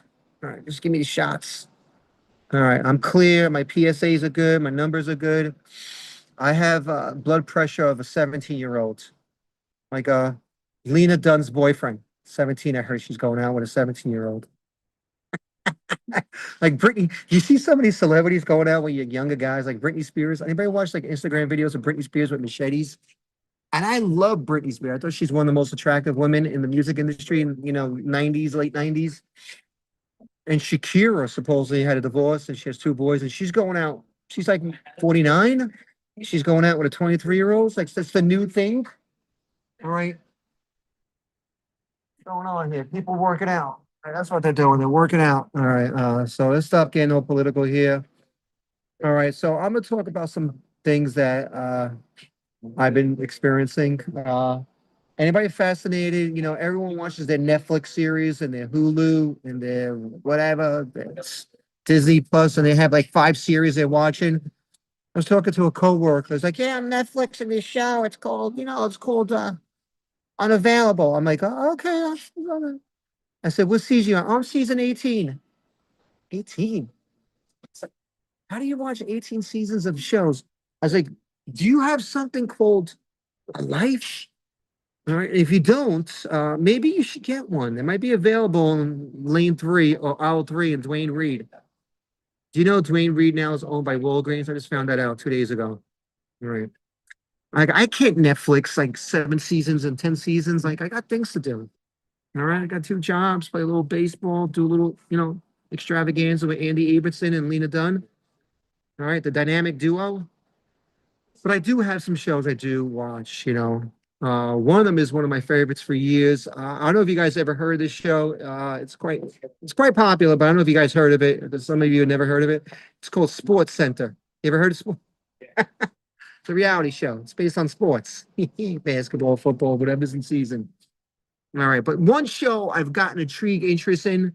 It's called My Strange Addiction. All right, and the new season's out now. And I thought I was weird. I thought Andy Abramson was weird and Lena Dunn was weird. We look quite normal. Everyone's weird in their own right. I don't think no one's normal, especially in New York or any major cities. So these people have strange addictions, all right? Not like stamp collecting or, axe throwing or playing baseball or working out like me. One girl, she had a strange addiction. Here it is, okay? One girl, she ate cotton and pillowcases. Yeah. I don't know about you, but how can you have cotton and pillowcases like for dinner or lunch? You put a little salt and pepper, a little ketchup on that. It's all crazy. I told you I haven't done anything off your body. All right. Another lady, she can't eat any solid food. So everything she eats, like she has like tofu or she'll have avocado, she has to blend it. It's got to be liquid form, like a smoothie or a shake. And then she eats it through a straw through her nose. And she was going out with a gentleman for like 3-4 months, and she avoided going out to eat with him. Finally, after 3 months, she said, I'm going to break it to him. We've been getting a little serious. We've been going out for 3 months. So they went to some like cafe or like a restaurant, and she ordered food and she told me, okay, yeah, I'll have that. I'll have the hummus and the toast and, the side veggies. Can you put in a blender? And yeah, liquid food. And the boyfriend's looking at her like, that's weird. Then when the food came, she had like a thick straw and she started eating it through her nose. And the boyfriend's looking at her like, what are you doing? Like, you never told me this. Like, he took it professionally. Like, you're not supposed to do that. All right, why are you eating through like your straw and liquid form? If that was me on that date and I was going out with somebody 2-3 months and they were eating solid foods through a straw, this is me as my date. Okay, let's pretend Andy's my date. Hey, I'll call her Andrea. Hey, how's the hummus in liquid form? And she's eating it through the straw. As she's doing that, I'm like this, check please, and I'll leave. I'll flee and I'll sprint towards my car. I don't know if I would stay. Speaking of that. All right, so yeah, it's crazy show. There's other ones. One eats cardboard boxes, one eats like the inside of sofas. It's like insane. And there's one girl, she's not too far from us. I think she's in Long Island, actually Jersey, Italian. You can tell she's very temperamental. She drinks 50 cups of coffee a day. Yeah. She'll go to the diner and she just sits down and she's like, okay, coffee. Can you refill it? And refill it like 10, 15 times. Just order coffee. Just makes me realize I'm not that crazy. I'm not that out there. All right, I'm pretty normal. All right. With that being said, what's going on in my life? This is something that I came up with. So recently, I came up with this word. It's called gaslighting. And right, I just heard of this. Like, where have I been for the last 3 to 5 years? All right, gaslighting. So it's a common terminology. Else comics, we do bits on it, other comics, and they write about it. All right, it's when people put gaslight on your feelings or emotion, and they make you sound like you're crazy or insane. They make you sound like you're the victim, or you're not the victim. What are those? Okay, they just suppress everything you say. Ever since I found out this definition, I've been using this word nonstop. I told my girlfriend, hey, you know what? The last few months, I think you've been gaslighting me. She's like, what do you mean? Like every time I say something, in my opinion, you disregard it. She's like, "Would you just learn that word?" I said, "No, just learn that word." 3 years behind. I told my brother this too, because he just scolds at me. He's like, "You stupid retard! Why don't you freaking shovel earlier?" I said, "That's your fault, because you're retarded." That's how the Italians talk to each other. We just yell at each other and just verbally lash at each other. You're just retarded. All right. I'll end off, like, we got a couple more minutes left. Still going through my midlife crisis for the 7th year in a row, 7 consecutive. Talk about consistency. All right, I'm pretty consistent. All right. My midlife crisis thinks like you know, some people think they have like hypochondriacs, they have every kind of sickness, like they think they have diabetes, hypertension, high blood. Yeah, my heart beats. Yeah, I got hypertension. They think they have, angina, which is like chest pounding. I got that too. I don't have, that hypochondria when it comes to sickness and diseases. I just have that when it comes to mental disorders. Like I was looking up some mental disorders like bipolar. It goes high bouts of happiness and sadness. And I'm like, damn, I got that. Fuck, that's me. Then I looked up another word. So let me see if something's different. They're like manic.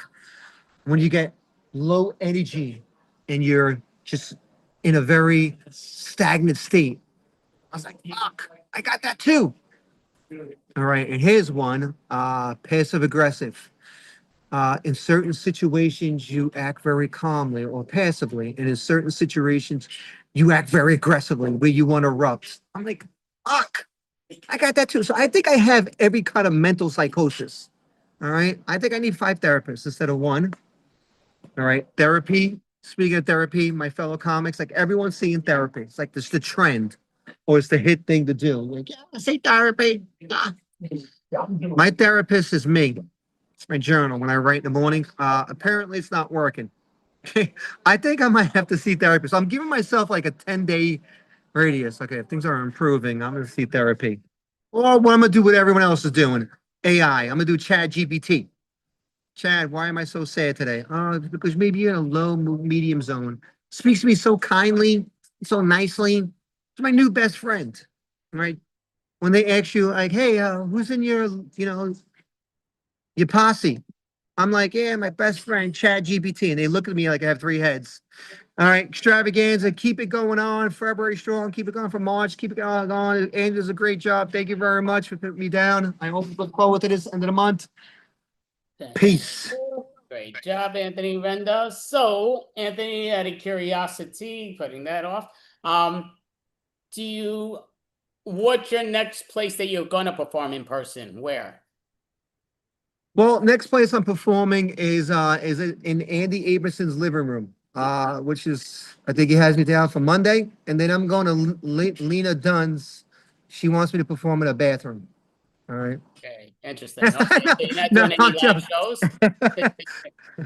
I'm joking. I'll be at the Whiskey Rocks in West Babylon, March 20th, and I'll be again in April. I'm performing with my cousin. I don't know if you know my cousin. He's a famous actor, Mario Bosco. He was in Godfather 3, Men in Black 3. You guys probably see it on Instagram. He's 53, but he looks like he's 12.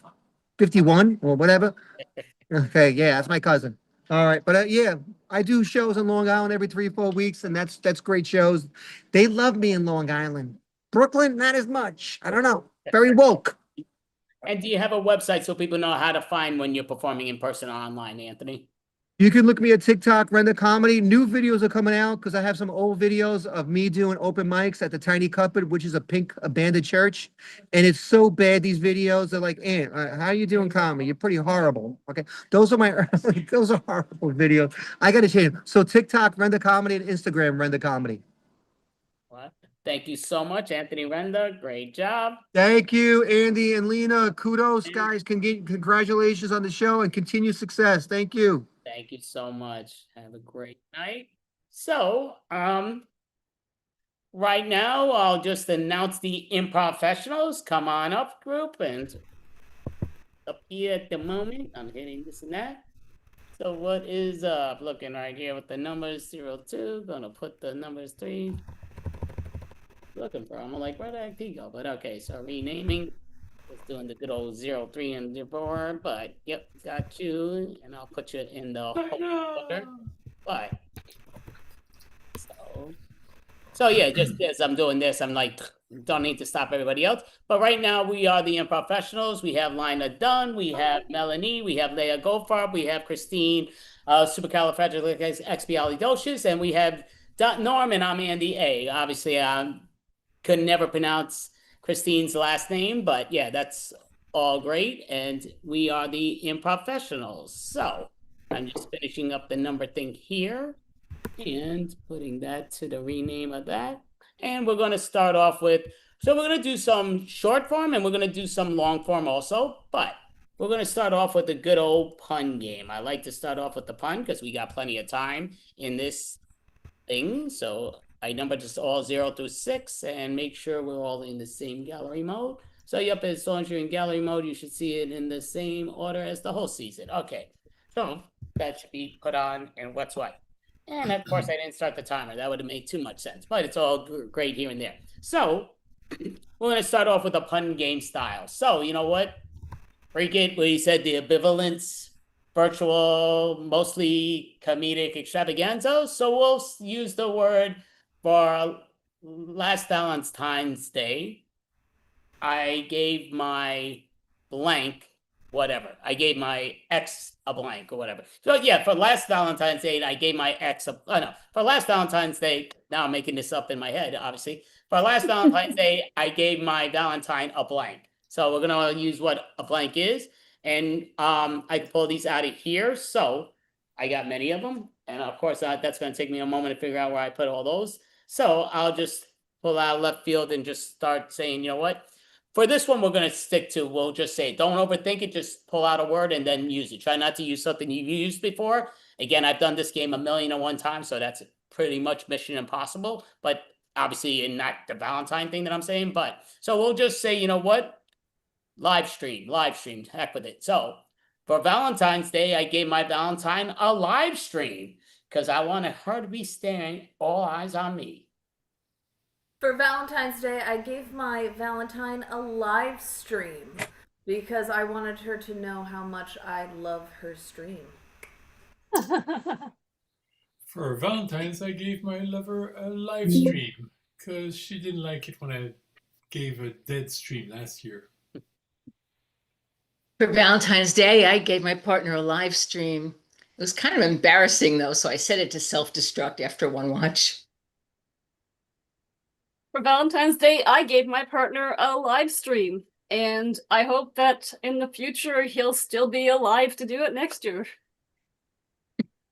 Last Valentine's Day, I gave my Valentine a live stream just to make sure he was still alive. For Valentine's Day, I gave my Valentine a live stream, and that's just because I was like, yeah, why don't you want to see my stream live and not dead? I don't know. Okay, I'll left. Yeah, just okay. Give us a brand new word and let us know what your Valentine's. Vacuum. For Valentine's Day, I gave my Valentine a vacuum because I wanted her to suck it. For Valentine's, I gave my lover a vacuum. I thought it would behoove for... For Valentine's Day, I gave my love a vacuum because it matches what's in his head. For Valentine's Day, I gave my love a vacuum because it's just like him. He sucks. For Valentine's Day, I gave my Valentine a vacuum because I wanted to be able to turn him on. Valentine's Day, I gave my Valentine a vacuum because I wanted to hear all her hot air. For Valentine's Day, I gave my Valentine a vacuum because I wanted them to have a filter. So great job there. So Norm, give us a brand new word and let us know your Valentine. Kiss. For Valentine's, I gave my Valentine a kiss because she loves chocolate. For Valentine's Day, I gave my love a kiss. Not this kind, a CD of Kiss songs. For Valentine's Day, I gave my love a kiss. Not gonna say I'm cheap. For Valentine's Day, I gave my love a kiss because I wanted them to take me to kissing me.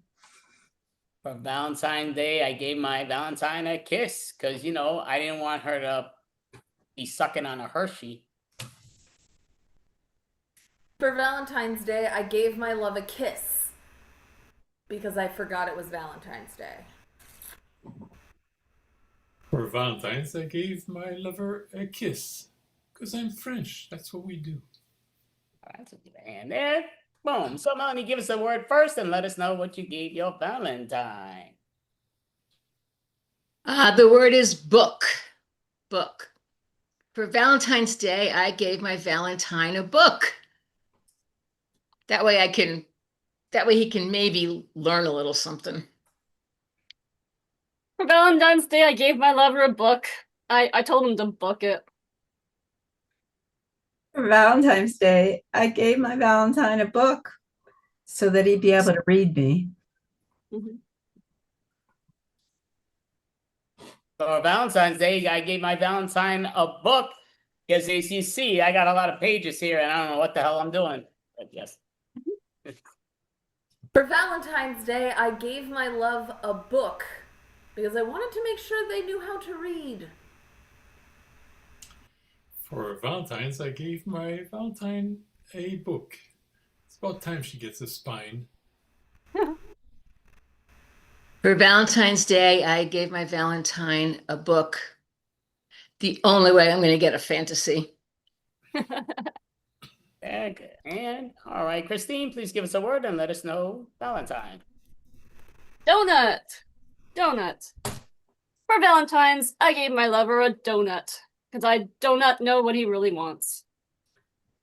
For Valentine's Day, I gave my lover a donut because he was kind of doughy and nutty.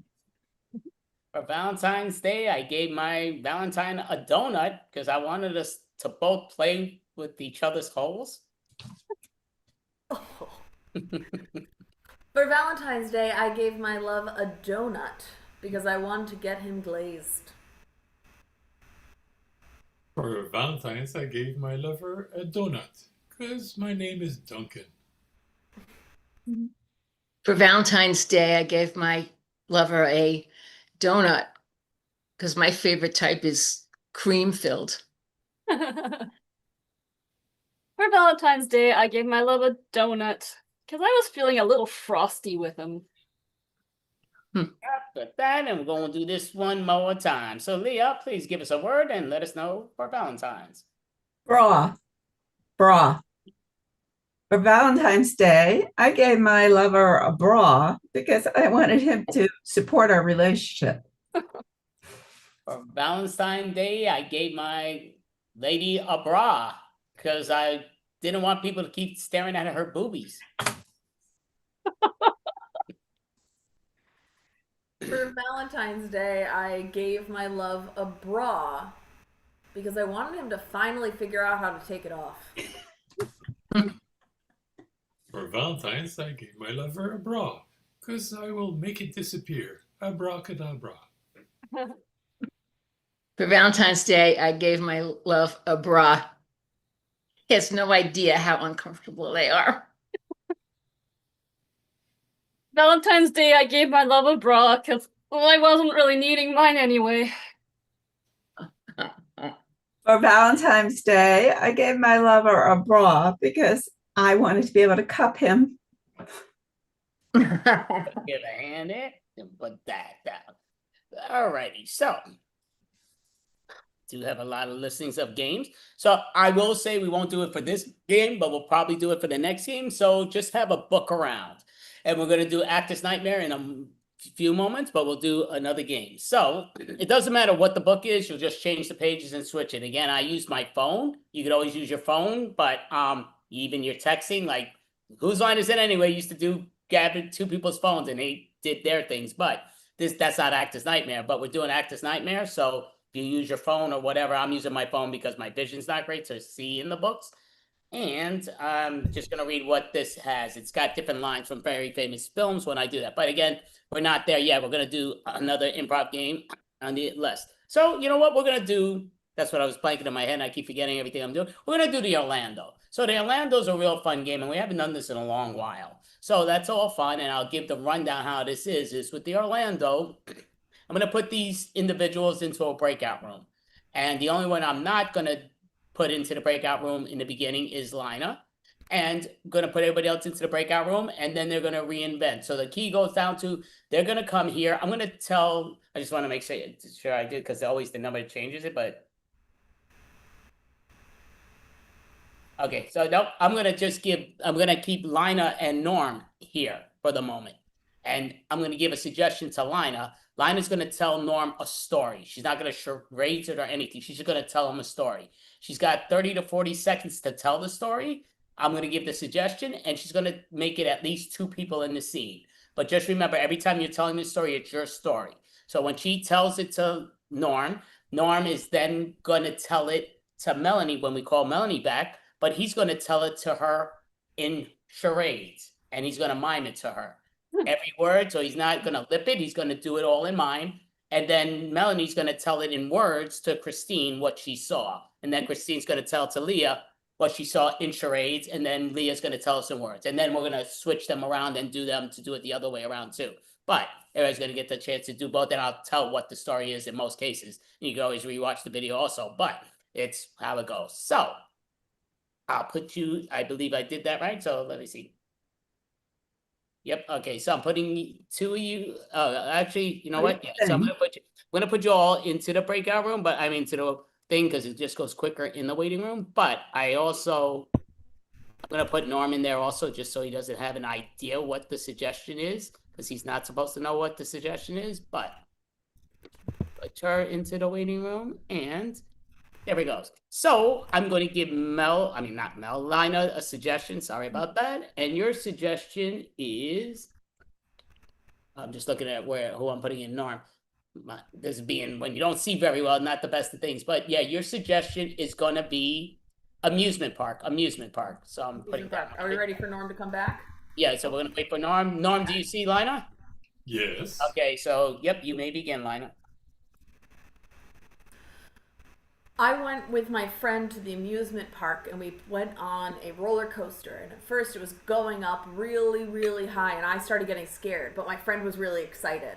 And as it went over the top of the hill, I screamed, and my friend was smiling really big. But as it started going down the hill, I realized I wasn't scared anymore.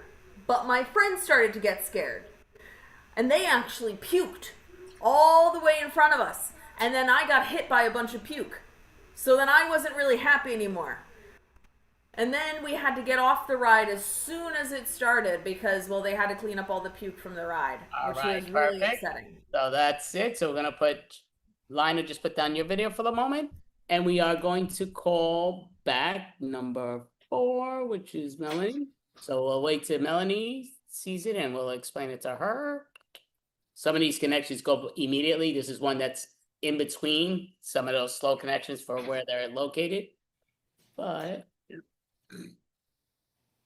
Melanie, do you see Norm? Well, I know we don't see you, but yeah. It's like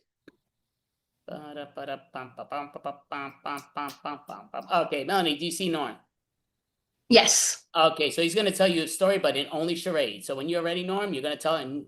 You may begin.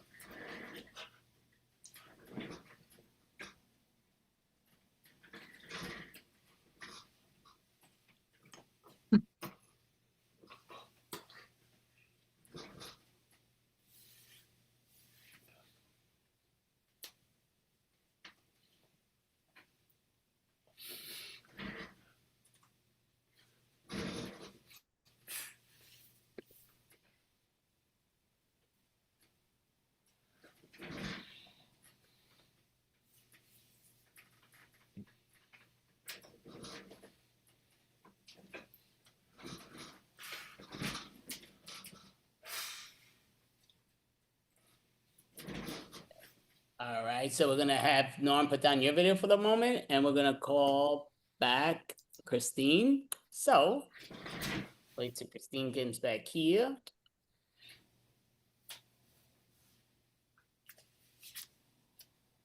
Christine, do you see Melanie? I do. Perfect. She's going to tell you a story that's going to be your story in a little bit, but go ahead, Melanie. I mean, the story you just saw, you're going to tell. Go ahead, Melanie. So two people met up at an amusement park, and they waved, they hugged hello, and That's a you thing. Remember, you're in it. Don't why are you taking you out? okay. So I met up with a friend of mine at an amusement park, and we were happy to see each other. We waved, we hugged, and then we got on the roller coaster. And oh my goodness, we both screamed when we were going uphill. We screamed when we were going downhill. We screamed when we went left. We screamed when we went right. It was crazy. And then my friend threw up on me. It was disgusting. I mean, he tried to direct it, but we're on a roller coaster. It goes where it goes. It was all over me, all over my pants, even on my sleeves. It was horrible. I was just like, how could you do that? How could you do that to me? That's awful. Why didn't you turn the other way around? And he was just like, I'm sorry, but couldn't help it. And I was just like completely grossed out. So Melanie, you'll put down your video for the moment, and we're going to call the next individual, Leah. So just going to have Leah pop back on, and we'll give her a moment. So Leah, do you see Christine? So she's going to tell you a story, but it's her story, but in what she just saw in charades. Go for it, Christine.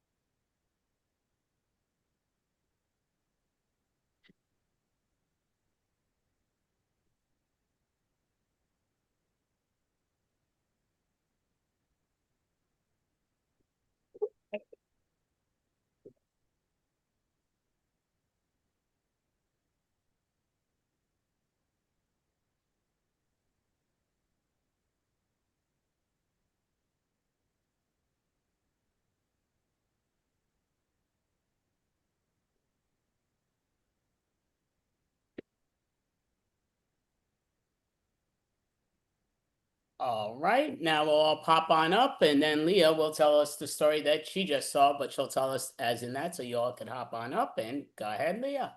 So I was at the amusement park with my boyfriend, and he insisted we all go on this huge roller coaster. And I said to him, I don't do well on roller coasters. He's like, no, you're going to go on the roller coaster. So I got in next to him. I put my hands on the controls, not the controls, but the seatbelt kind of thing, and held on. And we went up and up and up and up, and then we went down and down and down and down. And then we went around, and then we went around, and I started to feel really, really queasy. So, I threw up a little bit on him. But it was okay. I mean, he wasn't happy, but he was okay with it. But then the roller coaster went up, up again, and down, again. And then and the hot dogs and the pizza and the popcorn and everything I ate all over him. And that still wasn't it, because we went up one more time, all the way to the top. And I looked down, and I went, and then I threw out whatever was left in my stomach. And you know what? He broke up with me. Right, perfect. Give a hand on that. So gonna ask Lina, what was your original story when the suggestion was amusement park? What was your story? Well, just kind of she added a lot on, which is great. My story was a little bit more basic. It was just me and my friend went on a roller coaster, and I was scared when it started, and my friend was excited. But then once we got up to the top, our emotions switched. I got really excited. My friend got scared. But as we started going, my friend threw up on me. Gross. All right. So we're going through this again in the other order. So it's going to be opposite order, which is fine. So it's going to be finishing in charades and not the talk of. But again, we'll see what's going. So right now, I'm going to put everybody but number 6 into the breakout room for the moment. So I'll put all into a breakout room. Dun, dun, dun, dun, dun, dun. Oh, actually doing that. Wait. Oh yeah, so yep, just leaving Leah here, and yep.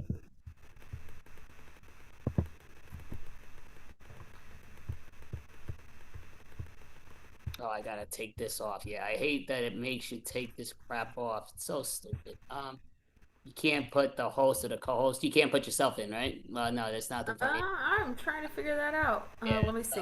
I got you here anyway, so that's all good. So we'll just make that, and then I put you in there, and then we'll re-put you in. All right. So going to ask you for a suggestion of anything, and then I'm going to tell you the story, and you're going to do the charade thing. So what is the suggestion for me?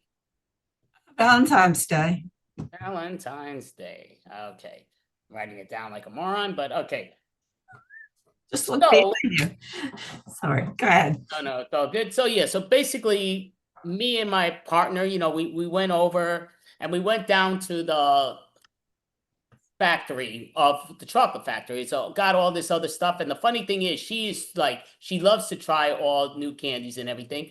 And she gets her hands in it. Like for some reason she thinks it's the chocolate nuts, but it's not. It's not Willy Wonka's, but she's still getting her hands in everything. And that people like, where's your ID? She's like, oh no, I don't work it. They're like, well, you can't do that. But she kept doing it, and she kept on licking her fingers. And they're like, can you wash your hands? And she goes, washes her hands, but then she starts going to other machines, eating the candy and licking the machine. And like, you can't do that. And she's like, well, that's me. And I had to do it too, because I had to follow my partner.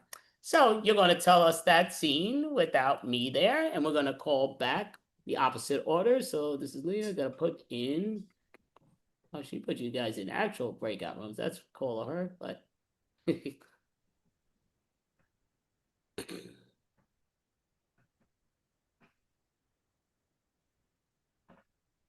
Christine, you see Leah?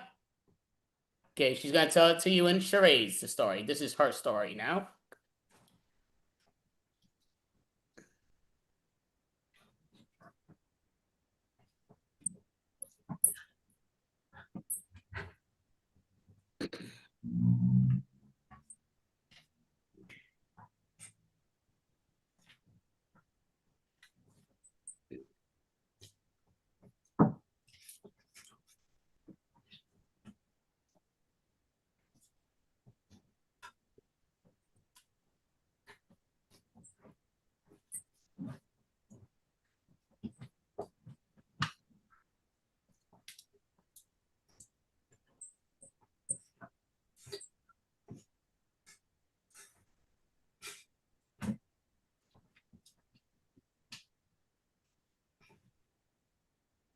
When you're done, sure. Okay, perfect. So you can put down your video for a moment, Leah, and we're gonna have to bring back the next one up. Dun, dun, dun, dun, dun, dun, dun.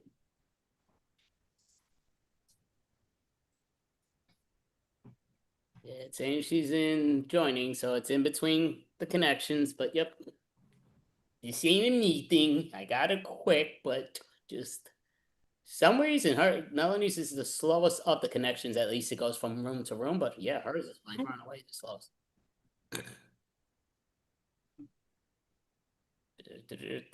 Yeah, we gotta wait till she won't come on until that comes in, but yep. It's I'll just entertain you by dancing in the meantime.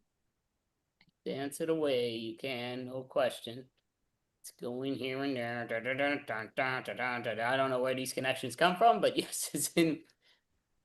Okay, Melanie, do you see Christine? I do. Okay, so now Christine, you're gonna obviously tell the story. Oh no, you're doing it in charades, right, Christine? No, I'm telling it because I got the Oh, charade. okay, so yep, go for the words. All right, so the other day I was hanging out with my two friends, my best friend and my okay-ish friend, and we were just at this tasting festival where there was this really great food, and you know how much I love chocolate. And I took a bite, and then I took another bite, and then I was like, oh my gosh, you know, I don't want to taste anything else. I just want to keep eating these. And so I had another bite and another bite, and another bite, and another bite. And like pretty soon, like I was just, I didn't even care. Like they were coming at me so fast. I was like, and just, you know, stuffing my mouth with them as they were flying the chocolates into my mouth. I didn't even wait for my hands to be available. It was just like, feed me, feed me. And I was like so excited to just eat more food. So yeah, it was just the most exciting thing ever. I love this chocolate, and I really hope that I can go back again to this lovely festival. All right, perfect. So put that in your video for a moment, please. And we're gonna have Melanie's gonna tell this to Norm in charades once we get Norm up here. His connection's pretty quick. And Norm, do you see Melanie? Yes, I do. He's telling you the story in charades. Go for it, Melanie.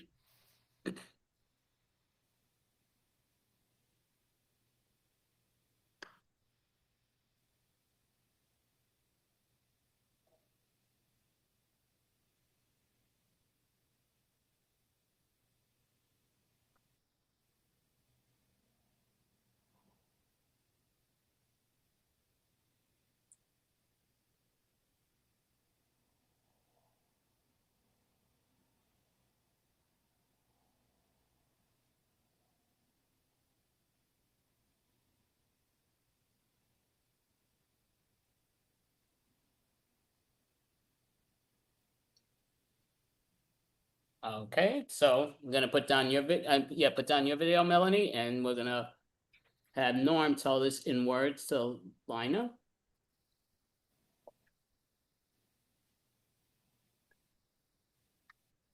Lina, you see Norm? Yes. All right, go for it. He's gonna tell you this story. That's your story also, but yep. I decided to go for a walk, and I'm walking, and fortunately I brought some granola. I start eating it, and it's so good. Oh my God, it's so good. I have to keep eating it. I'm eating it. I eat more and more and more, and I can't stop, and I'm eating. I go crazy. I think I'm a Pac-Man. And then I'm satisfied. Wow. Never had such an experience with food before. Oh, it's like closest thing to sex. Oh my God. That was delicious. I must make granola more often. Either granola more often or sex more often. Okay, put down your video for a moment, Norman, and we're gonna let Lina tell us this story in charades.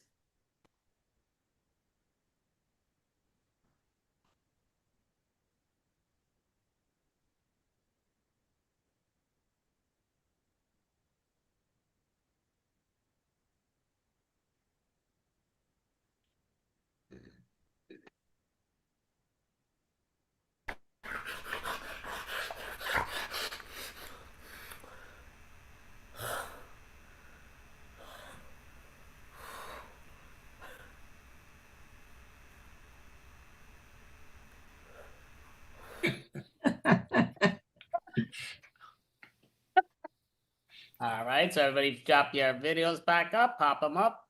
So the suggestion that was given to me that I told was Valentine's Day. So I did tell Leah that basically me and my partner, we went down because it was Valentine's Day. We went to the chocolate factory, candy factory, and we went down there. And she starts picking and choosing everything. Like she's putting her hands in everything, and people are asking her for ID, job ID. She's like, I don't work here. They're like, well, you can't do that. You know, that's our machine. She's like, oh, and she's licking her fingers and everything and licking out. She's like, oh, it's okay. It's okay. Like, go wash your hands. She's like, no problem, washing her hands. Then she goes to the next machine. She's licking it away here and there. So I'm just like, screw it, let me join her. And we're both licking up the bowls here and there. And then we got kicked out because that's how that goes. But that's with that one. And that was the story. All righty. So. No cigarette. Huh? No cigarette. Different level, but yeah. But it goes down to. So we're gonna do the actor's nightmare now. So actor's nightmare, to me, real fun game, and we got 1, 2, 3, 4, 5, every 6 in almost right order. Almost, as I said. There we go. So, so everybody has their book, right? So they're gonna do this or whatever they're gonna read from. So I'm gonna end up doing right now. I guess you know what, Lina, you have a book? I do. Okay. So I'm gonna let you read out of your book. I'm gonna start and we're gonna get a suggestion. So I'm looking over here. I got a bunch of shit right there. So you know what? Screw it. And I'll start it because I'm just grabbing out suggestion thing out of left field. So here's a bunch of cards. I'm just grabbing a card left to right, whatever that it says. So actor, whatever actor makes us think of, that's what we're gonna talk about. But you know, you did a great job here in this audition. I really loved it. You were spectacular. The houses became less dense once you reached the high case district. Well, I understand about the dense. It's not all up there and all. Everything's not a presents, but you did a great job. You don't have to worry about what we're doing. You know, I'm the producer. You're the actress, and you did an amazing job.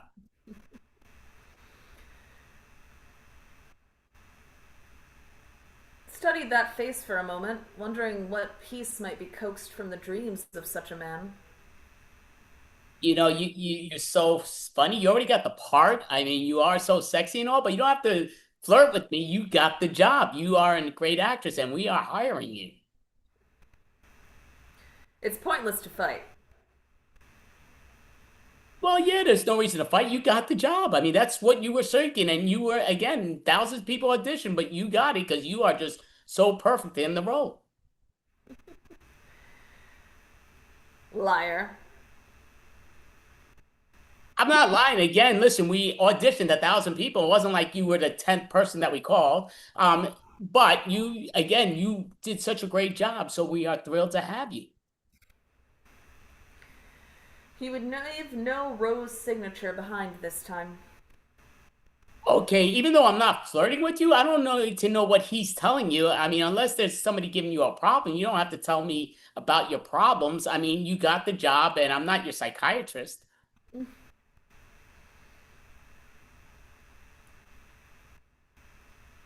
Sharers use them to shrink tumors or speed the healing of wounds.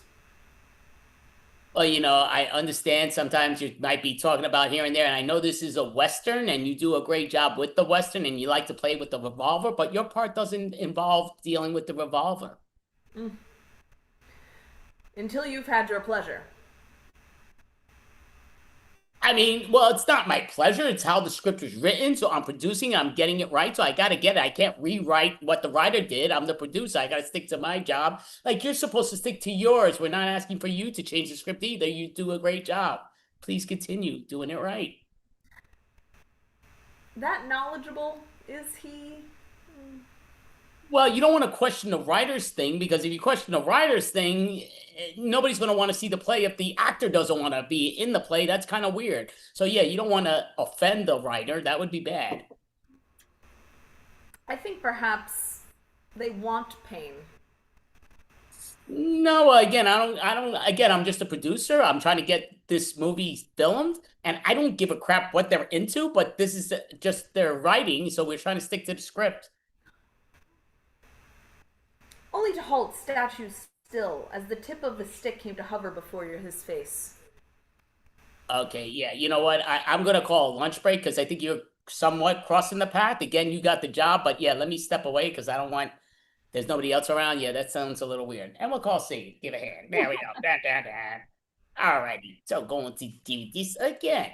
So right now, Norm has the book. He's going to pull it out. You got it right, Norm? So Lina's going to start, and the suggestion for these two lovely individuals, I did grab it out of that, so I'll grab it out of here now, is doctor. Whatever doctor makes you think of, but at doctors, when you ready, Lina.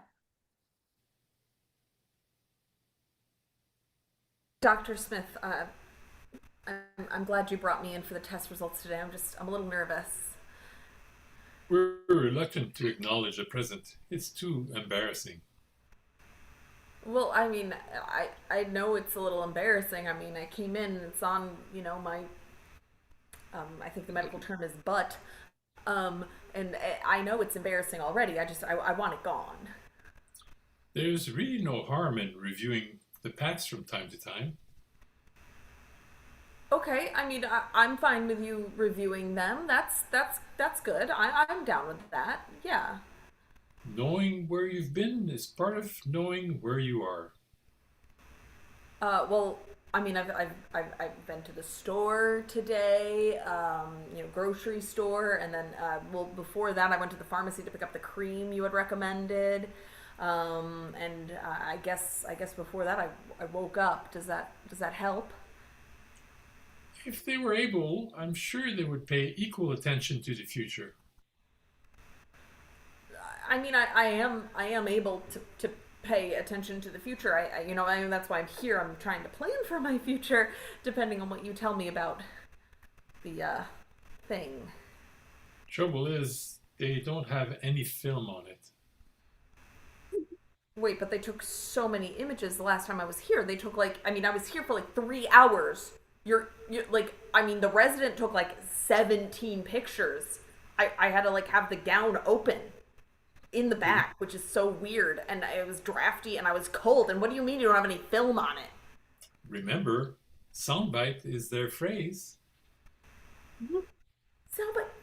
You want sound of it? You want us to hear the sound it makes? It hasn't been making a sound. It's not wait, is it like a living thing? Is it actually is there something living in there? No chewing, no digestion, no nourishment, malnutrition. Okay, so there's something living in my butt thing, and it's got bad nutrition? You want me to feed it more? I don't want it to get any bigger. I want it out.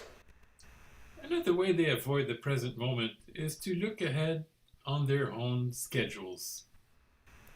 I will look ahead on your schedule if it means you can remove whatever it is that is currently living in my butt.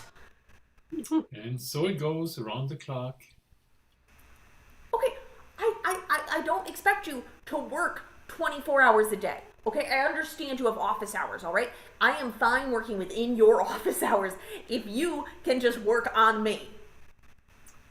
You know, if a guy were paranoid, he might not be blamed for thinking that the people who run things don't want you dwelling too much on the present. Are you saying that you're paranoid or I'm paranoid? Because I'm feeling very justified in the amount of paranoia that I'm currently possessing. But if you're feeling paranoid, then we have a different problem, okay? I'm nervous. Keep in mind, the news media are not independent. You called the news about this? I didn't say that was okay. That's gotta be like a HIPAA violation. Or I mean, at least it's like patient-doctor confidentiality. And we'll call scene. We'll give a hand there. Put that there going. It's all right.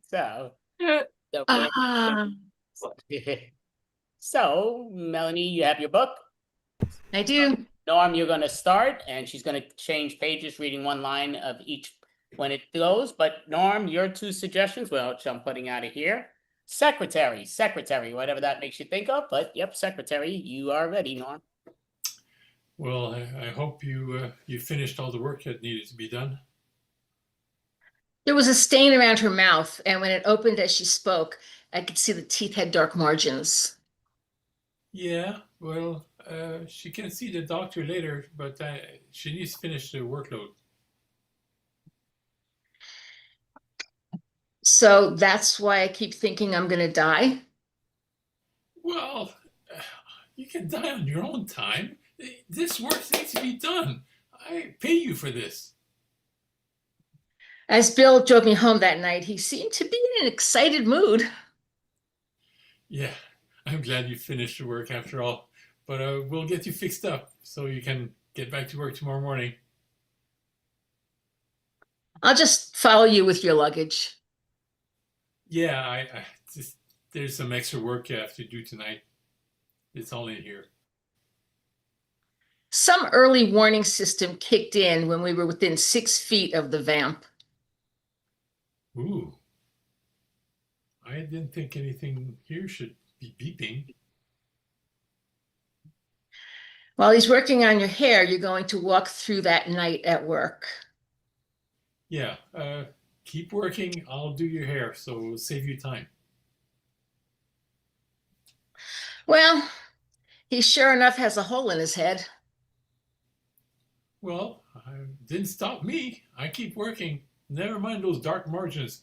Hey, production has keep going on. There were lots of humans who hadn't liked discovering they shared the planet with vampires. Yeah, it's a tough world we live in, but it's competitive. Oh, thanks so much for coming up to tell us this. No worries. As long as the job is done, the boss will be happy. He won't turn us into vampires. Well, this was going downhill in a hurry. And what I was getting off of Steve was just this endless gloating satisfaction. Yeah, Steve is like that, you know. He owns a company, so he's allowed to do what he wants. No shit. Yeah, no shit, indeed. You called them last night. Yeah, I pleaded with them to try to hire somebody else because we can't deal with this workload. I mean, it really sucks. I wasn't in the mood for talking, and I didn't want to listen to the snakes in his mind. Yeah. Yeah, I wanted to kill him. He's a bad boss. If I could telephone, I glanced over at the desk in the office. There was a telephone on it, but wouldn't the buttons in the offices light up? You get distracted by the weirdest things. Ammo call scene. All right, give a hand there. Put that to the side. Down, down, down, down. All right, so Christine, you have a book?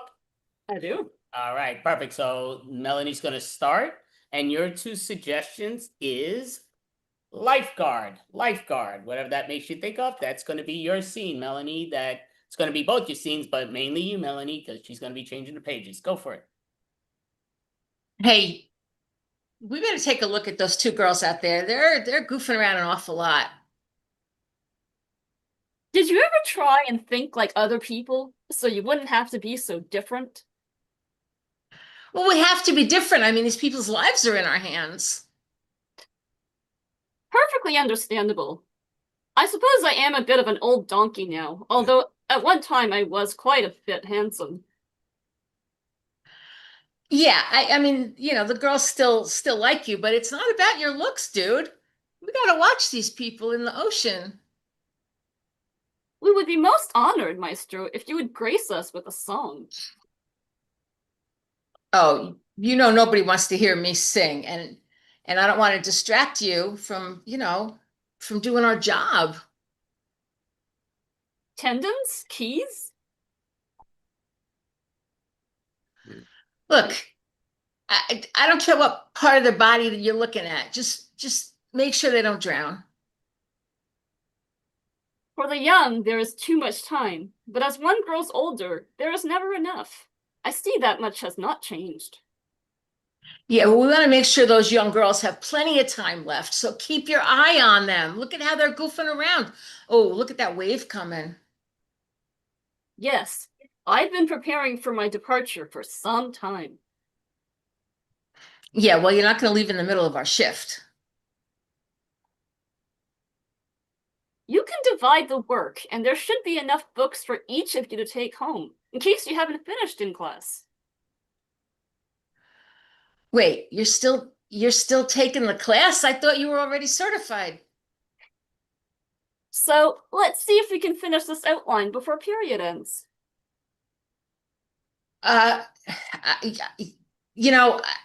This isn't supposed to be a class. You're supposed to be working with me. I'm not supposed to be training you. You're like 20 years older than me. Now that's pretty cool. The Viking whispered as he pointed to a picture of a battle. You know what? You got to pay attention. I mean, not only those girls, but now look at that boy over there. He's swimming pretty far out. I love horses. Yeah, they ride the horses in the morning. Now we got to worry about the swimmers right now. I did, but it took a long time. After about a year, he looked great, but by then I was so used to calling him String Bean. Ugh, we got to talk about your boyfriend again? Oh, please. And we'll call scene. All right, we'll give a hand there. We'll put that to the side. All righty. So you have your book, Leah? Perfect. So both your suggestions are the same, even though it's mainly Christine where it takes it. So super is whatever you make it think of in your scene, but super is your suggestion. And Christine, you will begin in just with words. But yep. This is fantastic. This is gonna be the most super duper bestest party ever. I hope your wishes are granted. Oh, me too. Oh, I've been wanting a new bike. I do not give you permission to move. Well, I mean, if I have a bike, what are you gonna do? Give me like a stationary bike? That's boring. My temper is murderous. Okay, fine. I'll ride the stationary bike. Jeez.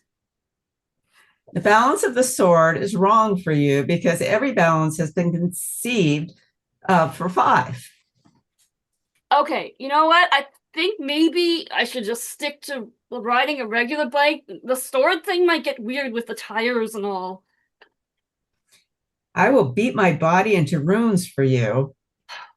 Dude, you're my best friend ever, but I feel like you don't have to go that far. I insist on leaving something on account. Cool, then leave a present. It is not necessary. I may fail. Well, dude, no, I mean, I don't want to be rude here, but it kind of is necessary. Like, this is my super duper bestest birthday party ever. You're supposed to bring a present, dude. I dedicate your death to my father. Whoa, dude, birthday party here. It's not a funeral. I was beaten. I failed him. Okay, look, I understand. Like, I'm sorry that Bully has been beating you up in the school ground. I'm really sorry, but like, can you please come back to my party? Like, I don't want you to be. I'll be there for you next time, I swear. Frankly, and I hope you won't be insulted, no. What? Yeah, I'm insulted, dude. Like, we've been together since freaking kindergarten. Why would you do this to me? You carry baggage of much value. Okay, I know it's baggage. I'll have plenty to go to therapy for someday, I get it, but dude, like, I don't think it's worth anything. You are better than I am. Well, that I know. I mean, that's why we're having the super duper bestest party ever. I know something you don't know. Dude, I'm like an A student. I don't think so. I'm not left-handed. Cool, neither am I. High five! That's a good boy. I know. I've been practicing my high fives. I'm so good at it now. Come on, do it again. And we'll call scene. We'll give a hand there and put that to the side. So I'm going to move you over there and doing that. So I don't have my book, but I do have my phone. So we're going to mess with my phone. So let me hit this with the timer on that, which is all great. So our suggestion is clown, whatever that clown thing makes you think of, but you're starting it with clown. I'm so glad you brought me to the circus. I mean, it's my birthday and everything, and this is so exciting. Near leprechaun who uncontrollably time travels themselves, and everyone knows it. They have leprechauns in the circus? I thought it was just going to see elephants and clowns and I don't know, trapeze people, but they have leprechauns. Oh, wow, I'm really excited. That's a lot of meatballs. Well, yeah, I understand they have to feed the clowns like lots and lots of meatballs because, they have to stay round and fat. That's how they get the red noses. I read that. What a lovely fellow you are. Well, you always know how to say the nicest things to me. And it is, our anniversary and everything. But, I'm not a fellow. I am a woman. Get rid of it now. Oh, you saw that I brought the bottle. I just need a drink every now and again. Well, nobody's perfect. That's what I love about you. I absolutely love about you. You don't expect me to be perfect, and you take me to the circus. I saw it around here somewhere.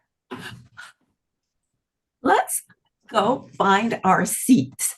I'm sure, like you said, they're around here somewhere. I mean, nearby. You said you got the best seats.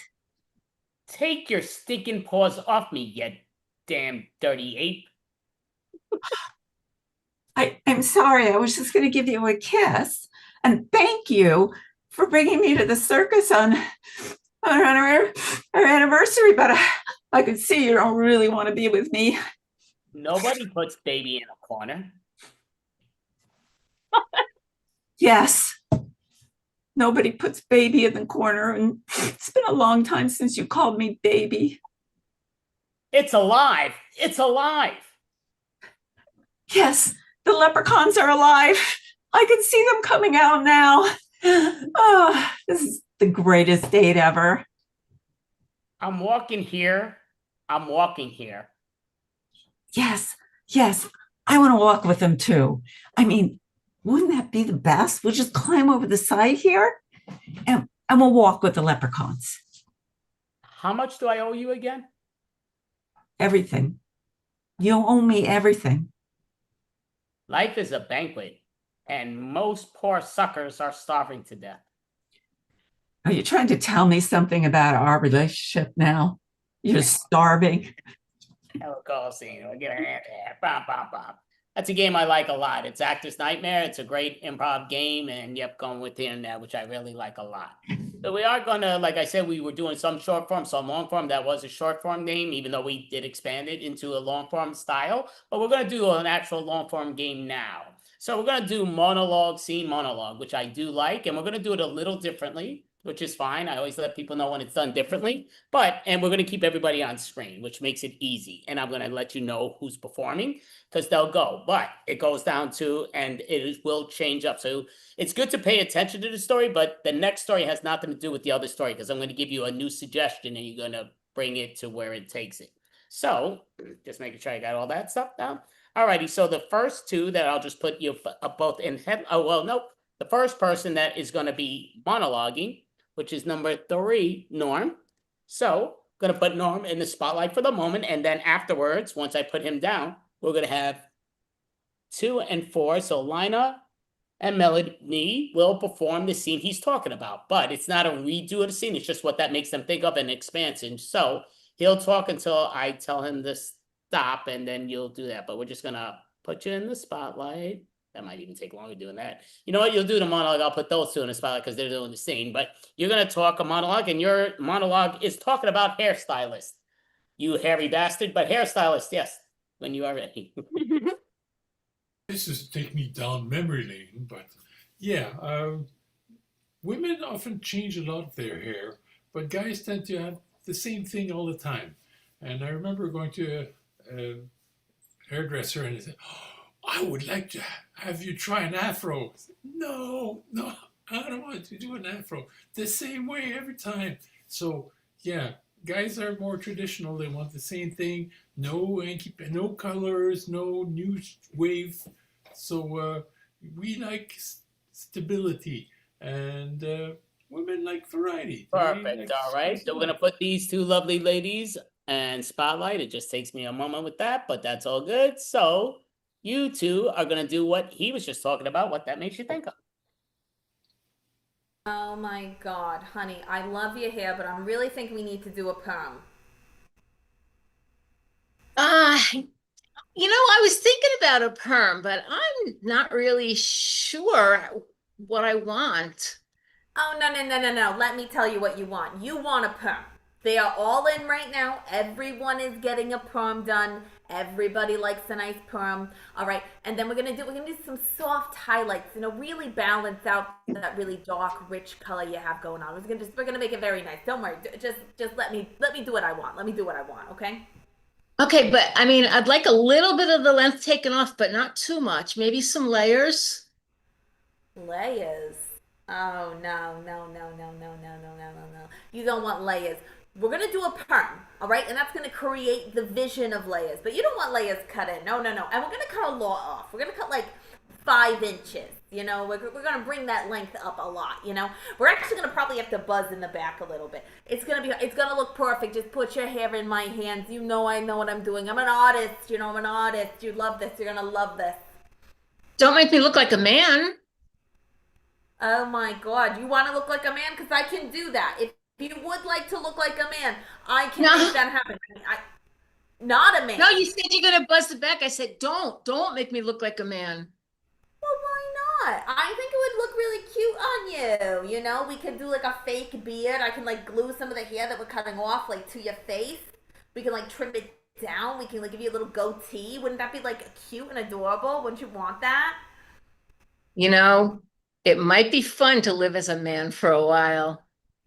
See, that's what I'm saying. Think creatively. Don't box yourself in, honey. Just let me do what I want. I'm an artist. I know what I'm doing. How do you feel about bunnies? I have to think about that. Do like ears, some little ears going up over your head, like on your head. Just like, And we'll call Sam. We'll give a hand on that. We'll take these 2 lovely ladies out of the spotlight, and we are going to now. This thing's freezing up. That means I probably need batteries. But number 6, who is Leah? So she's gonna talk about whatever choreograph makes her think of a choreograph. So she'll talk. And then after she talks, the 2 that are going to redo the scene is 5 and 1. So it'll be Christine. Nope. Oh, yeah. 5 and 1. Oh, me. Thinking, yep. Well, okay. So Christine and me. But, yep, whatever Leah says. And then we'll go to us. But, yep, go for it. I always love dancing. I mean, I wish that I was coordinated enough to be a dancer. But, I couldn't even make it through aerobics. I mean, I they say stick that foot out there and that leg. And I've always got if it's the right foot, I got the left foot out and the right hand and then I run into people. So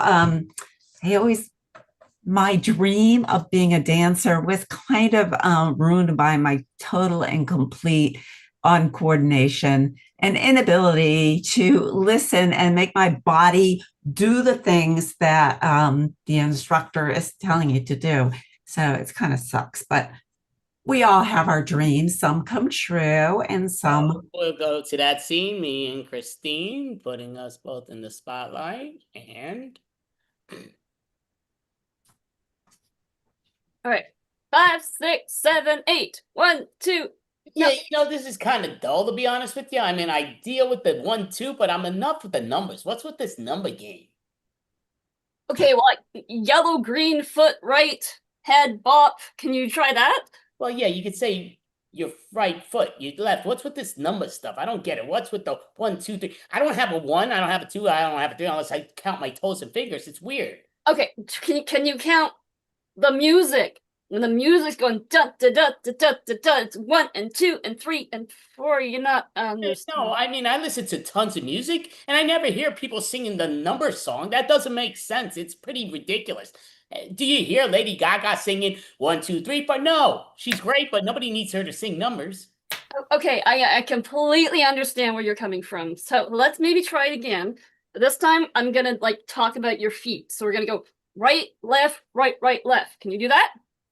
Well, I know my left and I know my rights. And why do you want to talk about my feet? I mean, if you're trying to say I have weird feet, you could say that. But Why are you trying to call my feet nasty? That's weird. You need to move your feet. Come on, we got to do this. We got an hour before we got to be up on stage. So Yeah, I mean, I'm very interested, but I'm just kind of wondering. I can't move my feet. They can only stay with the rest of my body. They got to stay to my ankle. That stays to my shin. That stays to my knee. But again, that's not a 1, 2, 3, 4. That's ridiculous. okay, but you got to move your feet with your ankles, with your legs, with your head. You know, it's Right. all connected. Right. I understand that part, and I understand, yeah, you're that great dance teacher, but I'm just not understanding where you're doing this number stuff. The numbers aren't adding to me. Again, no songs come out with numbers, at least most, not hits. Okay, the numbers aren't in the words. The numbers are in your head. You have to hear them in your head. So if they're singing Papa Don't Preach, I gotta think 1, 2, 3. That's weird. That doesn't make any sense. That's exactly what makes sense. Oh, you're gonna love it. Come on, you just gotta like think it through. Just go 1, 2, 3, 1, 2, 3, 1, 2, 3. You hear it, right? Come on, tell me you hear it. Yeah, well, I hear it because you keep repeating it and you're beating it in my skull. But I'm just kind of wondering, yeah, like I want to dance because I know how to dance, but you're that great choreographer, so I'm expecting you to expand on it. But now you're telling me to learn 1, 2, 3. I learned that in kindergarten. Why am I doing the number nonsense?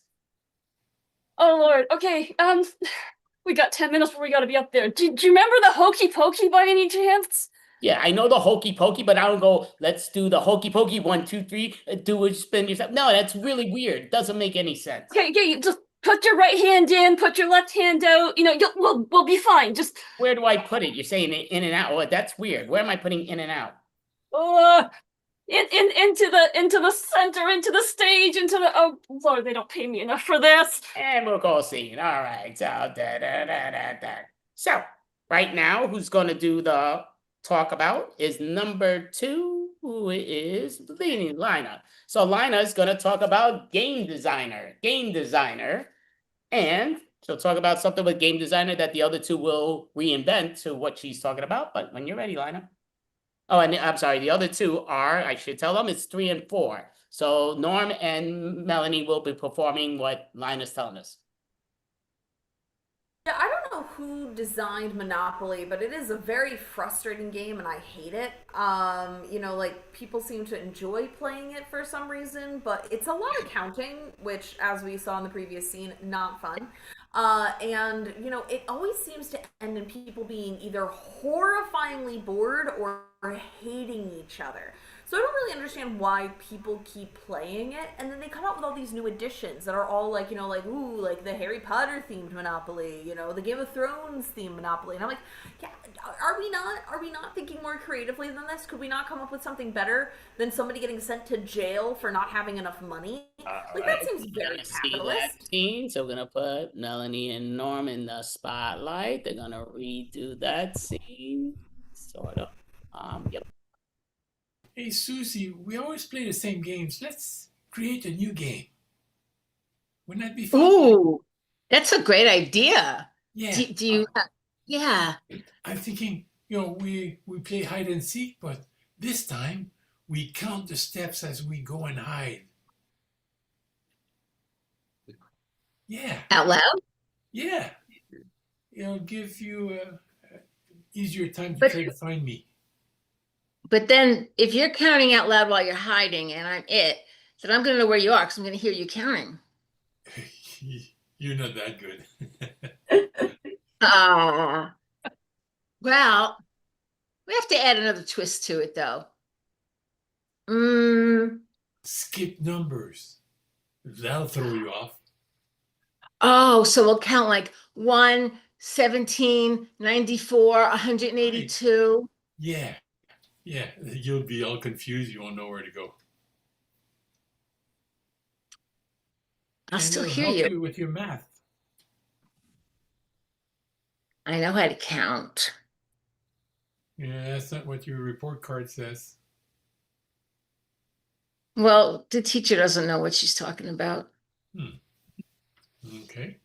Well, maybe we can. Why don't we make, listen, why don't we make a hide and seek board game? That way you can sit at the table. You don't have to go anywhere. Board game? You mean stay inside? Yeah. We can have little tiny us's and we can have a game board that looks like a house, like 3D game board. It looks like a house. And we could go under the bed or we could go in the closet. Our little people that thinks of us. And no counting? Well, yeah, you can count if you want to. Oh, good. Because otherwise We can add counting. Yeah. 'Cause otherwise I'll just I know. Maybe we'll have squares on the board, like tiles on a floor, and you have to count. Like, oh, I got it. You roll the dice. You roll the dice, and like, let's say you roll a 7, then you can only go 7 squares. So you have to figure out where you can hide going only 7 squares. Yeah, I like that. Yeah. And if we're missing squares because we have to count a big number, we'll draw them on the floor. Yeah. Yeah. Yeah, that's a good idea. We'll just get like a piece of cardboard and we can call it a patio and draw squares there. Okay. And then we can have a back deck and draw squares there. All right. Christine, all right, great job. Give a hand on that. And we're gonna do this. I did the number thing somewhat wrong somehow, but that's what I do best. Not sure how the hell I did that wrong, and it's but too many. But we're gonna have number 5, which is Christine. She's gonna do and talk about it, and then the 2 that are gonna perform, I believe, who here again. So this will be my second thing. I believe I got this right, but I could be wrong. Number 6, you've performed once both monologue and scene, correct? You haven't done both? I did a monologue. No scene. Oh, so you're okay. No. We'll put that. No problem, no foul. But yep, I hit this. Not sure how I did that wrong, but okay. So, oh no, this is right. It's the other one that's wrong. I don't know what the hell I'm doing, but okay. So, yep, Christine's going to tell us. I believe this is right. So, you're going to talk about the weather report. And me and Leah are going to end up performing in that scene what you're talking about.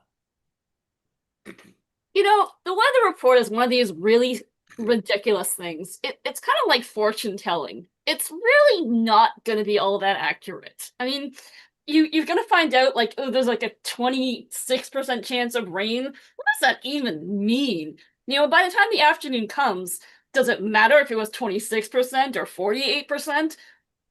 All you really care about is, like, did I get wet or did I not get wet? And let's be honest, you know, is it spring? Probably it could rain. Is it winter? Maybe there'll be snow. You know, I feel like these weather reports tend to be so stinking vague, and half the time they don't come true anyway. You may as well just come with a backpack full of. So we're gonna go to that scene. Me and Leah, we're putting the spotlight. So, all right. Well, I'm ready. If you're ready, we're going to go on this hike. Blue sky. It's beautiful out, and it's such a warm day. Yeah, it's beautiful. It's warm, but they were predicting that it's going to be freezing and so cold. And again, it's the weather people. They kind of know what's going on, so I would expect the worst any moment now. Oh, you're thinking like we're going to get a snowstorm or something, even though the sun's shining and it's warm. It's fine. You know what? I'm not even going to bring water. I'm not going to bring any energy bars. I just know this hike is going to be a piece of cake. Yeah, it almost seems like you're trying to bump me off. I mean, again, I know we're siblings, but it seems like you're trying to bump me off. They telling me not to bring water, and their weather's being predicted otherwise. It sounds like you're trying to bump me off and get our family's money. Oh, you've always been just a little bit suspicious. I mean, that time I tried to drown you in the tub, that was nothing. I was a little kid. I didn't know what I was doing. Oh, and that time I threw a dart and it missed your head. I was not trying to hit you. I told you that. Yeah, I know you told me that, but you still seem to aim very close. I'm glad you're not a good aimer, because otherwise I don't think I'm here now. But we're talking about now. Again, we're adults, and we have the will that's going on, and I thought we were cool, but you seem to be kind of trying to get me done here. Well, we can bring this little bottle of water if you are suspicious that I'm going to leave you out there because I'm the better hiker and more athletic. And maybe you'll end up in a cave or something, alone in a cold, and it'll be 20 degrees. And Yeah, I mean, yeah, I know you're in much better shape and everything, but I don't want you to leave me here. You seem to be like, well, if you can't make it, here's a little. That doesn't seem so ambitious. It doesn't seem like you're on my same team. We're a family. We're supposed to be on the same page. well, I'd have a lot of debt, Andy, a lot of debt.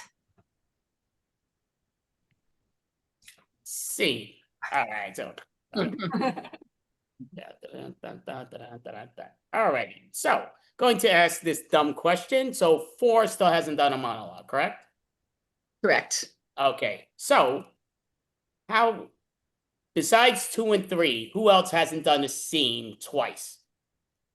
I have not done this. Okay, so, well, no, Melody, yeah, you've done scene twice, but you're about to do a monologue now. But, so who are the other 2? Norm and, Leah? I did a scene in the monologue. You've done 1 of each. You haven't done 2 scenes yet. But Leah, you did both 2 scenes, just 1 scene.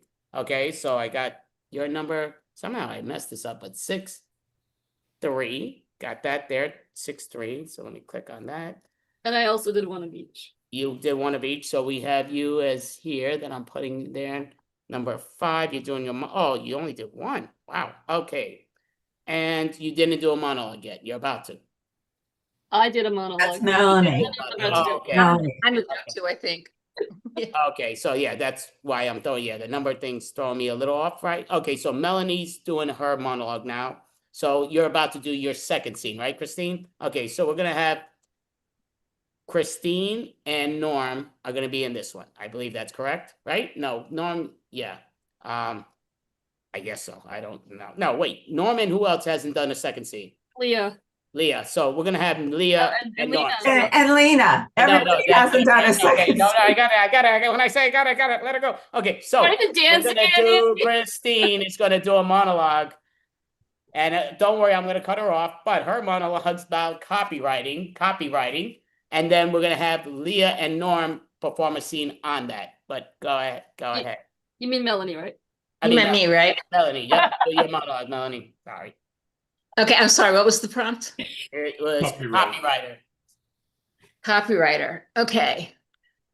I think, when I'm a photographer and people recommend copywriting photos, but it's still, people can still steal them anyway. I mean, the electronics, the software is so sophisticated now that somebody can steal a photo. If you have a watermark on it, they can take it off.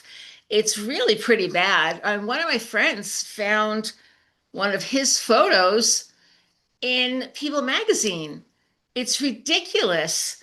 He didn't sell it to them. He didn't even, all he did was share it on Facebook or Instagram something so that his friends could see it. So perfect. So we're gonna put Christine and Norm in the spotlight, right? You two haven't only done 1 each.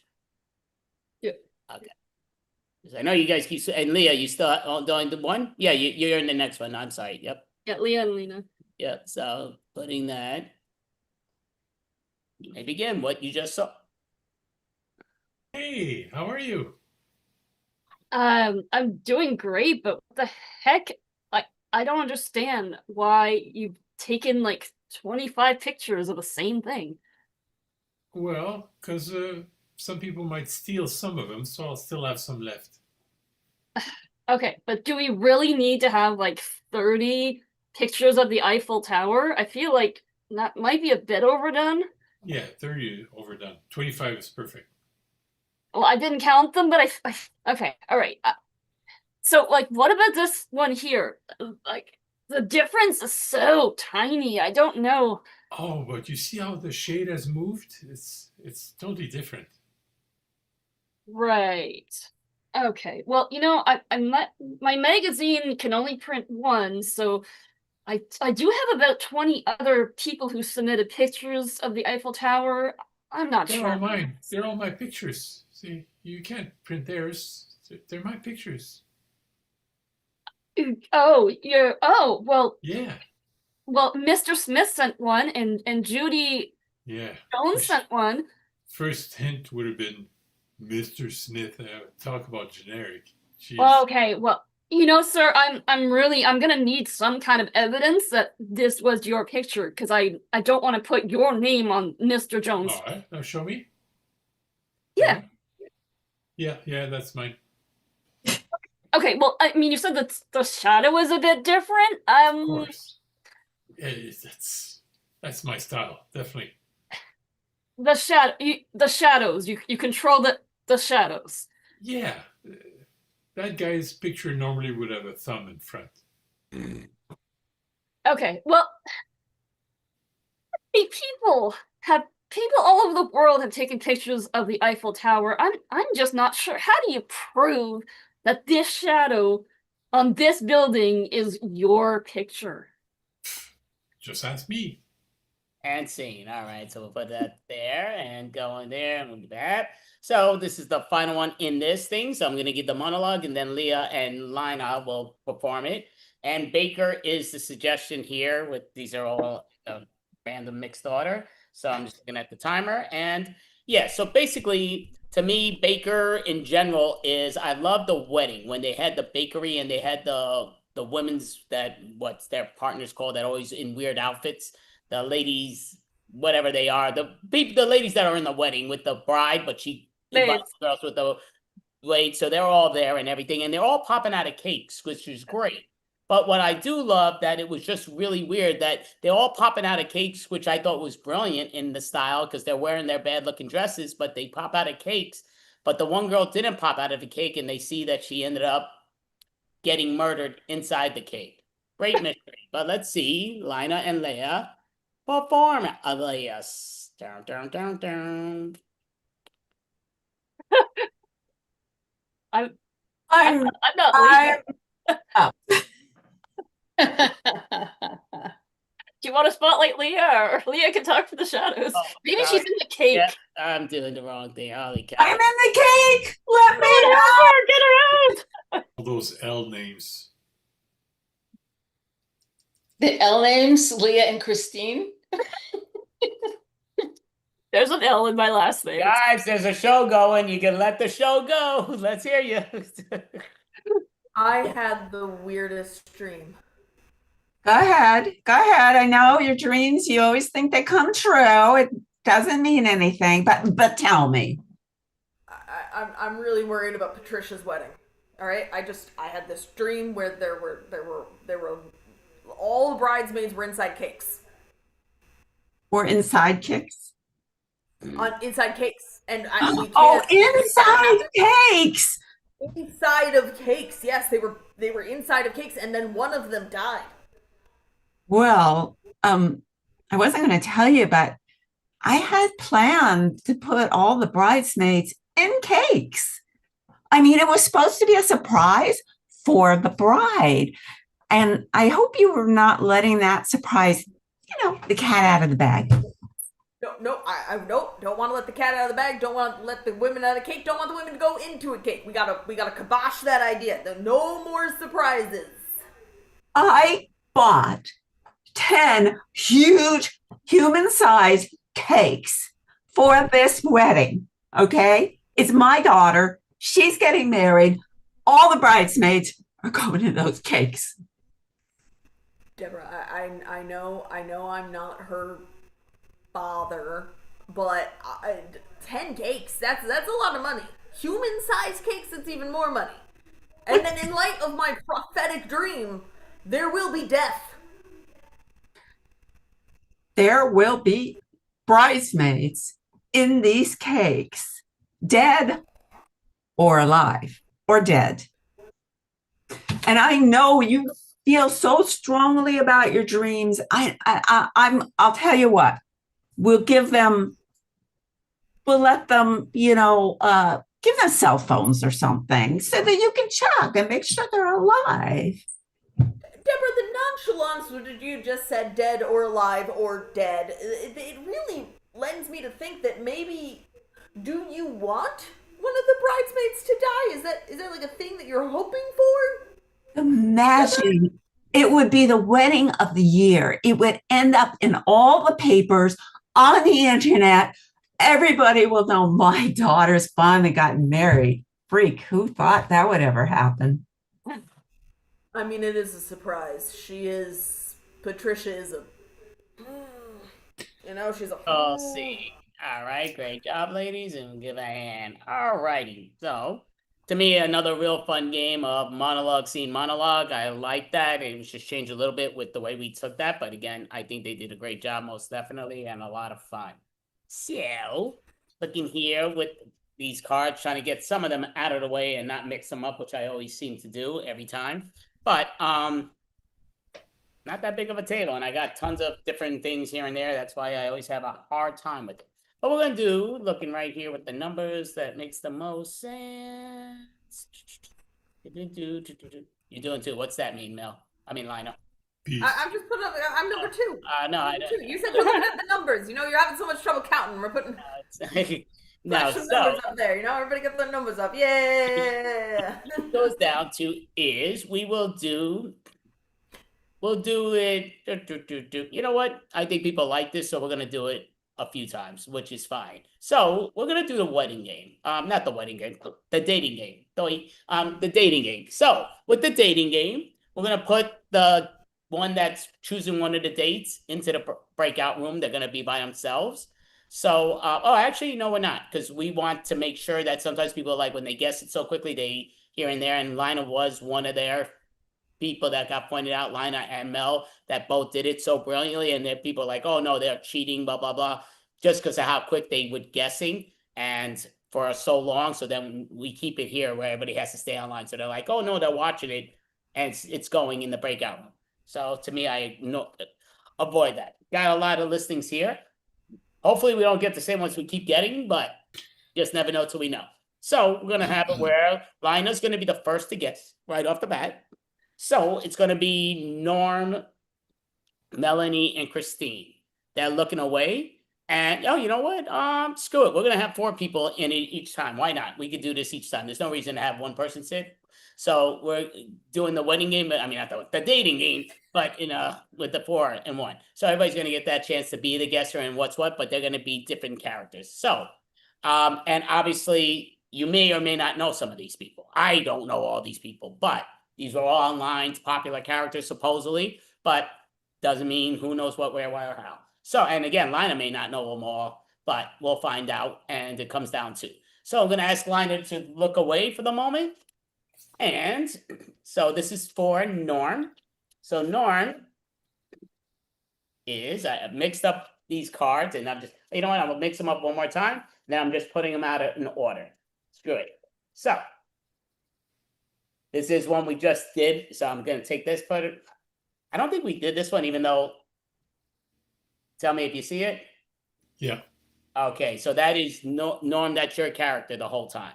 So second character, which is Melanie, this is, I know who this is. I don't know if you know who this is, but again, I don't want to give any hints, but second one, I'll give hints also when I know who, what, where, to give people a help when they need it, but that's 2. The third one, which is Christine, she is. Oh.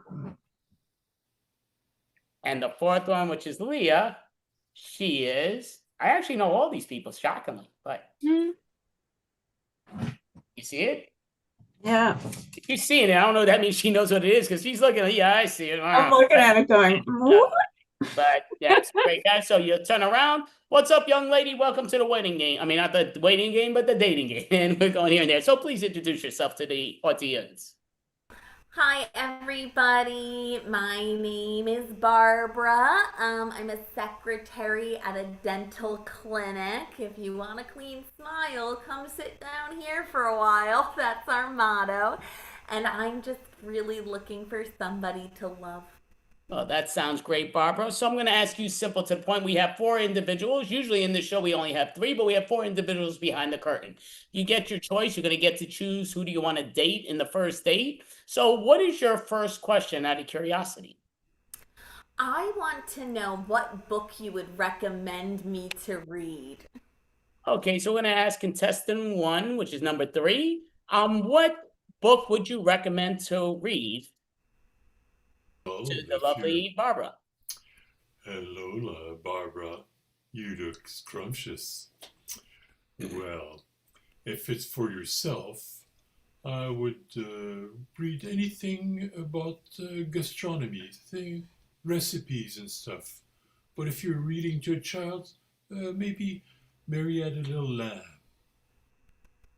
Yeah, there might be some silence that's needed behind that individual behind the curtain, but yeah, really seeming like a creeper, knowing what you look like is really weird. But gonna ask you, oh yeah, well, Barbara wants to know number 4, your character. I'm just keep calling you by the numbers at the moment. But what is yeah, well, I forgot the question now. What was the question again? I want to know what book they would recommend. Oh yeah, what book would you recommend, please? Well, I would say any book that deals with space or any superhero book. Interesting. So she might be talking about a comic book, and sometimes it might be Hanna-Barbera. That's what I believe. But yes, very fun individual that's behind the curtain. But number 5, what book would you recommend? I don't think it matters what book, as long as it's pink, like just really bright pink. Like preferably something maybe written by Mattel or one of those like great toy companies. Yeah. Okay, interesting. And again, sometimes some people are into people and some people are not into such people, but that's near here near there are Chucky situations. But yeah, don't know. But number 6, same question. What book would you recommend?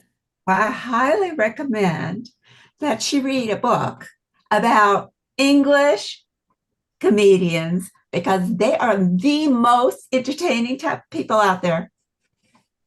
Oh, okay, yeah, I don't personally agree, but okay, I understand what you're saying. But yeah, she's so creative. I shouldn't even tell you who they what are, but yeah, she is so creative and great. But what is your next question, Barbara? Well, I always like to know what would be your dream vacation that you would invite me on. All right, so if Barbara was to choose you to take her on vacation and choose you on the date, number 4, where would you take Barbara? I'd like to find some nice tropical planet and get a big suite so I can bring my sidekicks and my monkey along and we could have the greatest time. Okay, very interesting. Sometimes, again, people have different styles and different ways that they say it. And again, we're not always human, even though we may be cartoonish or whatever, but that's always a tune type of atmosphere, tune answer. But I'm going to ask you number 5, same question. If she was to choose you, Barbara, where are you taking Barbara on a vacation? Well, I definitely want you to come hang out in my dream house. It's a little bit on the strange side. There's markers on the side of it. It's a little, yeah, it's grimy and stickers and I like it. Okay, very interesting. I'm kind of, yeah, I mean, I know, yeah, Toy Story has some interesting parts, but I know close parts of you were there, but not you actually, which is sad, but yeah, very true. But going back to you, number 6, what would you take if Barbara chose you on a vacation? Where would you take her? I would definitely take her to Hollywood so we could see movies, we can see improv shows, we can get to know, people I'm friendly with. Oh, interesting. And you wouldn't curb your enthusiasm, which I'd love to hear. But yeah, that's interesting. And going to ask you, number 3, same question. If Barbara was to choose you, where would you bring her on vacation? Well, again, Barbara, it's all about the food we'd enjoy together. Somewhere maybe like Italy.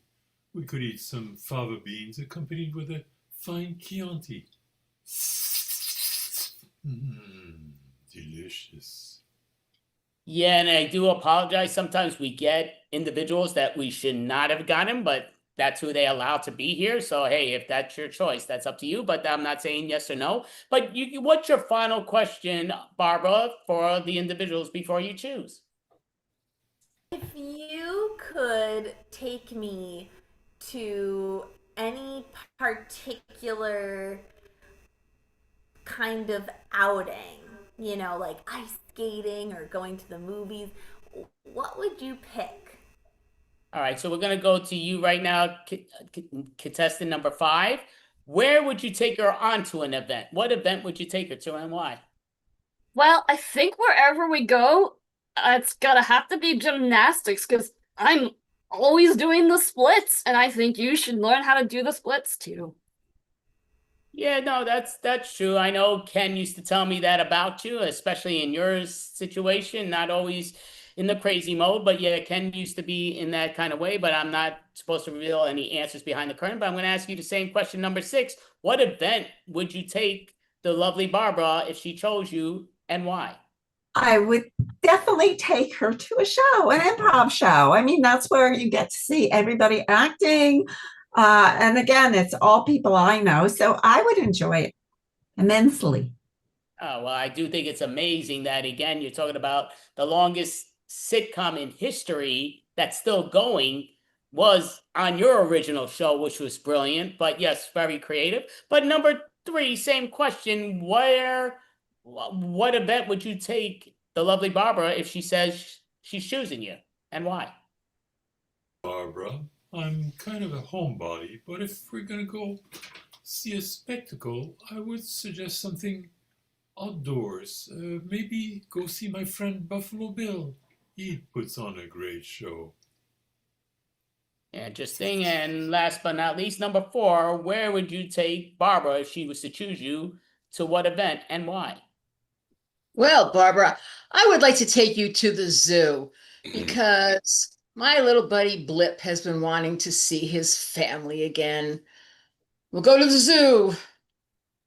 Interesting. And again, many people that have done talk show hosts, and there's not many tunes that have been talk show hosts, which this is one that was a great individual. Not trying to reveal the character to you at all, but this great individual used to host regular people, being that still tuned individual, which was spectacular. But anyway, Barbara, between contestant 1, 2, 3, and 4, which is obviously number 3 is number 1, number 4, but who are you choosing in number wise to be your first date and only date in these individuals? I'm choosing contestant number 3, also maybe known as contestant number 5. Oh, okay, number 5. Okay, so number 5 is chosen. So before we reveal who you chose, we're just kind of wondering, do you know who you turned down in contestant number 3, which is contestant number 1? Yeah, I'm pretty sure that's Hannibal Lecter. Okay, so I guess Eating you, meeting you. Yeah, I guess we won't bring him out to say anything to you. No needed. But who do you think you turned down in contestant number 4, which is, number 4, which is contestant number 2? Marvin the Martian. No, I don't think you're anywhere close, but you kind of, some people will say it's spooky because it's kind of in the name, a spooky boo, but it's also kind of galaxy style. But what do you think if you got one more clue, one more hint? Ghostface. No, well, you turned down Space Ghost. Yes, again, I remember him. I loved him as a kid, but he also had a talk show where he would interview real people, which was great.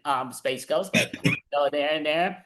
And that was probably like 10, 12 years ago. You did interviews with people, which is awesome. And now you did choose number 3, but number 5. So we're skipping. Who do you think you turned down in contestant number 6, which is really number 4? Oh, well, I'm pretty sure that's Larry David. No, again, she's a pretty beautiful woman, and she's been in the longest series of all time. Don't! And again, you got to realize it was great, but you still may not know. But again, it's the longest series that's still on today's world. Oh, and Marge Simpson? No, it's Tracy Ullman. But Tracy Ullman show, that's where The Simpsons started, on the Tracy Ullman show in little clips, which was brilliant. But yep. back in the day. So who do you think you chose in contestant number 3, which is contestant number 1? Oh, that's weird, Barbie. Yes, all right, perfect. Number 5, yeah, but all right, so great job with that. Down, down, down, down. So moving these and don't want to mix them up, but got there and there. Looking at the timer.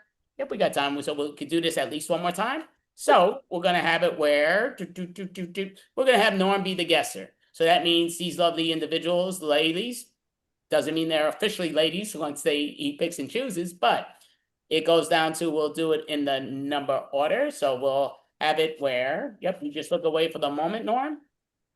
Hopefully, yeah, again, some of these characters, I knew every character, that's rare, but okay, so 2, do this in 3, and then we'll pull this over.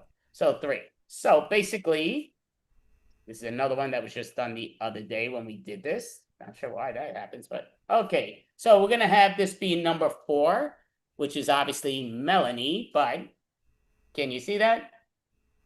Perfect. Got it. Okay, so that is your character at all times. Let me move that so I don't keep messing that up. Put that there. So this is for number 5. This is your character. So remember, you can't mention any parts of the character that's saying there, but great job. So this is number 6. Doing this, putting too much in my way. And this is Lina. That's just trying to, wow, too many of these things are the same things that we keep choosing over. Okay, interesting, but. Alrighty, so I'm gonna somehow you could look over so we all know what we are. Just don't know if I'm gonna mess this order up to try to help. But yes, okay, I know this is her. I know that's that. I think so. Okay, I think I sort of got this at the moment. That doesn't mean much, but okay. I definitely don't have it. There's 4. Oh yeah, there is. Okay, I got it. Okay, yeah, you can look, Norm.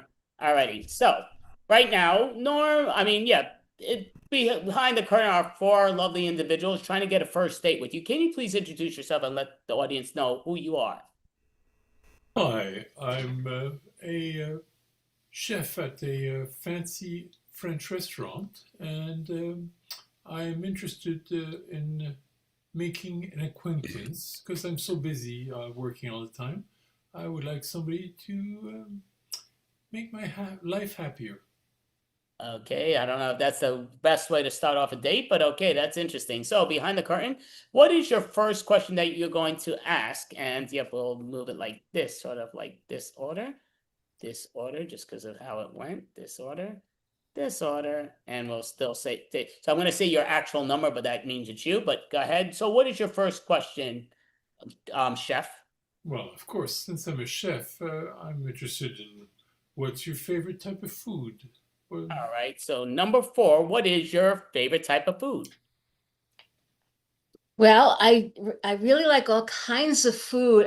When I was living with my aunt and uncle, my aunt made, the same thing all the time. But since I went to school, the chefs there are just, they're primarily elves, but some humans also. They make delicious food. I like it all. Okay, interesting. And we're going to go to contestant 2, which is number 5. Same thing. And remember, you can't mention any character name in it, but what is your favorite food and why? Well, my favorite food is gonna have to be canary. I really, really, really want to have some delicious yellow canary. Okay, interesting. And contestant number 3, which is number 6. What is your favorite food and why? I really love a pie in the face. That is my favorite food. A pie in the face. There's nothing like it. All right, and number 2, which is really number 4, which is number 2, which is really number 4. What is your favorite type of food and why? Thank you for supplying a translator. My favorite kind of food is blue milk. Alrighty. Okay, so, chef, what is your next question to the lovely individuals behind the curtain? Well, I work in a fine restaurant, so I'm interested in how you like to dress. Please describe how your favorite outfits is. Okay, so contestant number 2, which is number 5. What is your favorite outfit that you like to wear and why? Well, I don't really wear clothes, but I guess it would have to be if I had to go to something fancy, a tuxedo. It would definitely be a tuxedo because I'm all about the black and the white. Interesting. Okay, same question to you, number 3, which is really number 6. What do you outfit is your favorite outfit and why? Well, the well-dressed man is always going to have a suit, a bow tie, and a bowler hat. That is the kind of person that you want to go out with. Okay, and contestant number 4, which is really number 2. What is your favorite outfit to wear when wearing an outfit? I typically wear a large belt slung across me, with, of course, a gun in it. You always have to be ready for anything. All right, and contestant number 1, which is really number 4 here. What is your favorite outfit to wear and why? Well, I really don't have a choice. I always have to wear my school uniform with the Gryffindor tie. Okay, interesting. So, Chef, you got one more question to ask. What is your last and final question before you choose who's your date? I also like animals. What's your favorite animal? All right, so we're going to ask number 3, which is really number 6. So, number 3, which is really number 6, what is your favorite animal and why? I love dogs. I mean, I grew up with 2 brothers. They were always very difficult, but the dog was always my best friend.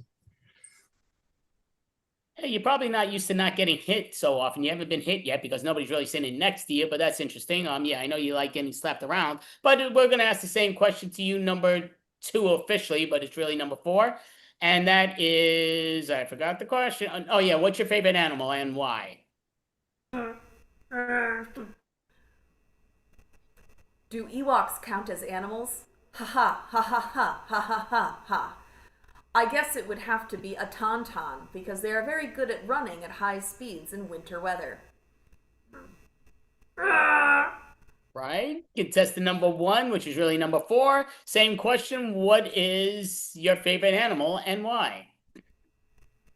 Well, when I first met a dragon, I was really afraid of it, but now I've come to really, really like dragons. Interesting. And number 2, which is really number 5. Remember, you can't mention any parts of you, but what is your favorite animal and why? Well, I'm a big fan of all the creatures that meow. We're so special. And I'm, also a fan of bunnies. And like, there's one that really bugs me, but I like him. And pigs are really nice too. My friend, he's a little bit on the fat side, kind of a bit quirky. Yeah, I like them. And also, I've got a great friend. I like ducks. Yeah, the really big daffy ones. I like those. Oh, I like those all. Okay, interesting. So before we choose, get you choose who you're picking, what number only do you want? Do you want contestant number 1, 2, 3, or 4? And 1 is 4, 2 is 5, 3 is 6, and number 4 is 2. But yes. I would like number 4, which is number 2. All right, so 4 or 2 is going to be chosen. So who do you think you turned down in contestant number 1, but really number 4? Who do you think you turned down in that? Sorry, Harry Potter. Not into guys. So. All right, interesting. So, who do you think you turned down in contestant number 2, which is number 5? Sorry, Sylvester. I have a bird and I don't want you to eat it. Okay, interesting. Who do you think you turned down in contestant number 3, which is really number 6? I believe that was Charlie Chaplin. Again, not into guys. Again, sometimes you don't have to be a Mo or a Larry, but we're going to give you one more guess. So who do you think it may be? It could be a Mo or Larry. So Curly? I was going to guess a yes, clown. of course. It's okay. So you turned down Curly. And who do you think you chose in contestant number 6, which I mean number 2, which is really number 4? I went for a Wookiee named Chewie because it speaks my language. Typical scene. All right, give a hint on that. Yeah, you gotta be good with that because otherwise it'll rip out the throat. And I think that's what's with Lina. I think she's like, yeah, I'm gonna, which is a great job for her changing the character around. Like, yep, I'll do it for a second, but no more because it's gonna rip my throat. But great job there. So we do have like here and there, you just never know. But so we're gonna do it again this game. To me, it's a real fun game. Why not? I think people like the different characters going here and there. So I will ask just because we won't have time to do everybody as in the guessing, but everybody's going to get to play the characters. Melanie, do you want to be the guesser? Your call. Sure. Okay, so you're going to look away for the moment. And this is going to be, let me move you guys in that number order. That's sort of, yep, that's her. I think that went right. Okay, that did do it. Okay, so this is going to be right now number 5, which is really number 1 and 3. Just look at it first, because see, again, there's so many of these, but this is your character. You see it? Okay, so that's number 1. So number 2, we're pulling out here, and this is number 6, which is really number 2. Perfect. This is number 3. I'm pulling that out there. Okay, number 3, which is number 2. For real? Oh, sorry, number 3, which is number 2. That's you. Yep, that's you. You're really number 2, but you're number 3 contestant, but you are number 2 on your thing, right?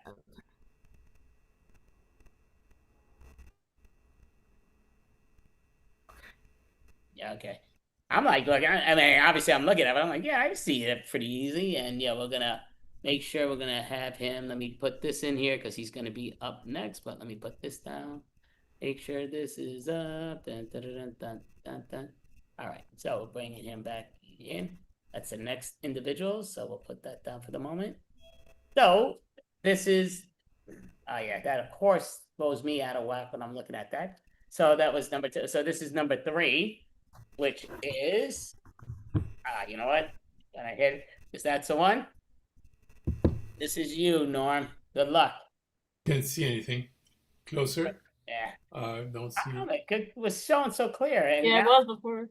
It was before, yeah. Yeah, it's really weird. What the hell? How come I haven't even changed anything yet? Yeah, just somebody. Oh no. Almost. I got the first word. Christine knows what it is. Yeah, I'm gonna private message you. I knew that was gonna be a. Oh, you see it? Yeah, I'll private. No, message. I saw only the first word.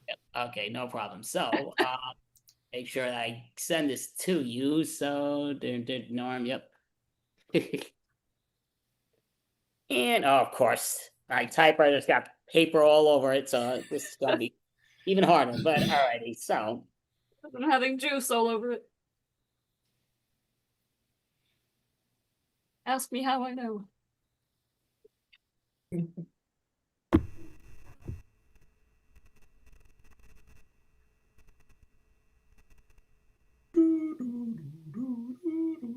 It's time for another dancing.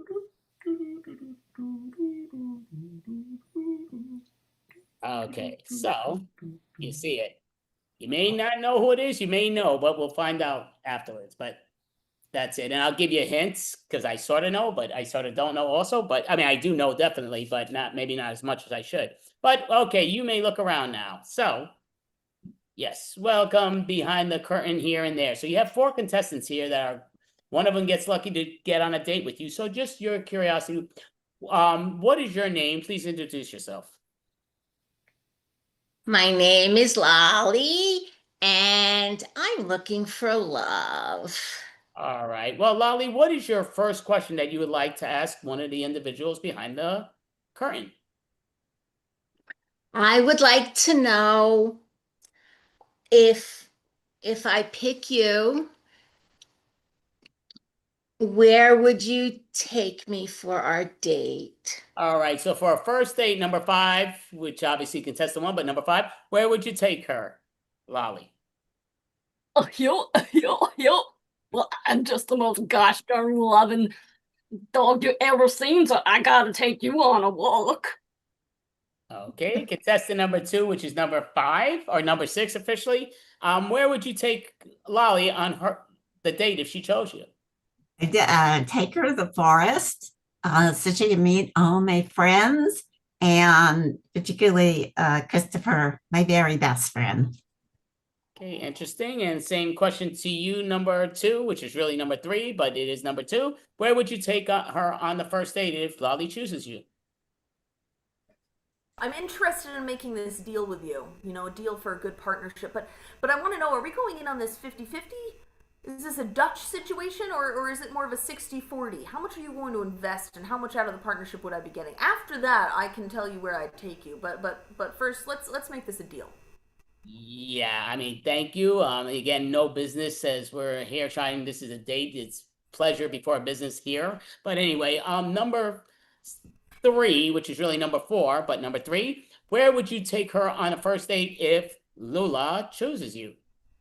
Well, anywhere we can seek fortune quickly.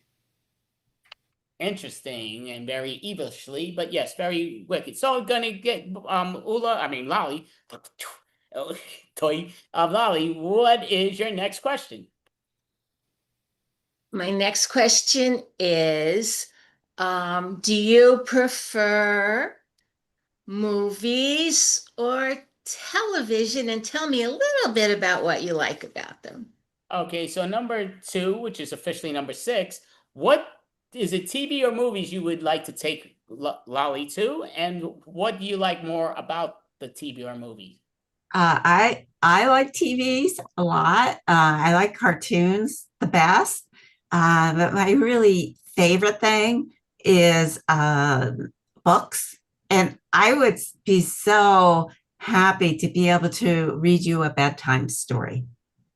Okay, interesting. Same question to you, number 2, which is officially number 3. But where would you take her to, a movie or TV, and why? It's an interesting question. I'm more of a TV person, mainly because I have more stock in TV. I produce the show that I'm on. So for me, I would probably encourage you to watch TV. I would want to find out if you wanted to be on TV, potentially with me, depending on how much a deal I could strike with you on getting that out of there. We could explore different ideas, things about like maybe you want to go swimming with sharks and we film that, any of those sort of things. But whatever we can do to kind of make this a profitable business opportunity, I'm in. We appreciate it. Again, try not to sell you a business here. This is a dating thing that we're trying to get you on, and we don't need you to advertise about ABC and all that great stuff that you're on. But we're going to go to number 3, which is really number 4, but number 3, where movies or TV and why? I prefer movies. They're so captivating. Kids are drawn to it. I can hypnotize them and get them to do whatever labor I need done. Yes. Okay, very interesting. And we're going to ask you contestant number 1, which is really number 3, or is that number 5? Did I really? Yeah, it's number 5. I'm sorry. So number 5, what is it? Where would she, TV or movies, and why? Oh, yo. Well, I think it doesn't really matter, gosh darn. As long as it's got cartoons. I'm all about the cartoons. Oh, yo. All right, so we got one last question to ask. So what is your final question, Lola?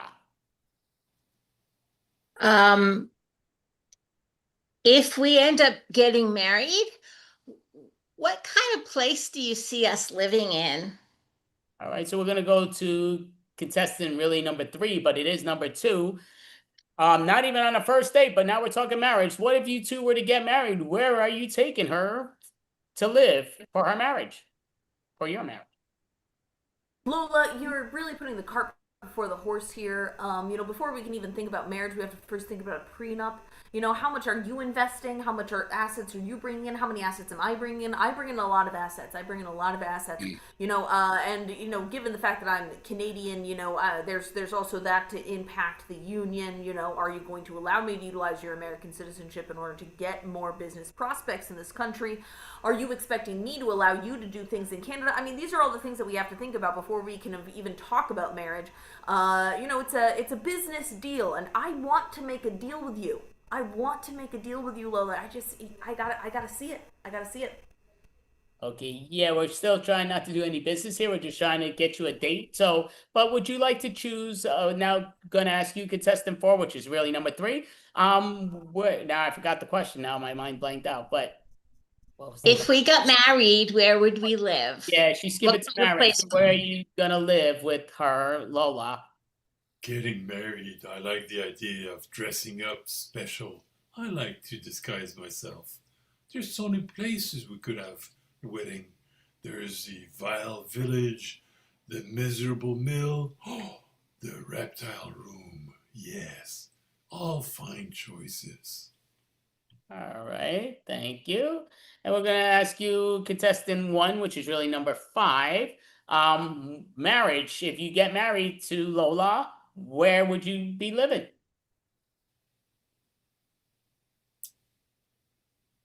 Number 5, really number 5. Well, I'm so sorry. I'm having second thoughts about being here because my wife, no, I'm not sure she'd want me to get married, but maybe we could come and you can live with me in Spoonersville near Mickey. And then we'll talk about marriage. And really contestant number 2, but number 6, where would you, if you two got married, where would you be living and why? We'd be living in the 100-acre wood with all my friends. As I said, I want to introduce you to them, and with my very, very, very best friend, Christopher Robin. Okay, very interesting. So Lola, who do you choose? Just in contestant 1, 2, 3, or 4, and obviously number 5 is number 1, number 6 is 2. But which one are you choosing? Which just number? You can tell us even their real number if you want. Make it easy. Number 2, which is really number 6. Oh, okay. So number 2, which is really number 6. Okay. So number 2, which is really number 6. So perfect. So who do you think you turned down in contestant number 1, which is really number 3? Goofy.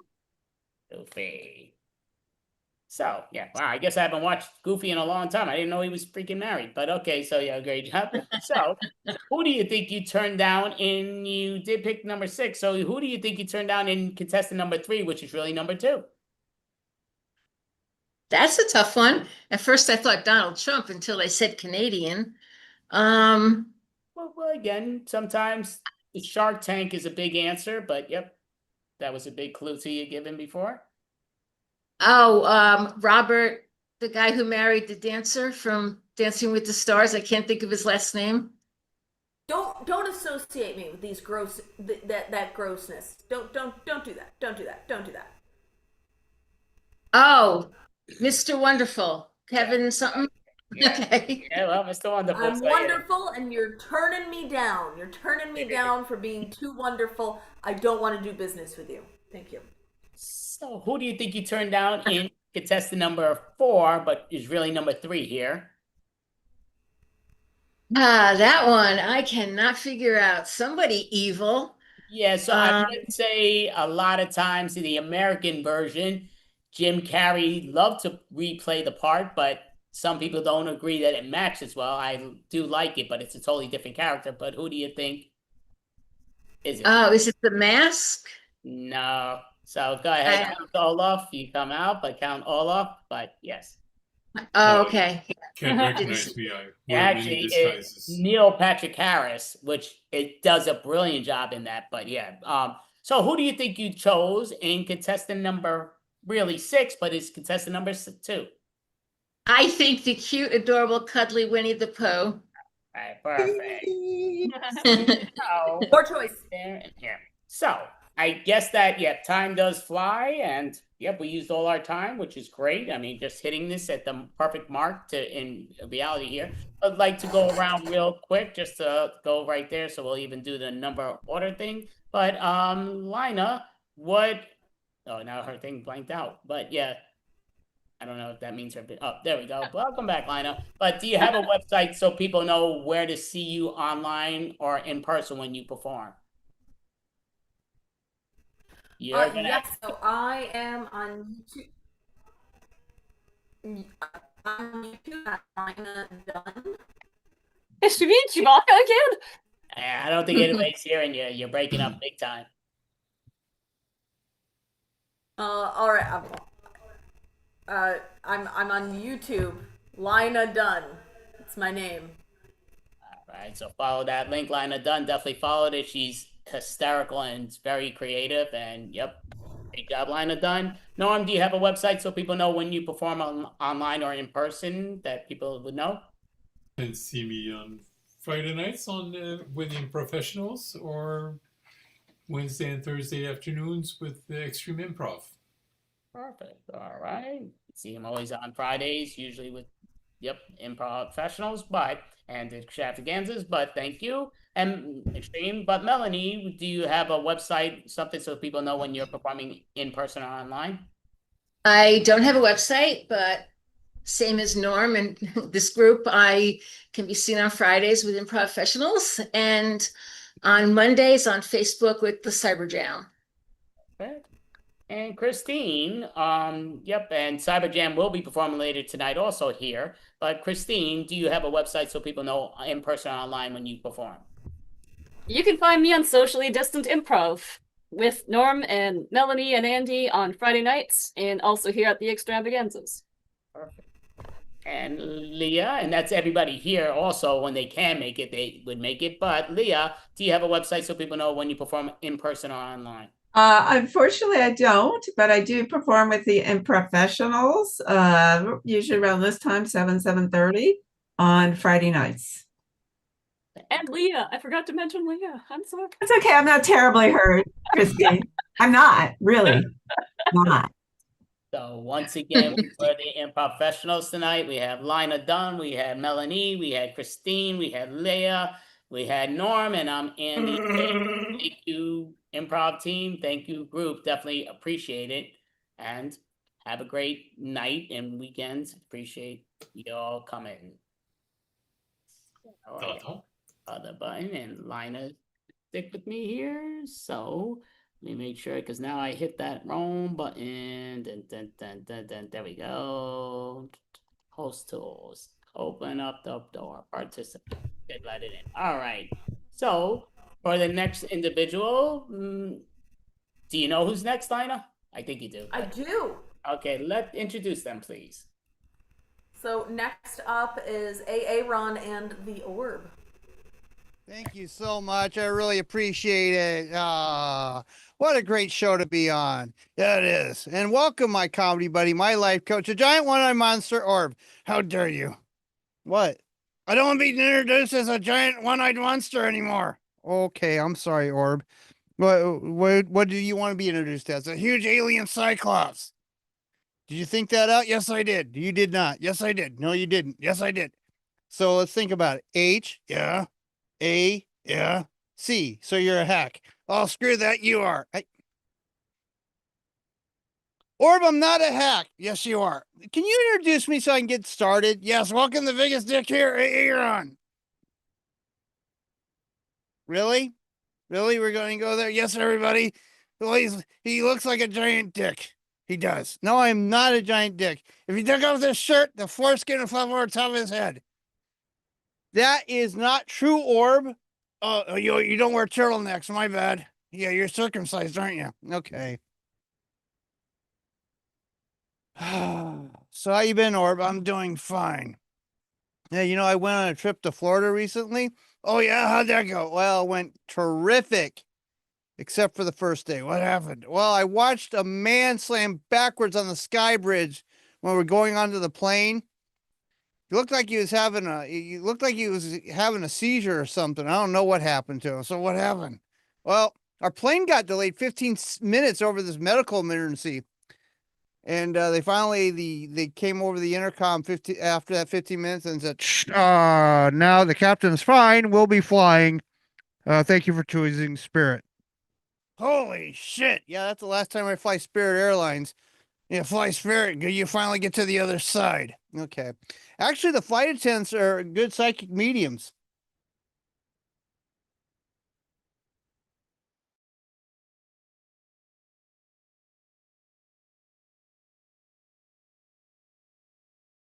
Of the tram for the rental cars.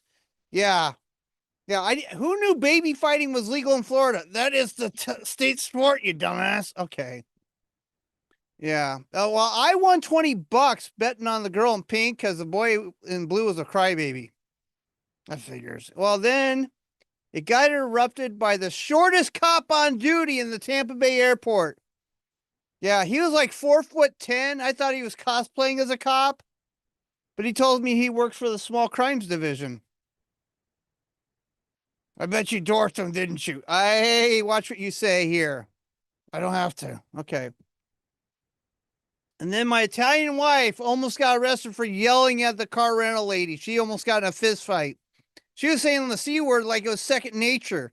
I said, honey, we came here to relax, not to start your MMA career. Oh, she was just trying to simulate with the Floridians. Okay. Then we got to the hotel. It was great. It was fine until about 4 a.m. And then I heard, bang. Oh, could you warn a guy when you do that? And then 30 seconds later, bang. Could you stop doing that? And then a minute later, bang. Okay, that's it. I'm done. Well, it wasn't like someone was getting freaky banging unless they were hung like a Clydesdale. I called to complain, and the front desk guy said, sir, this is a Motel 6, not Holiday Inn Express. You are chief, aren't you? Yes, I am. Yes, I am. And then we decided to go swimming in the hotel swimming pool orb. It was great. Oh, really? How was it? Well, I did some laps, and that was a mistake. What happened? Well, I got done with lap 12, and I felt my eyes burn, which is normal for pools, except they use so many chemicals in this pool. I had 2 chlorine pucks for eyes. Yeah, I thought I cleared my eyes of the chlorine, but the next day I blinked wrong while driving. How do you blink wrong? What kind of freak are you? Well, I have long lashes. Do you got Mary Kay on or something? No. I don't wear that stuff. Have you guys ever driven around looking like Popeye? You must have looked like you were having a stroke. Yeah, I kind of did. Or I heard a complaint the other day about you. Oh God, what was it? Why aren't you smiling more? Seriously, I'm smiling right now. That looks like you're more angry than smiling, you know? Oh, I am angry. I hate everyone except you, and everybody on YouTube, but I hate you. Okay. You know, if you smiled, you'd have a better outlook. You know, if you smile, you makes you look older. Really? I don't think I look older smiling. You look like someone Richie out of the comic pages. You're like Charlie Brown. Okay. Looks like you went from oh good grief to what the fuck? You know, I can see the Charlie Brown, appearance. I do own a beagle too. Are you freaking dense? No, I don't dance. I have 2 left feet. You can't hear. I have ringing in my ears. I have it too, just listening to talk to you. You know, if you smile anymore, you'll be put out as a Halloween decoration. Okay. My life coach Orb, everybody. God, I didn't miss a month without you. Oh, I did too. Okay. You know, I've been told I'm a pre-ejaculator. That happens to some people all the time. You didn't let me finish. I think you just did. What? Oh, someone get him a towel. I don't have that problem. Sure you don't. That's what people with pre-ejaculation say all the time. If you let me finish, I was going to say I'm pre-diabetic. In my opinion, you always come too quick to a conclusion. I think you have premature emasculation. Oh gosh. Okay. That's enough, Orb. That's enough. I don't appreciate this at all. You know, I had some terrible news the other day. Oh, I'm sorry. I didn't mean to hurt your feelings. Yeah, my mother passed away recently. Oh, I'm sorry about that. Well, thank you, thank you, Orb. You must have been her first. Well, how'd you know I was her first born? Yes, I was. Yes, I was. Thank you. How'd you guess it? No, I meant her first mistake. Okay. I seen his baby pictures. His crib was a trash can. Okay. Is that enough? Jeez. Anyways, my mom and dad got in a fight a week before she died. And she said she was done here on planet Earth and she was going to go up to heaven because there's work to be done up in heaven. Hold on a second. You're telling me you got to punch in at the pearly gates? I guess so. I don't understand. Who knew there was going to be work in heaven? I can't imagine working in the next phase. My heaven consists of beaches made of sand that doesn't get in your crack. There's plenty of weed and liquor. And I get to have sex with my wife all the time I want. Well, that sounds great. Yeah, it is. I told my wife that. She says it's great for number 1 and 2, but number 3 is not gonna happen.com. I agree. So what's your heaven like, Orb? Oh, exactly like yours, except number 3, I get to do a lot. Really? Yeah, your wife literally loves me. Okay. I'm Evil Knievel Stunt Penis. What do you figure? I'm gonna jump all the one-night stands up there. Okay, that's enough. By the way, if there's work in heaven, I'm going straight to hell. I'm not doing that. Yeah. And I mean, what kind of jobs are up in heaven? What, gatekeeper, wing adjuster, soul repair? Wait, I didn't know angels wore sneakers. What? Okay. And then adding insult to injury, day after she died, I got something in the mail. What'd you get? Well, I was about to tell you, the gift membership to Dildo the Month Club I got for you. What? No, never mind. What was it? I got a postcard from a company called A Place for Mom. That's a little late, aren't they? Just a tad? So where's your mom staying now? Well, she's been cremated. She's in an urn on a shelf in a house that she's never lived in. What the hell's going on? Well, see, my dad's a perfectionist. I mean, he can't be off a millimeter with his work. And Mom used to describe Dad, nicknamed him millimeters. That figures, that fits with you too. Okay, that's enough. So when did he start this house? Recently? Yeah, recently is 1991. Is he using oxen and wooden tools to build this? No, but his Amish neighbors are completely going insane right now. They have tried 6 times to break in to finish the house. So now your mom's gathering dust as dust? Yeah. And I can see my mom freaking out right now, haunting my dad, going, "Dust me, Gary, dust me."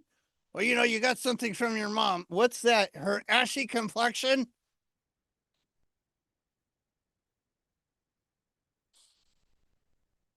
My life coach Orb, everyone. I mean, I know what the job my mom has up in heaven right now. She was a complete neat freak. So if you see there's no clouds in the sky, she sucked them all up with the God's vacuum cleaner. Wow, that'll be great. Oh, yeah. Yeah, I guess so. I mean, hey, Orb, did you notice something? Yes, I did. That you got me back with you. Yes, but I mean, I thought you would notice I'm not wearing glasses tonight. Well, that's great. You're not very observant about anything either. Really? I observe everything I can see. I know everything that's going on. No, you don't. What do you mean? I'm wearing some contact. I'm wearing a contact. Oh, you have a contact in? Really?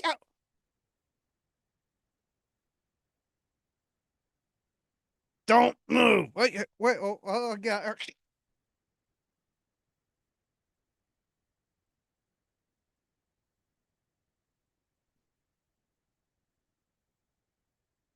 You son of a bitch. That's going to cost you a fortune. What do you mean it's going to cost me a fortune?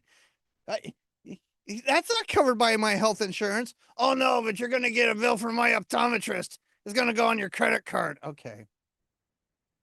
Thanks, Orb. Thanks. I'm a little bit tired of you tonight. Really? Really? You're tired of me? Yeah, I'm actually tired of you right now. I've dealt with you for a long time. I've doing comedy for 3 years with you. So I need you to take a break. I don't want to take a break. You're taking a break. Ah! Oh! Oh, hi guys. Help me. You'll be fine, Art. I've been broken. I'm bleeding everywhere. Okay, stop. Okay. Stop that. You know, I got told the other day I look like a bad copy of Vin Diesel. Yeah, they named me Van Gasoline. That sounds all right. Stop. And I'm in the next series of movies too, called The Feeble and the Furious. Yeah. Our tagline is "Get off my lawn." Sounds terrible. Stop talking. And you know, like I said, I'm married to a wonderful Italian wife. She thinks the world of me. She does. She does, except for my oily skin. She hates it. If it was olive oil, she'd love it. Okay, that's enough. Just sit down. And my wife says, I can't let this slide. Your oily skin is causing friction in our relationship. And I thought that nickname she gave me, Slick, was an endearing term. It isn't. She says I ruin everything. Everything I touch. Bed sheets, couches, the Gulf Coast. And I'm surprised she doesn't want me be part of an exclusive club either. OPEC? Probably good for a couple barrels a day. Shut up. But now she wants me to go to a dermatologist for my condition. And I said, honey, if I get de-oiled, we won't have any loop for sex. She thought about it for a second and she says, that's fine. That's fine. She says, we're too old to have sex on a weekly basis. Well, I said, why not a strong basis then? She said, okay, I'll get you some Viagra. I'm like, honey, I don't have that problem. Really? You think I need that? She says, yeah, you remind me of that Nicolas Cage movie. Gone in 60 Seconds? Stop. And she asked me, why don't I just take care of myself? I said I would, but you don't like me using up all the Kleenex. Don't use me. Okay. Or just be quiet. I live in the city of Roseville in Michigan. And it's no one here is in Roseville, are they, except for me? I guess everyone's doing community service tonight. What a dumb name for a town.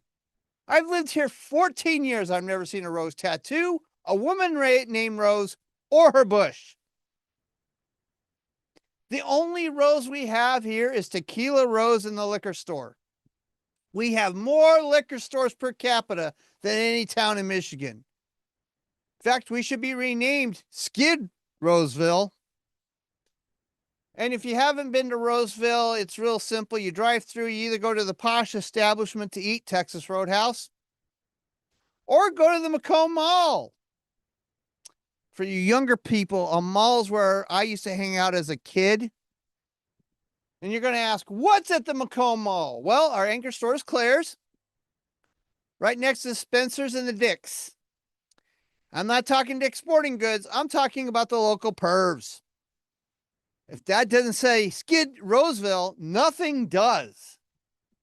Nothing does. And actually, you know what? My wife and I just celebrated, non sequitur, isn't it? Stop. Celebrated our 11th wedding anniversary. Hold your applause. The YouTube, that's very loud. Thank you. It's crazy how we met the old fashioned way. Craigslist. Yeah. But I didn't get the 7-year itch like some guys do, but I did need a testicle scan. It was scary. And the results came back and they found them in a coffee can my wife had behind her back. She actually says she's looking forward to our future. Seeing us together with her looking loving at me in my casket. She says, I'm going to miss you when you're gone. I said, I'm right here. I keep catching her listening to murder podcasts. She says she's listening for the intrigue. I think she's trying to learn how to hide the sprinkles of arsenic in her lasagna. Now that I've told everyone on YouTube and here, you're my witnesses. She's picked out some great shoes for me, apparently. Designer shoes. She wants me to have a water burial. And these shoes are made out of concrete. Now, I'm not saying that her dad was or accusing him of being in the mafia, but he did ask me several times if I'd be willing to bury some bodies or I'd be next. Yeah. Orb, do you want to come back up here? Oh, I thought you'd never ask. Yeah, so it's our time to leave, so I appreciate you being patriotically dressed. So, you know, all red, white, and blue. So are you. No, white guy with orange shirt and black pants. No, you're a white guy with red neck and blue balls. How do you know my balls are blue? Oh, I'm pretty sure you're hung like a little dick. Okay. I'm going to punch this guy out. I've been AA Ron. I've been Orb. Thank you, guys. Thank you. Great job, Aaron. Thank you. Thank you. Mel, do you have a question for Aaron or both? Yeah, I'm wondering, you know, I've recently started having dry eye. I'm wondering if Orb's ever suffered from that. Yes, what I recommend is Jack Daniels. Write that down, Jack Daniels. You're going to have to lubricate at least 3 or 4 shots an hour. Thank you. Thank you. Good information. Very good medical advice there.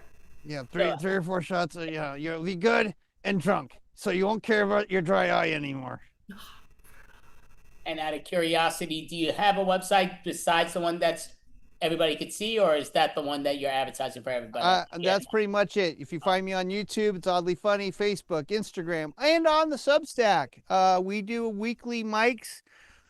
We have one little improv mic that we're kind of folding in with an online mic or open mic. So it's going to be called Half and Half. That's on Wednesdays at 9 p.m. starting next week. But we're going to have we have lots of mics we do. And we also have a contest for people who love to do comedy or improv. It's called the March Madness Marathon, $2 whole to get in. It's accountability, but can you do 31 mics in 31 days? Just join the Substack, see how to pay me for $2 and you're in the competition. It's a lot of fun.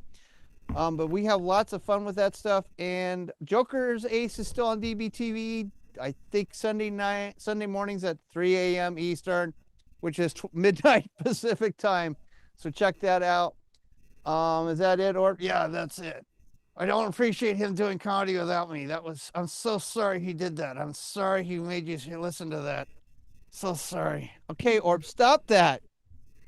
Dear Lord, I just don't know why he wants to do comedy. Hey, Ron and Orb, appreciate you both. Thank you, guys. Thank you. Have a great one and great weekend. You too. So much. This and yep. So, Mel, would you like to introduce the next improv team? Yes, up next we have Timeless.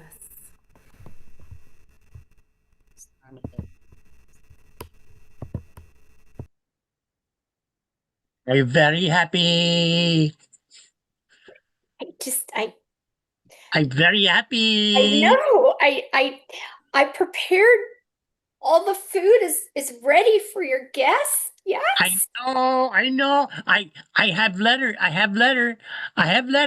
from my cousin in Chickard. Yeah, Andifas. He's my little cousin. He's a good friend and a wonderful. Here's what he says. He says, "Look for kanyang lakad chikilabako at cho so kilakapa ni chikepo at tapa at chokoba jakapa."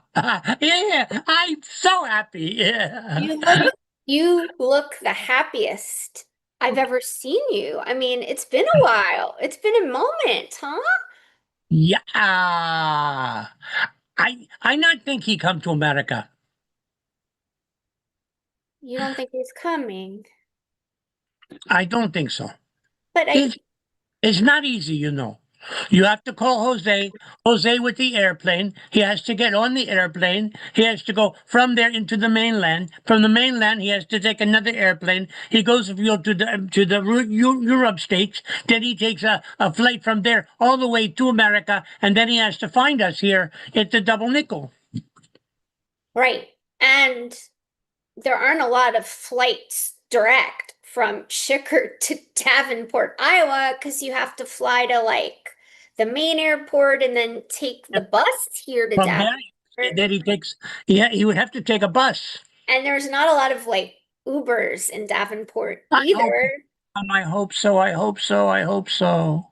which makes me feel that, oh no. I think if he does come, it's just going to be you and me, because Jimmy D and Frida, I think, went to the airport. They're gonna miss him because they drove to the airport to pick him up, and you said he's gonna take a motorcycle here? He went to the airport. They went to the airport to go to fetch Andifas. Oh, they were supposed to go to get him with the welcome signs to surprise you, but now you're saying he's not even coming? No, I'm not saying he's not coming. I'm saying he's probably here. Hold a second. Someone's knocking on the door. Hold on, I go. You're gonna go. Andifas!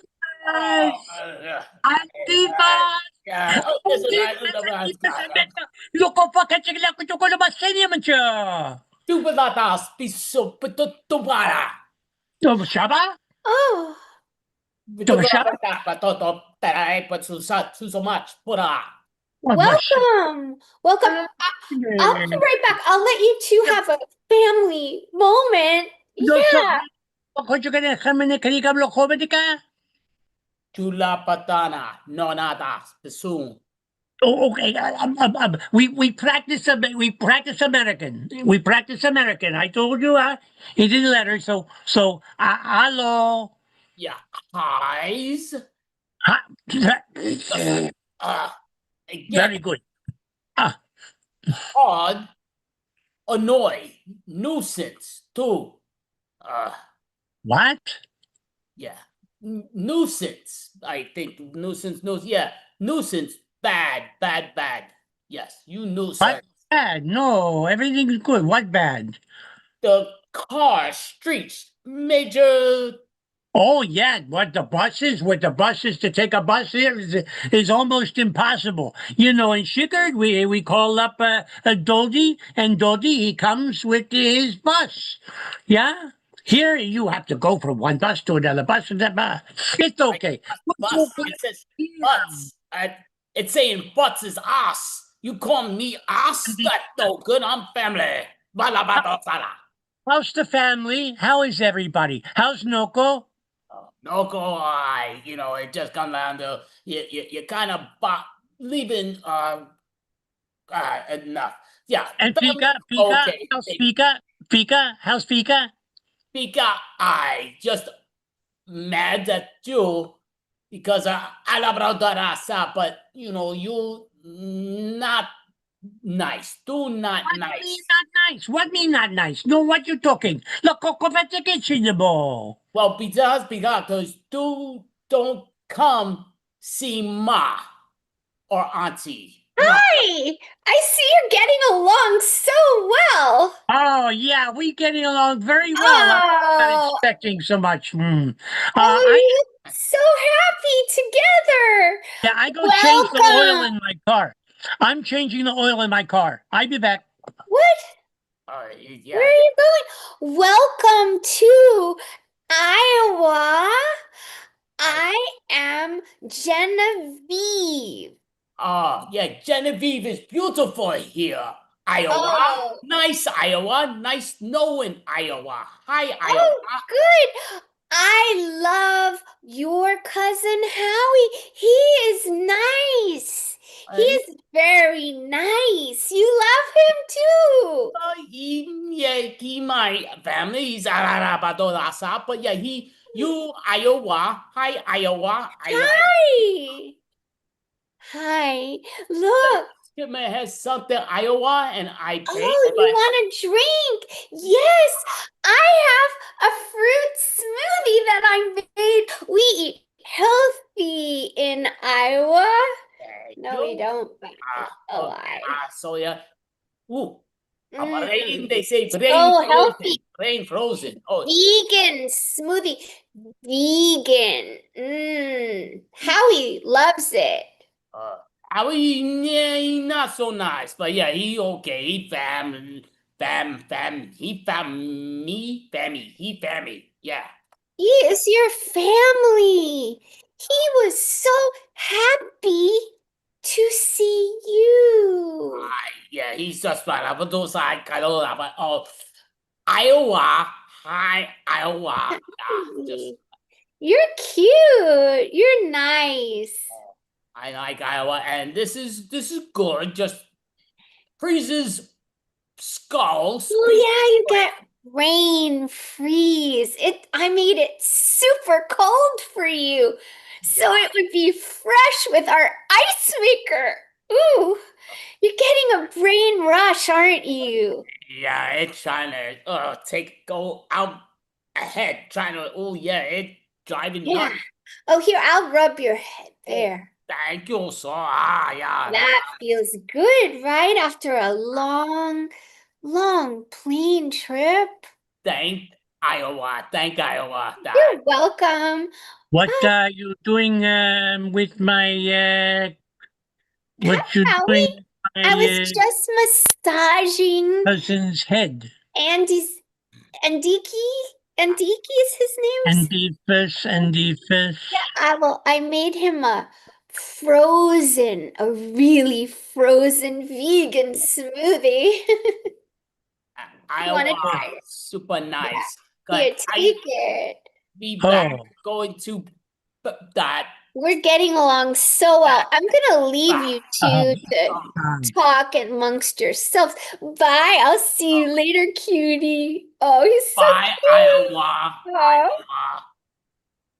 You know, Genevieve is very, very special, you know. But Genevieve beautiful here. Genevieve beautiful, but Iowa nice girl. Oh no, her name is Genevieve, and we are in Iowa. Not her name is Iowa, and we're in Genevieve. Oh no, she not Iowa. No, she not Iowa. She in Iowa. She in Iowa. This Iowa, the place. This Iowa's place. Yeah, Genevieve is a very special woman in space. Oh, Genevieve. Okay, Genevieve. Oh, I was telling. Oh, wrong. Okay, yeah, no. There's very many words. I know. You know, when I first came, I did not speak English very good. That not. Genevieve, yeah, Jenna. Yeah, no. Now I speak so very good English. You know. Yeah. So you know, I know that maybe you can stay maybe for dinner. You come for dinner. I go to din. I wait till Iowa or not Iowa. GOV comes and then use bath to not bath, but to use bathroom. Oh, dang. Oh, yeah. I gotta wait for your friend back. Yeah. Oh no, take a Tagapugo. Well, ula boda sona nalaya, but yeah. No, porque lo que se va in the back room. Yeah, just wait when Genevieve back, then I go bathroom in Iowa. Yeah. Yeah, very good. Your English is so good and Deepest. I'm so happy you're here. I'm so happy. Another Shakirian. Okay, you're not those separate, but yeah, you know, it's a good drink.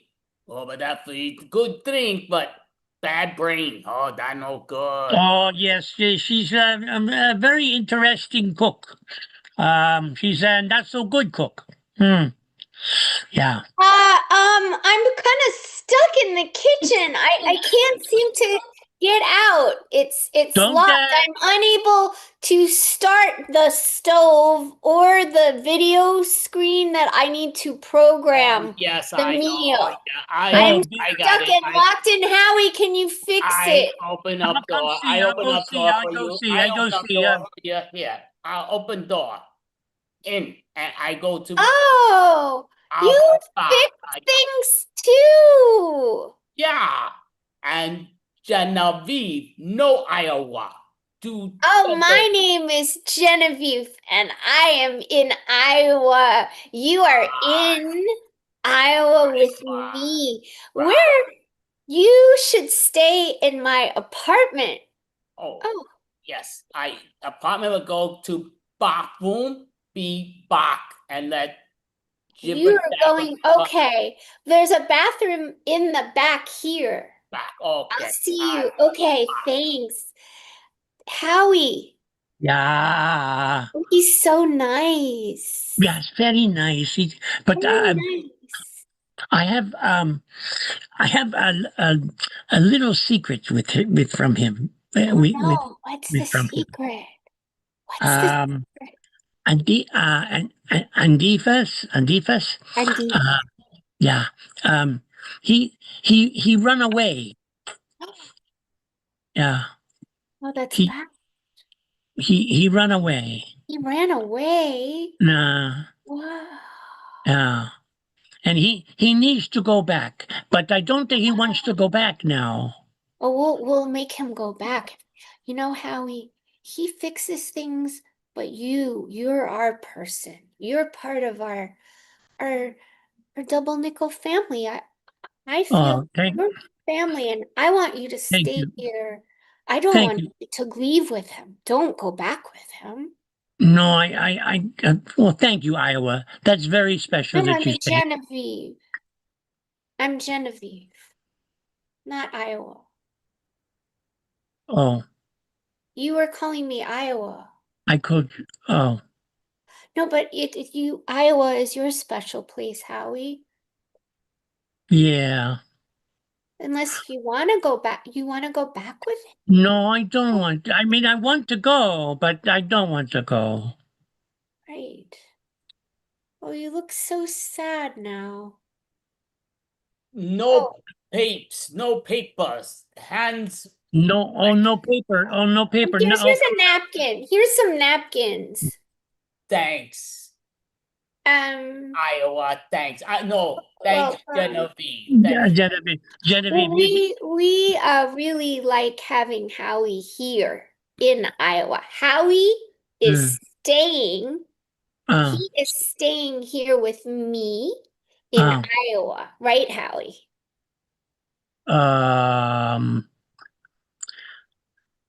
And Diva, staying for dinner, yeah? You stay for dinner.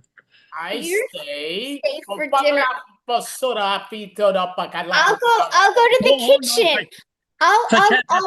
I'll make you some hot tea since you got so cold. I'll be right back, but Howie is staying here with us. Yeah, don't eat the meatloaf. No meat, no good. No, I don't wish you. Well, Genevieve is very good cook for herself. Oh, here's the fresh, hot vegan meatloaf. I've been really highlighting our vegan meals here for our guest. Please enjoy. It's delicious. Let me see you try just your first bite. You know, they have a wonderful pizza place here in Iowa. We can call in. Okay, I'm gonna go to the back and see what else that would be healthier than the pizza. I'll be back. Oh my God! I know. Well, a bit scared. It's not like Mama's. It's not like Mama's. No, and Genevieve. Nice. I miss Mama's dinners. Did you have a good dinner before you came from Chickard? Did she make you shoklock? Yes, lots of shoklock and she had shoklock. Oh, I have not had shoklock for so long. Oh, shoklock, I love it with oxen. With yeah. With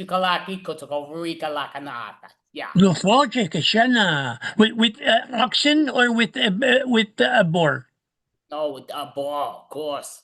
With the boar. Wow, my gosh. Oh, I miss Chickard.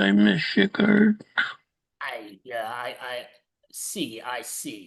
Just looking here and there. Yeah, vegan brain. Yeah. Genevieve, I very, very nice. Very, very, But- very, with V, very big. But, oh, Hi. hi. I heard you calling me. Yeah, Did you enjoy the vegan meatloaf? Because now I have warm vegan brownies. They're slightly crunchy here in Iowa. We make crunchy vegan brownies. I actually burned them. I burned them by mistake, but it's Yeah, some make them very, very well done. Very well. they're a little well done. I'll leave you two alone. It's so good to have family. But Howie stays here. He's not going back. He stays here at the Double Nickel where he belongs in Iowa. I'll be back. Yeah, so. It's not prison. It's not prison. Thing Genevieve, nice Yeah. girl, but I think I know. go back. I know. So enjoy from now. Enjoy from now. Now from enjoy. Yeah, you get everything. We order pizza for you. We can have a chocolate. We can go to the bar across the street. There's another bar also across the street, and we can have so much fun. So much fun. I show you the carrots in the back. That's fun. Just Genevieve, too nice. Hi. You Oh, called? up. I heard you call my name. But Hi.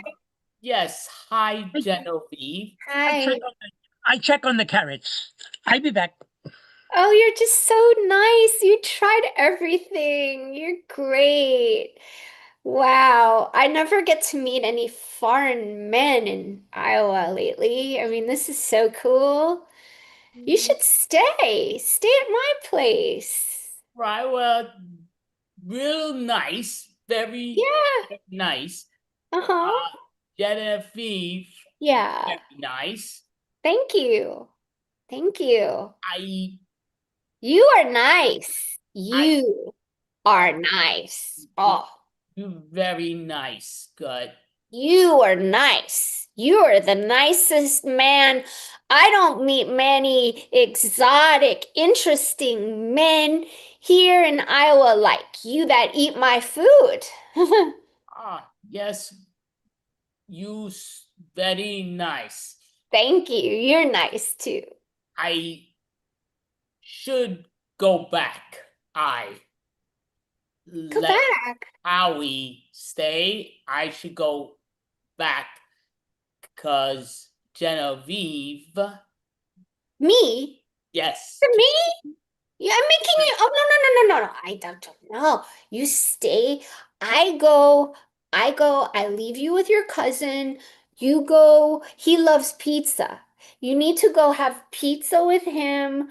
And I get it. I get it. Relationships are complicated. So no problem. I get it.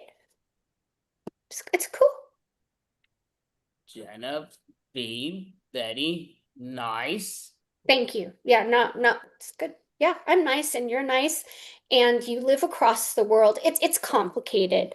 No, I mean I get it. And I'm busy with my career here, so that's fine.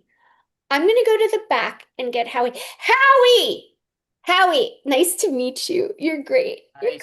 Genevieve. Howie! Where is Howie? I don't know. He funny. I'm just yeah, no. I thought that we started off great and I thought you were gonna stay a little bit, but no, I get it. I would. You too nice. I'm too nice. Yeah. Too nice. Yeah, I'm too nice. That's good. It's good. Yeah, no, it's good. How are you good with you? I should go home. No, stay with Howie, but just don't make him go. I will go, and I promise no more cooking for you. But oh hi Howie. Pizza for all. We have Oh, pizza. that's so Pizza nice. for Thank you. you. A pizza for you. A pizza. You know, Genevieve, in Chickard, we make also pizza. Oh. And if he makes very good pizza. He also a very good baker.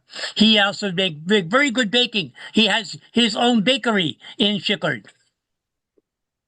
Yeah, and he's not interested in even going out with me, so I am gonna go to my Prius in the back and cry. But it's been so good to meet you, and I get it. It's complicated. Thanks so much. All right. You don't let him Great talk. day. You don't let him. Bye.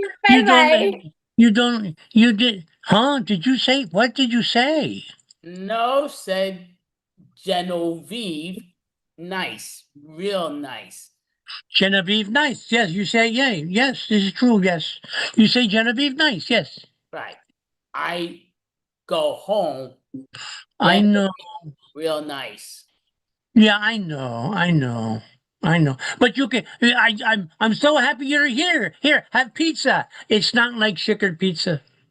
I'll take one, and It's not like Chickard pizza. no, it I got tell Genevieve. Yeah. I say bye. I tell her. go home, but I'll tell mom and aunt. You Yeah, said tell bye. please. I say I love them and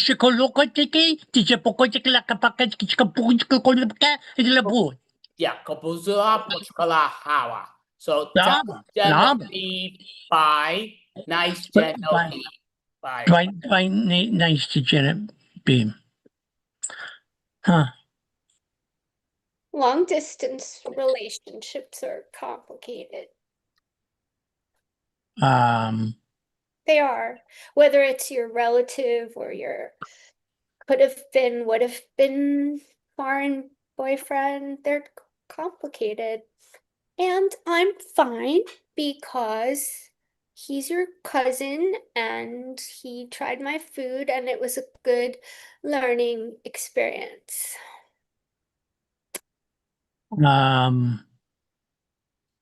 I think that would have been against the law. What law? Well, if he goes with you, not that he would be going with if he was going with me and you and me, that would be not so. But you're not going with me. You're not. I'm You're not not going with you. You're not going You with and me. I are work colleagues. We have Yes. very Yes. defined. Yes. That's right. That's right. Okay, well, anyway, I'm just happy you're staying here at the Double Nickel and you're not going. I'm so happy you met Andifas. I'm Andifas happy is my too. favorite cousin. Oh boy, let's have some pizza. Yeah, let's. And please don't do a setup for me again. I think I'll use Hinge. Hinge or Tinder or Yeah. something. They're local. So give a hand Okay. there. Great job. And look in here, and then Look, he's trying to date me again. No, we're not going out. I found someone on Hinge now, so that's over. but thank you. Bye. Thank you. Great job. So I do know you gotta get running, Genevieve. Get running. It was great job. Thank you both. Great performance. Thanks for coming out. Thank you. Thank you. And have an amazing weekend, both of you. But thank It's you. cool. See ya. Good night. Yeah, have a great night. Oh, actually, no, I'm doing one more. Oh, you're sticking with them. Okay, Lina, would you like to introduce the next team? Oh, yes. So up next we have Jamprov / Cyberjam. No, it's Cyberjam. Oh, Cyberjam. Okay. Yeah. Shout out to Jamprov via Don for that. Don, are you joining us this evening?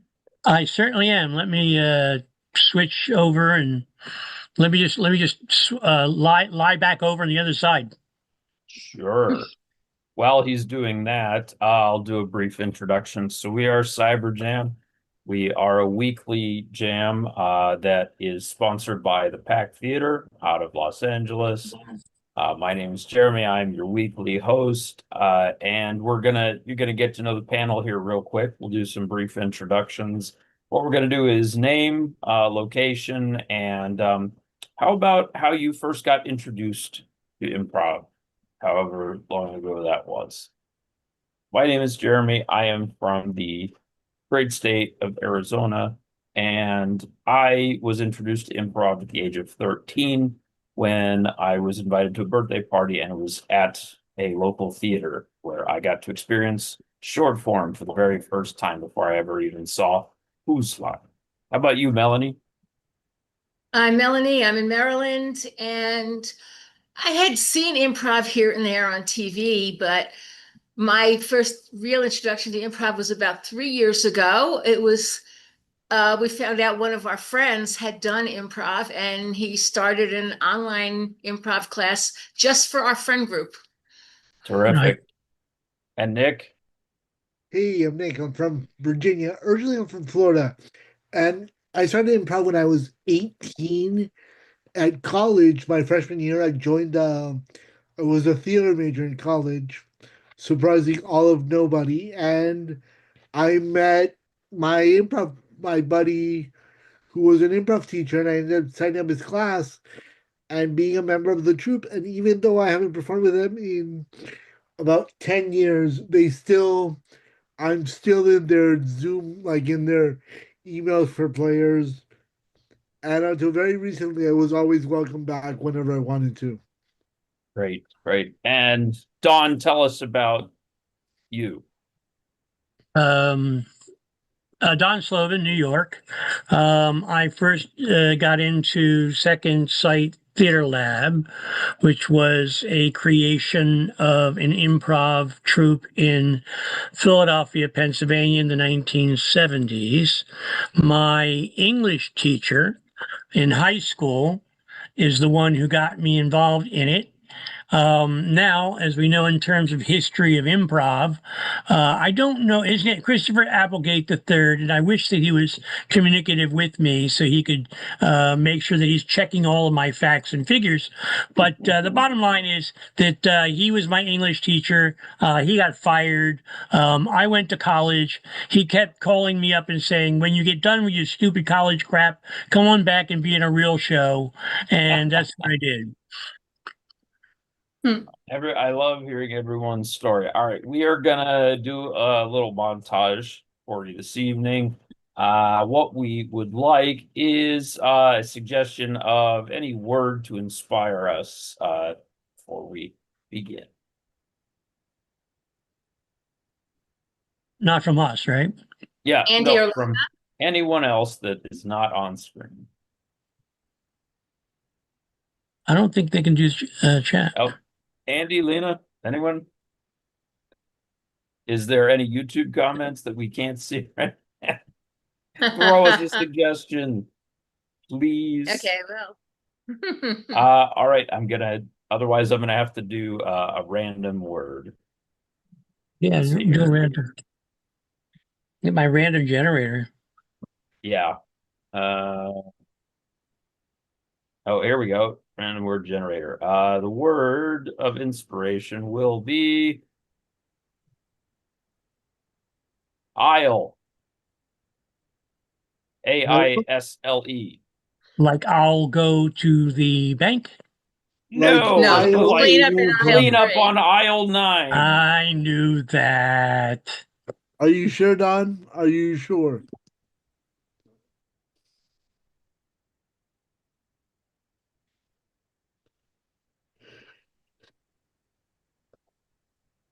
Every day. Aisle 5. Yeah, every day someone breaks a bottle of ketchup. Every single day. On the same aisle. I don't know what's going on. I think it might be haunted. I never thought of that, but that could be it. Because it's every day. What other reason could there be? It's always in that one spot. The one Yeah. spot next to the grapefruits. Yeah, how does ketchup get all the way over there? I mean, ketchup doesn't belong. They're not even close. They're on opposite ends of the store. I think you're right. I think it's got to be ghosts. Oh, do you remember about 7 or 8 years ago, there was that woman who had a heart attack in the produce section? I don't think I've ever heard this story. Oh yeah. You've only been here, That's what, like about 5 7 years? or 8 years ago. The produce section.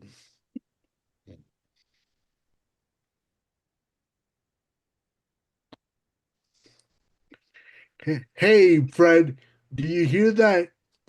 That lady Jessica had a heart attack yesterday? No, I hadn't heard. Yeah, apparently she was shopping for produce and had a bottle of ketchup, and she was like, she just dropped dead and had a heart attack on the spot. It was crazy. So dangerous holding ketchup in the produce department like that. It's weird. All right, get back to present time. Oh my God. Oh my God. Yeah. Yeah, it was, and a lot of ketchup was still in glass bottles then. And she dropped it. She had, a basket. Yeah. And when she had a heart attack, she fell, the basket tipped over, the ketchup went flying. I think she even dropped a grapefruit on her foot.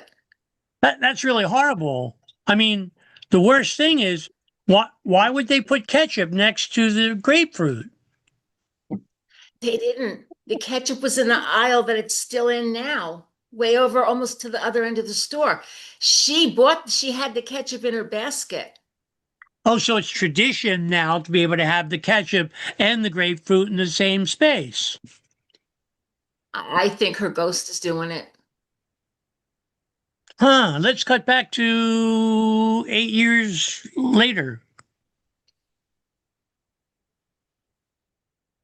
And this portion of the tour, Children, is where we commemorate the breakage of both the mayonnaise and the ketchup that occurred roughly 16 years ago today in what we have now pronounced as the Thousand Island Massacre.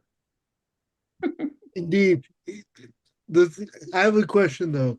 Yeah. Isn't there also usually pickles and relish in Thousand Island? Yeah. So that's the bit of irony, is that we have such a historic grocery store here. We want to relish it. I see. So, yeah. I see what you did. I see what you did there. Yes, Timmy.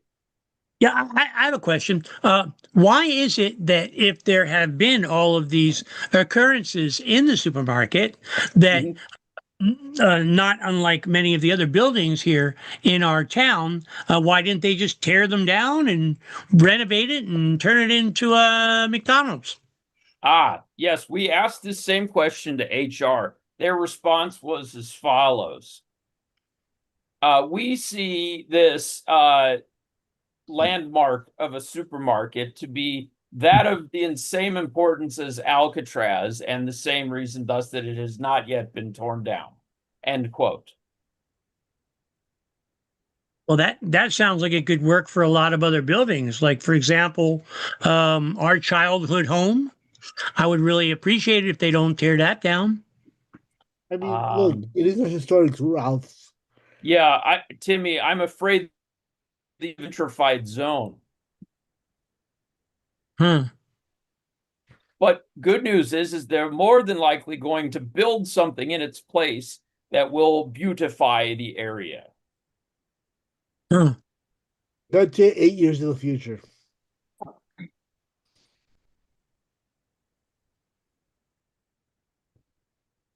This graveyard really ties the room together.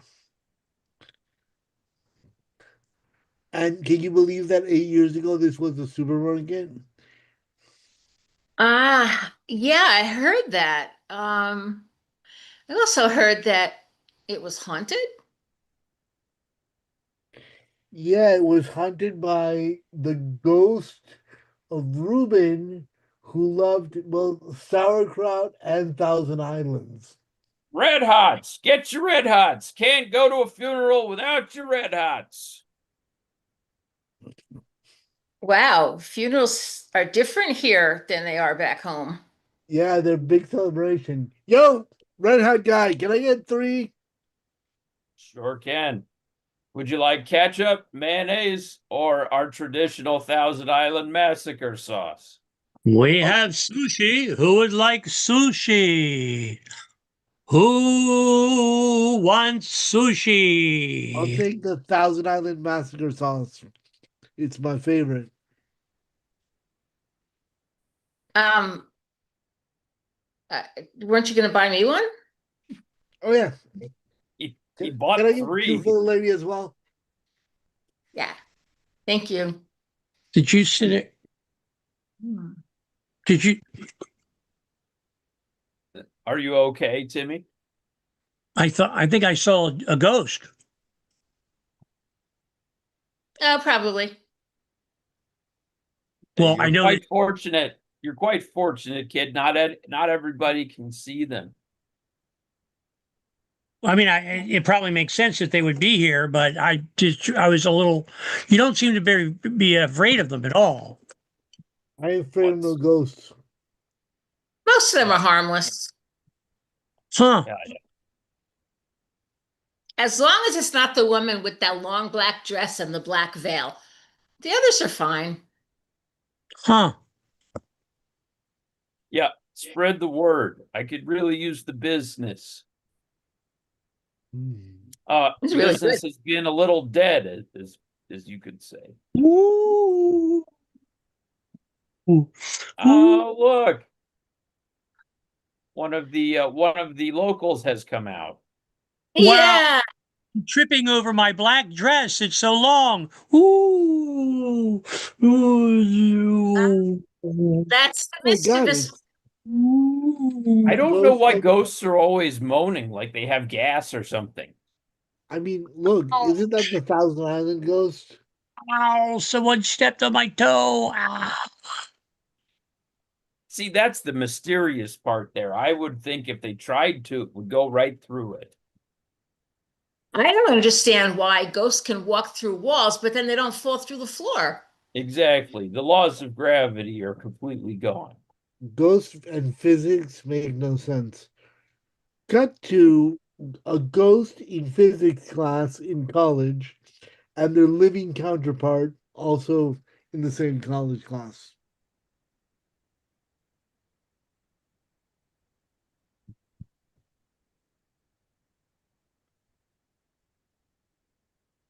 I'm dressed a little differently so I could go to class. Right. Yeah, it's weird. It's weird. Jonathan is So gravity is supposed to tell us that mass divided by gravitational pull determines speed velocity, similar to when Newton had that fruit fall on his head, and then he's just like, why did that happen? Look, just so you know, I know that people always say it was an apple, but in reality it was a pomegranate. I know, I was there. Whoa. Whoa. Whoa. All right. See, now things have gone in a completely Greek direction. Because Oh, now it's a Greek direction. well, it is mythologically speaking. You know, when Persephone went to had her daughter taken away from Hades in the underworld, that was the reason for the changing of the season. Sir, how dare you speak about Persephone and Hades? Well, when you were that's the fact is that she brought with her 3 pomegranates. Yes. I am well aware of that. As I said prior, me and Persephone were friends at that time. Shit, she still owes me 20 drachma. I know why you ghosts don't work. You don't want to learn physics at all. You just want to defy all the laws, break them all. The lecture is so You don't boring. think that the laws of gravity apply to you and you're illegally floating. The lecture is so boring. I'm illegally floating? I can't get through. The lecture is so boring that Melanie actually starts having a daydream. I wonder what it's like to be a ghost. I bet Let's it's cut to fun. that. Let's cut to Melanie being a ghost.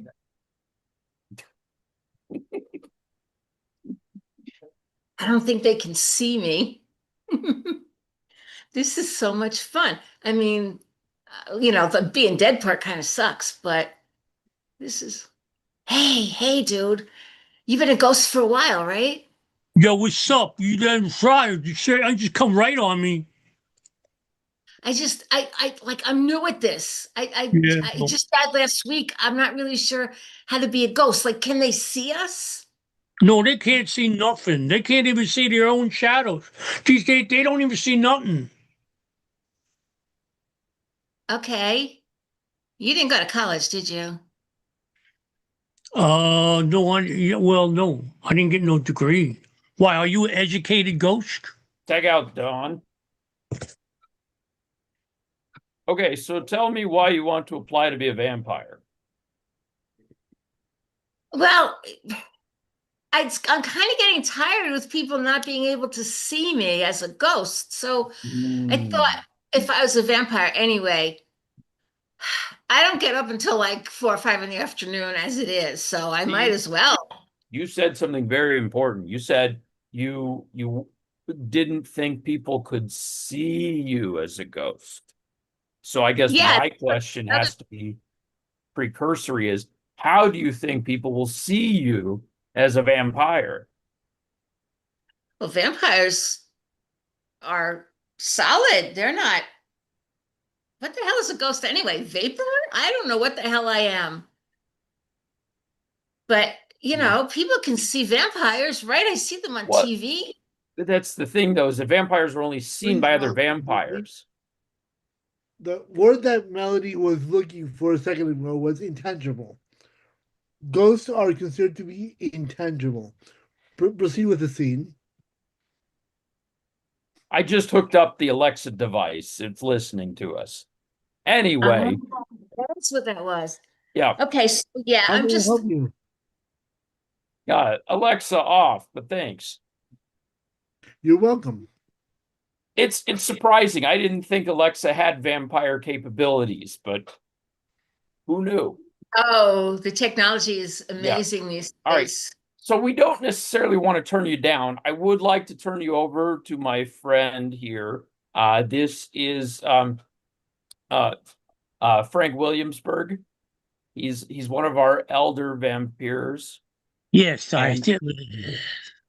And he is going to kind of show you the ropes a little bit. And if you learn the ropes and are still 100% convinced that you want to do the vampire thing, we'll work it out, paperwork, whatnot, blah, blah, blah, legal shit. Anyway, Franklin, take it away. Thank you so much.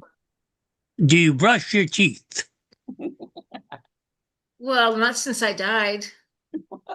Well, you if you don't brush your teeth, then you can't turn from a ghost into a vampire, because you need to have the 2 teeth to be able to, feel the orange, as they say. Look, nice and clean. Clean. Oh, they're sparkling, all right. It's very good. I think you can become a very good vampire if you actually do want to. Why do you want to become a vampire? Because I'm tired of being a ghost. Nobody can see me. And I mean, the stupid tricks I can do. Yeah, I can knock stuff off the table. Whoopie-doo, a cat can do that. I want to be around people again. I see you. I hear you. I feel you. I know that you exist. Yeah. So am I going to be a vampire now? I can't see why not. Wait a second. There comes a victim. I gotta go right now.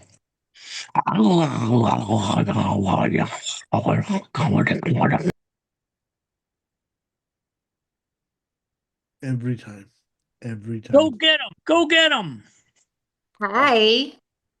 Hi. Hi. Hi, how are you? Okay. How are you? I'm Fred. And you Hi, are? Fred. I'm Melina. Melina, I love it. It's a wonderful name. Vaguely European, but wonderful nonetheless. Mm. So would you come a little closer? Of course. Hi. Can I have a hug? Oh, sure. Fred is now lunch. Oh, wow, that's some good tasting blood there. All right, all right. So you've kind of seen what we're about. Um, I really don't want this to sound like a pitch. I really don't want to give off that vibe. I mean, it's religion today. Ugh. I mean, crosses. Ugh. Wood stakes. Ugh. Just can't do with it. So, are I love you? garlic though. And no garlic, of course. I mean, the one Wait, thing that used to garlic. yeah, the one thing that used to give me joy, I can no longer have. Oh, I but man, I like a lot of garlic in my tomato I, sauce. I did as well, but now look at me. I have to find other means to intake anti-inflammatory properties into my body. It's very hard. I don't know if I like this no garlic thing. I know it's one of the deal breakers most of the time. They love everything, the blood sucking, the sleeping in a coffin, the ability to turn into a bat, but no garlic. Yeah, it's a tough one. They Hang on, see. hang on, Don and Melanie. I feel seen. I feel heard. I feel like they can see inside me everything that I ingest. Yuck. Do your walls talk too? Yeah, my walls are very chatty this time of night. I But tell. so you were telling me about this one girl that you were teaching her the ropes, Yep. and then you're talking about the cons, and then when you got to the garlic part, she was like, That was it. She was like, I have to have my tomato sauce, with the it's like I wouldn't even do like garlic substitute or other types of I mean, we're not we're most of our diet is made up of hemoglobin. I'm not going to sugarcoat that. That's our tomato sauce. right. Here's the thing, Jeremy. Yeah. You know that garlic stuff that they is just made up. What? We can consume garlic. We have to have a way to make the human. You're tricking me. Next thing you're going to tell me is the Jews can eat pork. It's not possible. I'm not going to go there, but I will say. Somebody asked for a rabbi? Excellent timing. Boy, do we have a whopper of a question for you. What the kind of question you have for me? What you have? What you have, my son? Nobody has the question. I go, goodbye. I'm sorry, Rabbi. I apologize.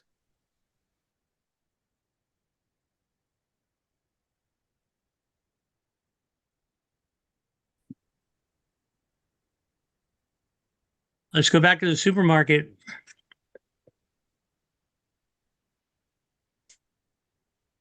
The old lady, she had a heart attack. Yeah. And she dropped the ketchup. Yeah. I just Well, wonder if there's anything that could have been done to have stopped it in the first place. Or was it just divine intervention? I think maybe if someone had done CPR instead of mop up the ketchup right away, that might have helped. Yeah, but then what would have happened if they had the ketchup just lying on the floor like that? What, Nick? Oh, I know. They would have gotten in so much trouble. The supermarket is that it's always so bright and cheery. Makes me feel uncomfortable.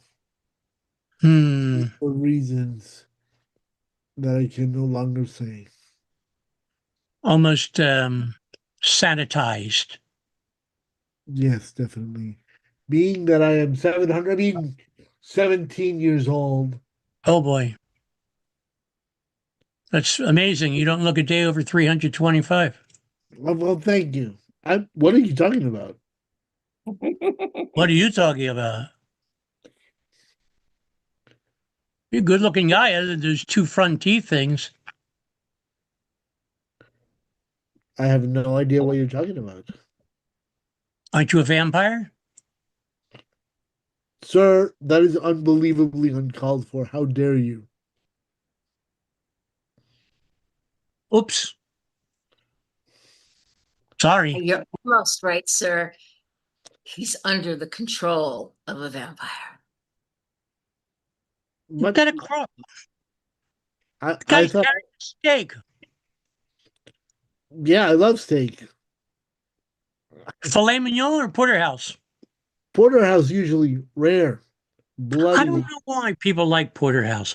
Porterhouse is like weird, you know. It's like it's not really exactly a steak. It's not a filet mignon. It's just sort of like, I don't know. Why do they call it a porterhouse? I don't know, but I do like it rare, kind of bloody, in fact. Tag out Melanie and Don. So you came to a professional for help because you don't feel comfortable admitting to people you're a vampire. I also don't like bright places, bright lights. Garlic, I can take it or leave it, but mostly, I don't know. I don't feel comfortable. What I'm hearing is that it sounds like the things that you enjoy, you're afraid that they define you. I mean, look, I'm alone with you. If you give me some really good quality O negative, it's the Oh best. yeah. Don't get me started. A little Bloody Mary. No. I'm not talking about Bloody Mary. I'm talking about actual, like, blood. Like, O neg is the greatest thing ever. I get it, man. It's universal. It's for every occasion. The other day I had some B positive. Yeah. And it was not the worst thing I've had. So you're saying it didn't suck? Oh, I see what you did there. Hey, you think you guys are wonderful Draculas and stuff like that? I'm a politician. And see. A real bloodsucker. Job. I'm here with the sun. That's knocking me off, but so you have a great job. And so, Lina, do you have a question for Jam Prov? Cyber Jam. Cyber Jam. Thanks. It's the wrong place, but thank you anyway. Cyber Jam. All right. So my question for Cyber Jam is, how often do you discuss the cyber part of the jam? So the cyber just alludes to the fact that it's online. And then when do you discuss jam? The jam is a weekly occurrence on Monday nights at 7 p.m. Pacific. So you never talk about flavors of jam? The strawberry, Well, the only raspberry. when we have a peanut butter sandwich. Yeah, the topic has come up in scenes before. But look, yeah. we've all come to the agreement, and I'm making this announcement right now that here at the Cyber Jam, we will only eat strawberry jam. Yeah. What I will say is that being that, what we know of the internet today, if the cyber internet was a jam, it would be pretty tasteless. Indeed. And probably crunchy. It would taste more like a jelly of the petroleum kind. The kind that you don't ever really want to actually ingest. It's really bad for your mental health. Yeah, you don't want petroleum jelly on your sandwich. So we'll ask just because It gives you gas. So I'm going to ask right off the bat, and I'll just ask each one of you if you have a website, whether it's for Cyberjam or somebody else that you want to advertise, that you do. But Nick, I'm going in the order I see it. Nick, do you have any website that you want people to be able to follow, whether you do it in person or online? Nope. Just on X, NSCEV on X, Twitter, and Twitter. Okay, interesting. Jeremy, how about yourself? Do you have a website? Yeah, so I'll first plug the group. So our page is the Cyber Jam on Facebook. If you look up the Cyber Jam, you'll find it very easy. For me personally, Jeremy Schwartz, you can find me on Facebook if you're on there too. I'm also on TikTok at kosher_dude. And on Instagram, no underscore, just kosher dude, all one word. And that's pretty much it for me. I perform at a local theater here in Phoenix called Second Beat Improv. I'm on 2 house teams. We perform the first and second Saturday of each month, and our videos are recorded and uploaded to Vimeo if you look up Second Beat Improv on Vimeo. Perfect. And Don, do you want to let people know whether this group or another group, I know you're in a bunch. Well, apparently I don't have to do any promotion whatsoever because as people keep making the mistake, they actually promote my stuff better than I do. Jamprov.com. Yep. Good. And what about yourself, Melanie? Do you have outside the box that with Cyberjam that you want to let? Nope, just with Cyberjam, and then of course with the Improv Professionals on Fridays. I'm sure you're promoting that. There's never enough time to promote it, so yeah, that's it. Thank you all. Cyberjam, great job. I hope you have an amazing weekend. Thank you all, definitely. Have a good night. Thank you. Good night. Thank you so much. This officially is the 67th month in a row doing this, which always is at least 6.5 hours, going to 37. But 67, yeah, months in a row straight. But Lionel, would you like to introduce the next individual? Yes, up next we have April Brucker. Hey, okay, I need a suggestion. I'd say ambivalence, because that's the name of the extravaganza. But okay, ambivalence. All right, here we go. What does ambivalence mean to you? To me, ambivalence means like there are some people that are ambivalent and aren't. Like, I'm gonna give you an example of somebody that is not. I have this neighbor and I call her Baby Jane because she's had so much plastic surgery that I don't know. And she's 80 something years old, and I mean, I don't know. Like, she's had a lot of plastic surgery. But she is straight up crazy, okay? To give you an idea, I was at an event in my neighborhood and somebody invited her, and she is talking about how she exercises for 2 hours a day, but she's on the chunky side, which I'm not saying that everybody's body type or metabolism isn't different, but I don't know what she's doing for 2 hours a day. Maybe she's walking up and down, like maybe she's doing the run of the bakeries. I don't know. But anyway, so Baby Jane, there was a house for sale in our neighborhood. We both went in. I did not like this place. This place was just built weird. And she goes, "You're telling me and she's kind of got an accent from nowhere. Like she's from all over the place in Europe. But she goes, "You are telling me that that is not a nice house. I just want to tell you, honey, that you are wrong." And so she gets up and walks out of the room. And everybody's like, "What?" And so they said, "Baby Jane," and I'm not going to use her real name. They said, "Baby Jane, you can't act like that. Come back here." And I'm just thinking, okay, that is somebody who's straight up crazy. There is no ambivalence there. But then there's another woman in the group. She's kind of a gossip, and you don't know which side of the fence she's on.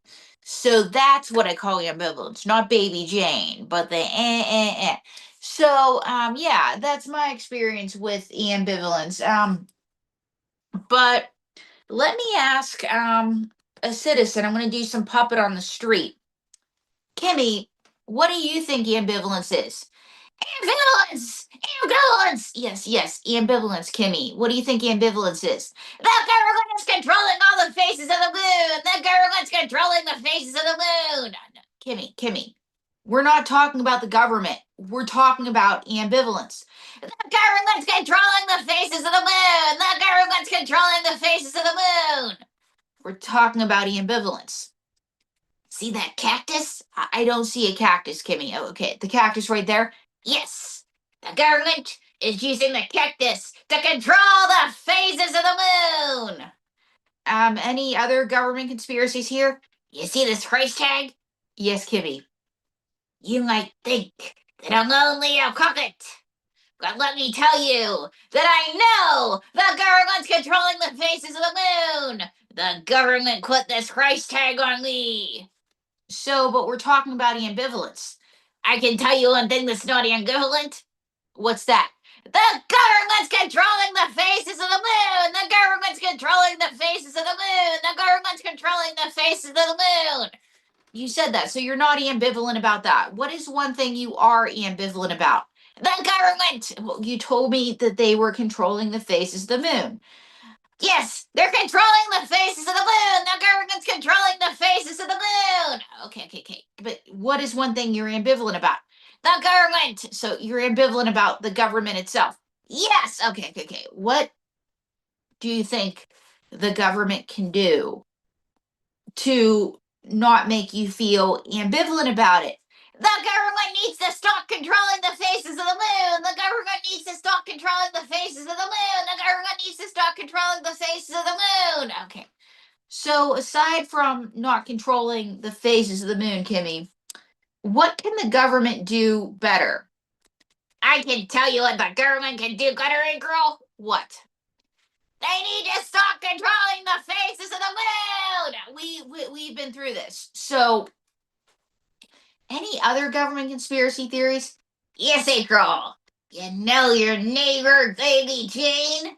Yeah, the crazy lady that might have dementia that exploded on me at the cocktail party that possibly tried to run me over with her car. What about her? She's not an 80-year-old woman. She's not an 80-year-old woman? Okay, so she's 100. I mean, she does look pretty bad. No. Okay, well, what about her? She's a government operative. Baby Jane, my crazy neighbor with an accent from nowhere and a racist streak, is a government operative. Yes. Anything else about her? Baby Jane is controlling the faces of the moon. Baby Jane is controlling the faces of the moon. Okay. So this old woman who might have dementia is controlling the faces of the moon. No, April, the dementia's an act. Okay, so my nasty neighbor's dementia's an act. Yes. Baby Jane is controlling the faces of the moon. Wait till I tell everybody. Baby Jane's controlling the faces of the moon. Oh my gosh. Okay, so that is somebody else who is not ambivalent about their crazy. I love this. I need a glass of water. That was really intense. Let's get somebody a little more fun in here.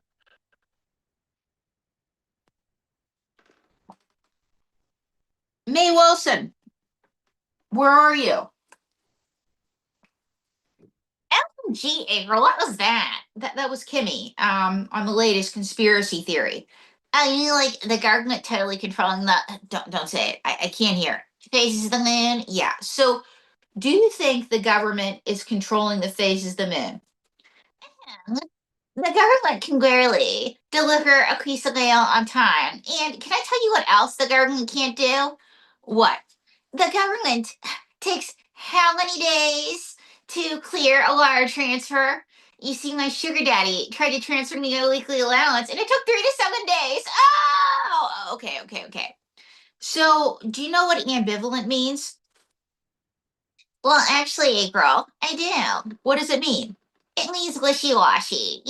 Like, for instance, let me use it in a sentence. That's actually correct, May. I am ambivalent about somebody with a 750 credit score. You have to have at least 800 in a great JOB in order to get with me. There's nothing going on but the rent. Except I don't rent, I own. Because there's no romance without finance. Finally, somebody who knows what ambivalent means. What is something else you're not ambivalent about? Ollie girl, you know your neighbor, Baby Jane? Yes, my neighbor, Baby Jane. I am not ambivalent about the fact that I have more human skin than she does. Oh, and you know, April, I saw her Botox fillers. Uh-huh. Mine are so much better. That is also something else that I'm not ambivalent about. Okay, May, and what is something else you're not ambivalent about? The fact that I could totally steal her husband. Okay, all right. So you think you could steal her husband? Hell yeah. Because I'm younger, I'm prettier, and I have more human skin. And her husband's wealthy. Duh, that's why I'm going for it. So, what is something else you're not ambivalent about? I am not ambivalent about the fact that I want a butler. You want a butler. Yes, April, I want a butler. Okay, and what is something else you're not ambivalent about? My musical career. Uh-huh. I have a song out called Merry Christmas. I'm so glad I didn't marry you. Wait, May, I have that same Christmas song out too. Yes, April. And I am going to be the new Queen of Christmas. Move over, Mariah Carey. You are washed up. But Mariah Carey's watching May, and I am not ambivalent about that. Oh my gosh, Mariah, I was totally just kidding. I love you. Let's be besties. So it's going to be that kind of a show. But let's talk about your song with the ink spots. Yes, I am not ambivalent about the fact that it's available on all major platforms. And what's the name of the song? That's the way it is. You and the world famous ink spots. And you've been getting radio airplay on all the major platforms. Yes. And worldwide. Yes. Give us some of the countries. Let's see. USA, Canada, Mexico, Brazil, Grenada, England, Wales, Scotland, Ireland, Germany, Italy, Greece, Azerbaijan. I know that's a hard one for ventriloquists to say. The Philippines, Australia, and New Zealand. Wow, May. I am not ambivalent about the fact that I am a superstar. Move over, Miss Piggy. You are bacon. May. Miss Piggy's watching. I'm just kidding, Miss Piggy. You know I love you. I am not ambivalent about my love for you. Anyway, April, I gotta go see my sugar daddy. I am not ambivalent about the fact that it costs $10,000 a month to be law. Okay. Oh my God. Wow. I'm glad she at least knows what the word ambivalent means. Who else would know what ambivalent means? Donald J. Trump. Do you know what the word ambivalent means? Yes, April, because I am the smartest man in the world, in the universe, in the galaxy. So use ambivalent in a sentence, President Trump. I, Donald J. Trump, am not ambivalent about my immigration rules, your immigration rules. Yes, April. And I am not ambivalent about my skill as a stand-up comic. Tell me a joke. What do you get when you put one illegal immigrant on the moon? I don't know, President Trump. A problem. What do you get when you put 10 illegal immigrants on the moon? I don't know, President Trump. An even bigger problem. What do you get when you put 1 million illegal immigrants on the moon? I don't know. Croton Soul, to the moon, April, to the moon. Okay, that was a bad joke. I'm ambivalent about your talent as a comedian. Well, I got another one for you. Okay, oh dear God, do I want to hear it? Here goes. What do Nemo and the redacted parts of the Epstein files have in common? Nemo and the redacted parts of the Epstein files. I don't know, President Trump. Everybody's trying to find them. Okay. All right. Strike two. Do you have any other jokes? Yes. Do you want to hear them? Not really, but I know you're going to tell me. How do you know when it's a good time on Epstein Island? I don't know. How do you know? When the big hand touches the little hand. Okay, all right. President Trump, I am becoming even more ambivalent about your talent as a stand-up comedian. Do you want to hear another joke? No.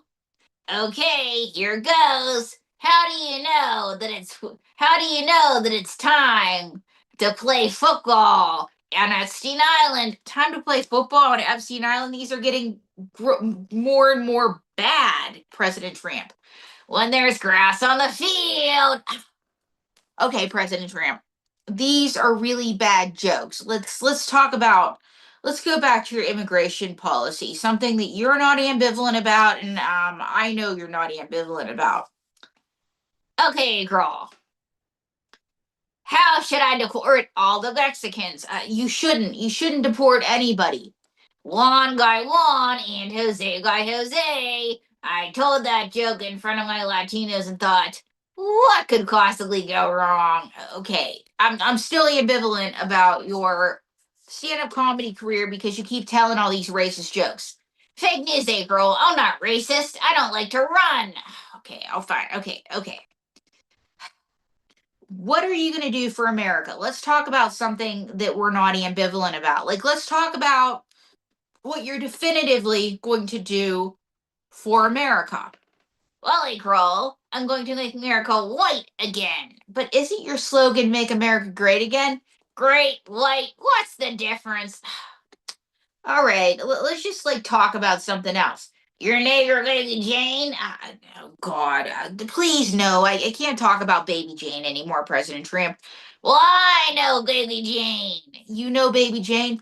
Yes, I had sex with Baby Jane. What? Granted, it was 40 years ago. Oh my God. Okay, President Trump. So you had sex with Baby Jane 40 years ago. Inquiring minds now want to know more. I'm ambivalent about wanting to know more. Well, I can tell you this. I paid for her to come, then I paid for her to go away. Wait, are you saying that Baby Jane's a hooker? No, I'm saying that Baby Jane was my maid. Oh my God, President Trump, you are so bad. So bad. So bad. Okay, I'm not ambivalent about the fact that I don't want to know any more about this story. But let's talk about something else that you're not ambivalent about. Can I talk about something that I'm ambivalent about? What are you ambivalent about? Your skills as a ventriloquist. Oh, bye. I swear, I get no respect from any of these people, okay? So now that we established that my puppets know what being ambivalent means, now I feel bad that I trashed my poor elderly neighbor that probably has dementia. You know what? We need somebody nice. Wayne Newton, can you be nice? I need somebody who's nice, who is not ambivalent, that's just nice. Or is he ambivalent? Well, hello, little darling. And for those who think that you look like somebody famous, but you aren't, who are you? Well, little lady, I'm Mr. Las Vegas's second cousin, twice removed. Twice removed? Yes, I've been removed once by the casino security and once by the Clark County Department of Health. So it's not ambivalent. You're not Mr. Las Vegas. No, little lady. I'm Mr. Angos Las Vegas. Angos Las Vegas. Thank you very much. So, Dwayne Newton, where can people see you perform? Well, I'm currently performing at the Kroger Supermarket slot parlor, but I got hopes and I got dreams.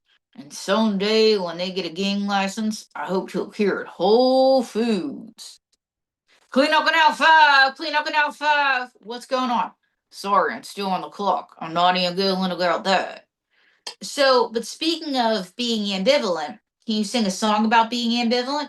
Yes, I can. My girl said, when are we gonna get married? And I said, I like you, but I'm not in love. I'm ambivalent. I'm ambivalent. I'm ambivalent. My little dove. So my girl drugged me and put me to sleep. And as I dozed off, she began to weep. She said he's ambivalent. He's ambivalent. So the next thing I know, I feel a burning sensation. She's lit my dick on fire. Okay, Dwayne. We're gonna cut out that part of the song. So she said, "Screw you for being ambivalent," and we're gonna cut this off. Thank you so much. That was the most ambivalent show ever. And I am not ambivalent about the fact that I will never ask my puppets what it means to be ambivalent again. That was a very dangerous assignment. But anyway, guys, I'm going to hand it back to you. Thank you, April Brucker. Great job here and there. And yep, great job. So, Lina, do you have a question for Miss Vegas, April?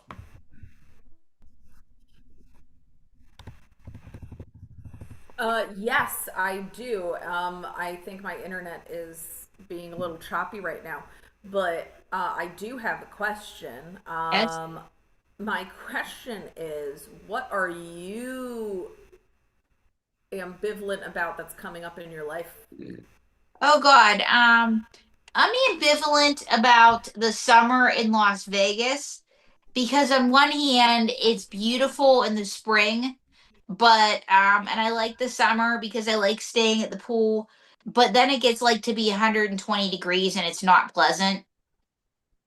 Like it's the record highs. And so I'm ambivalent about the summer in a way.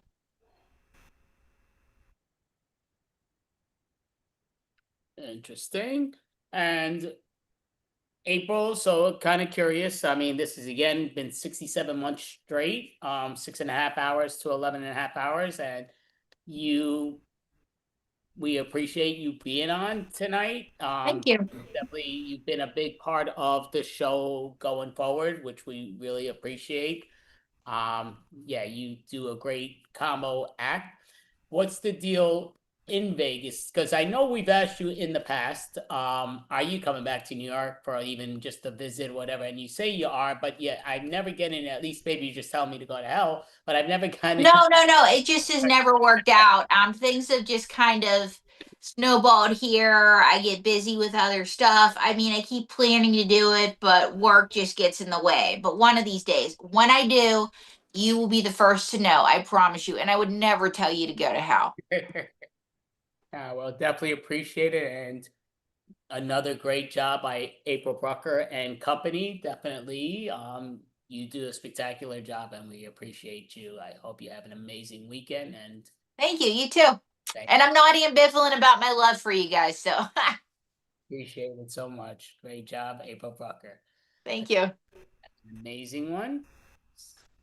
Let me put this on there. So this is been 67 months straight. You do see a lovely pose by Lina that looks like she's insanely frozen there, but thank you, world. 67 months straight. Now there you go, Lina. So thank you, Lina, who helped me do part of the hosting, which we definitely appreciate. And yeah, her video is frozen, so this is right time, I guess, to close it, but do you have any last words to let the people know? And yes, Lina.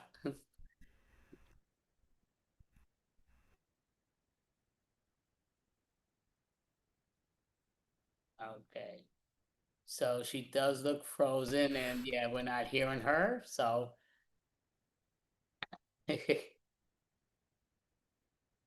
yeah. So sorry, yeah, looks like we're not catching her. She's in freeze mode, but it's all good. So what I'd say is just look at her up on Lina Dunn. I believe that's her website, Lina Dunn. And oh, is that your website, Lina Dunn? Every time it looks like she's moving, then she freezes again, but all right, well, so yeah, I'm not positive that if there's going to be 68 months roll. I've been kind of keeping that low, but I'll reach out if there is. But thank you all. I hope everybody has a great night, and thank you all the performers tonight. Everybody's show tonight, that was really appreciative.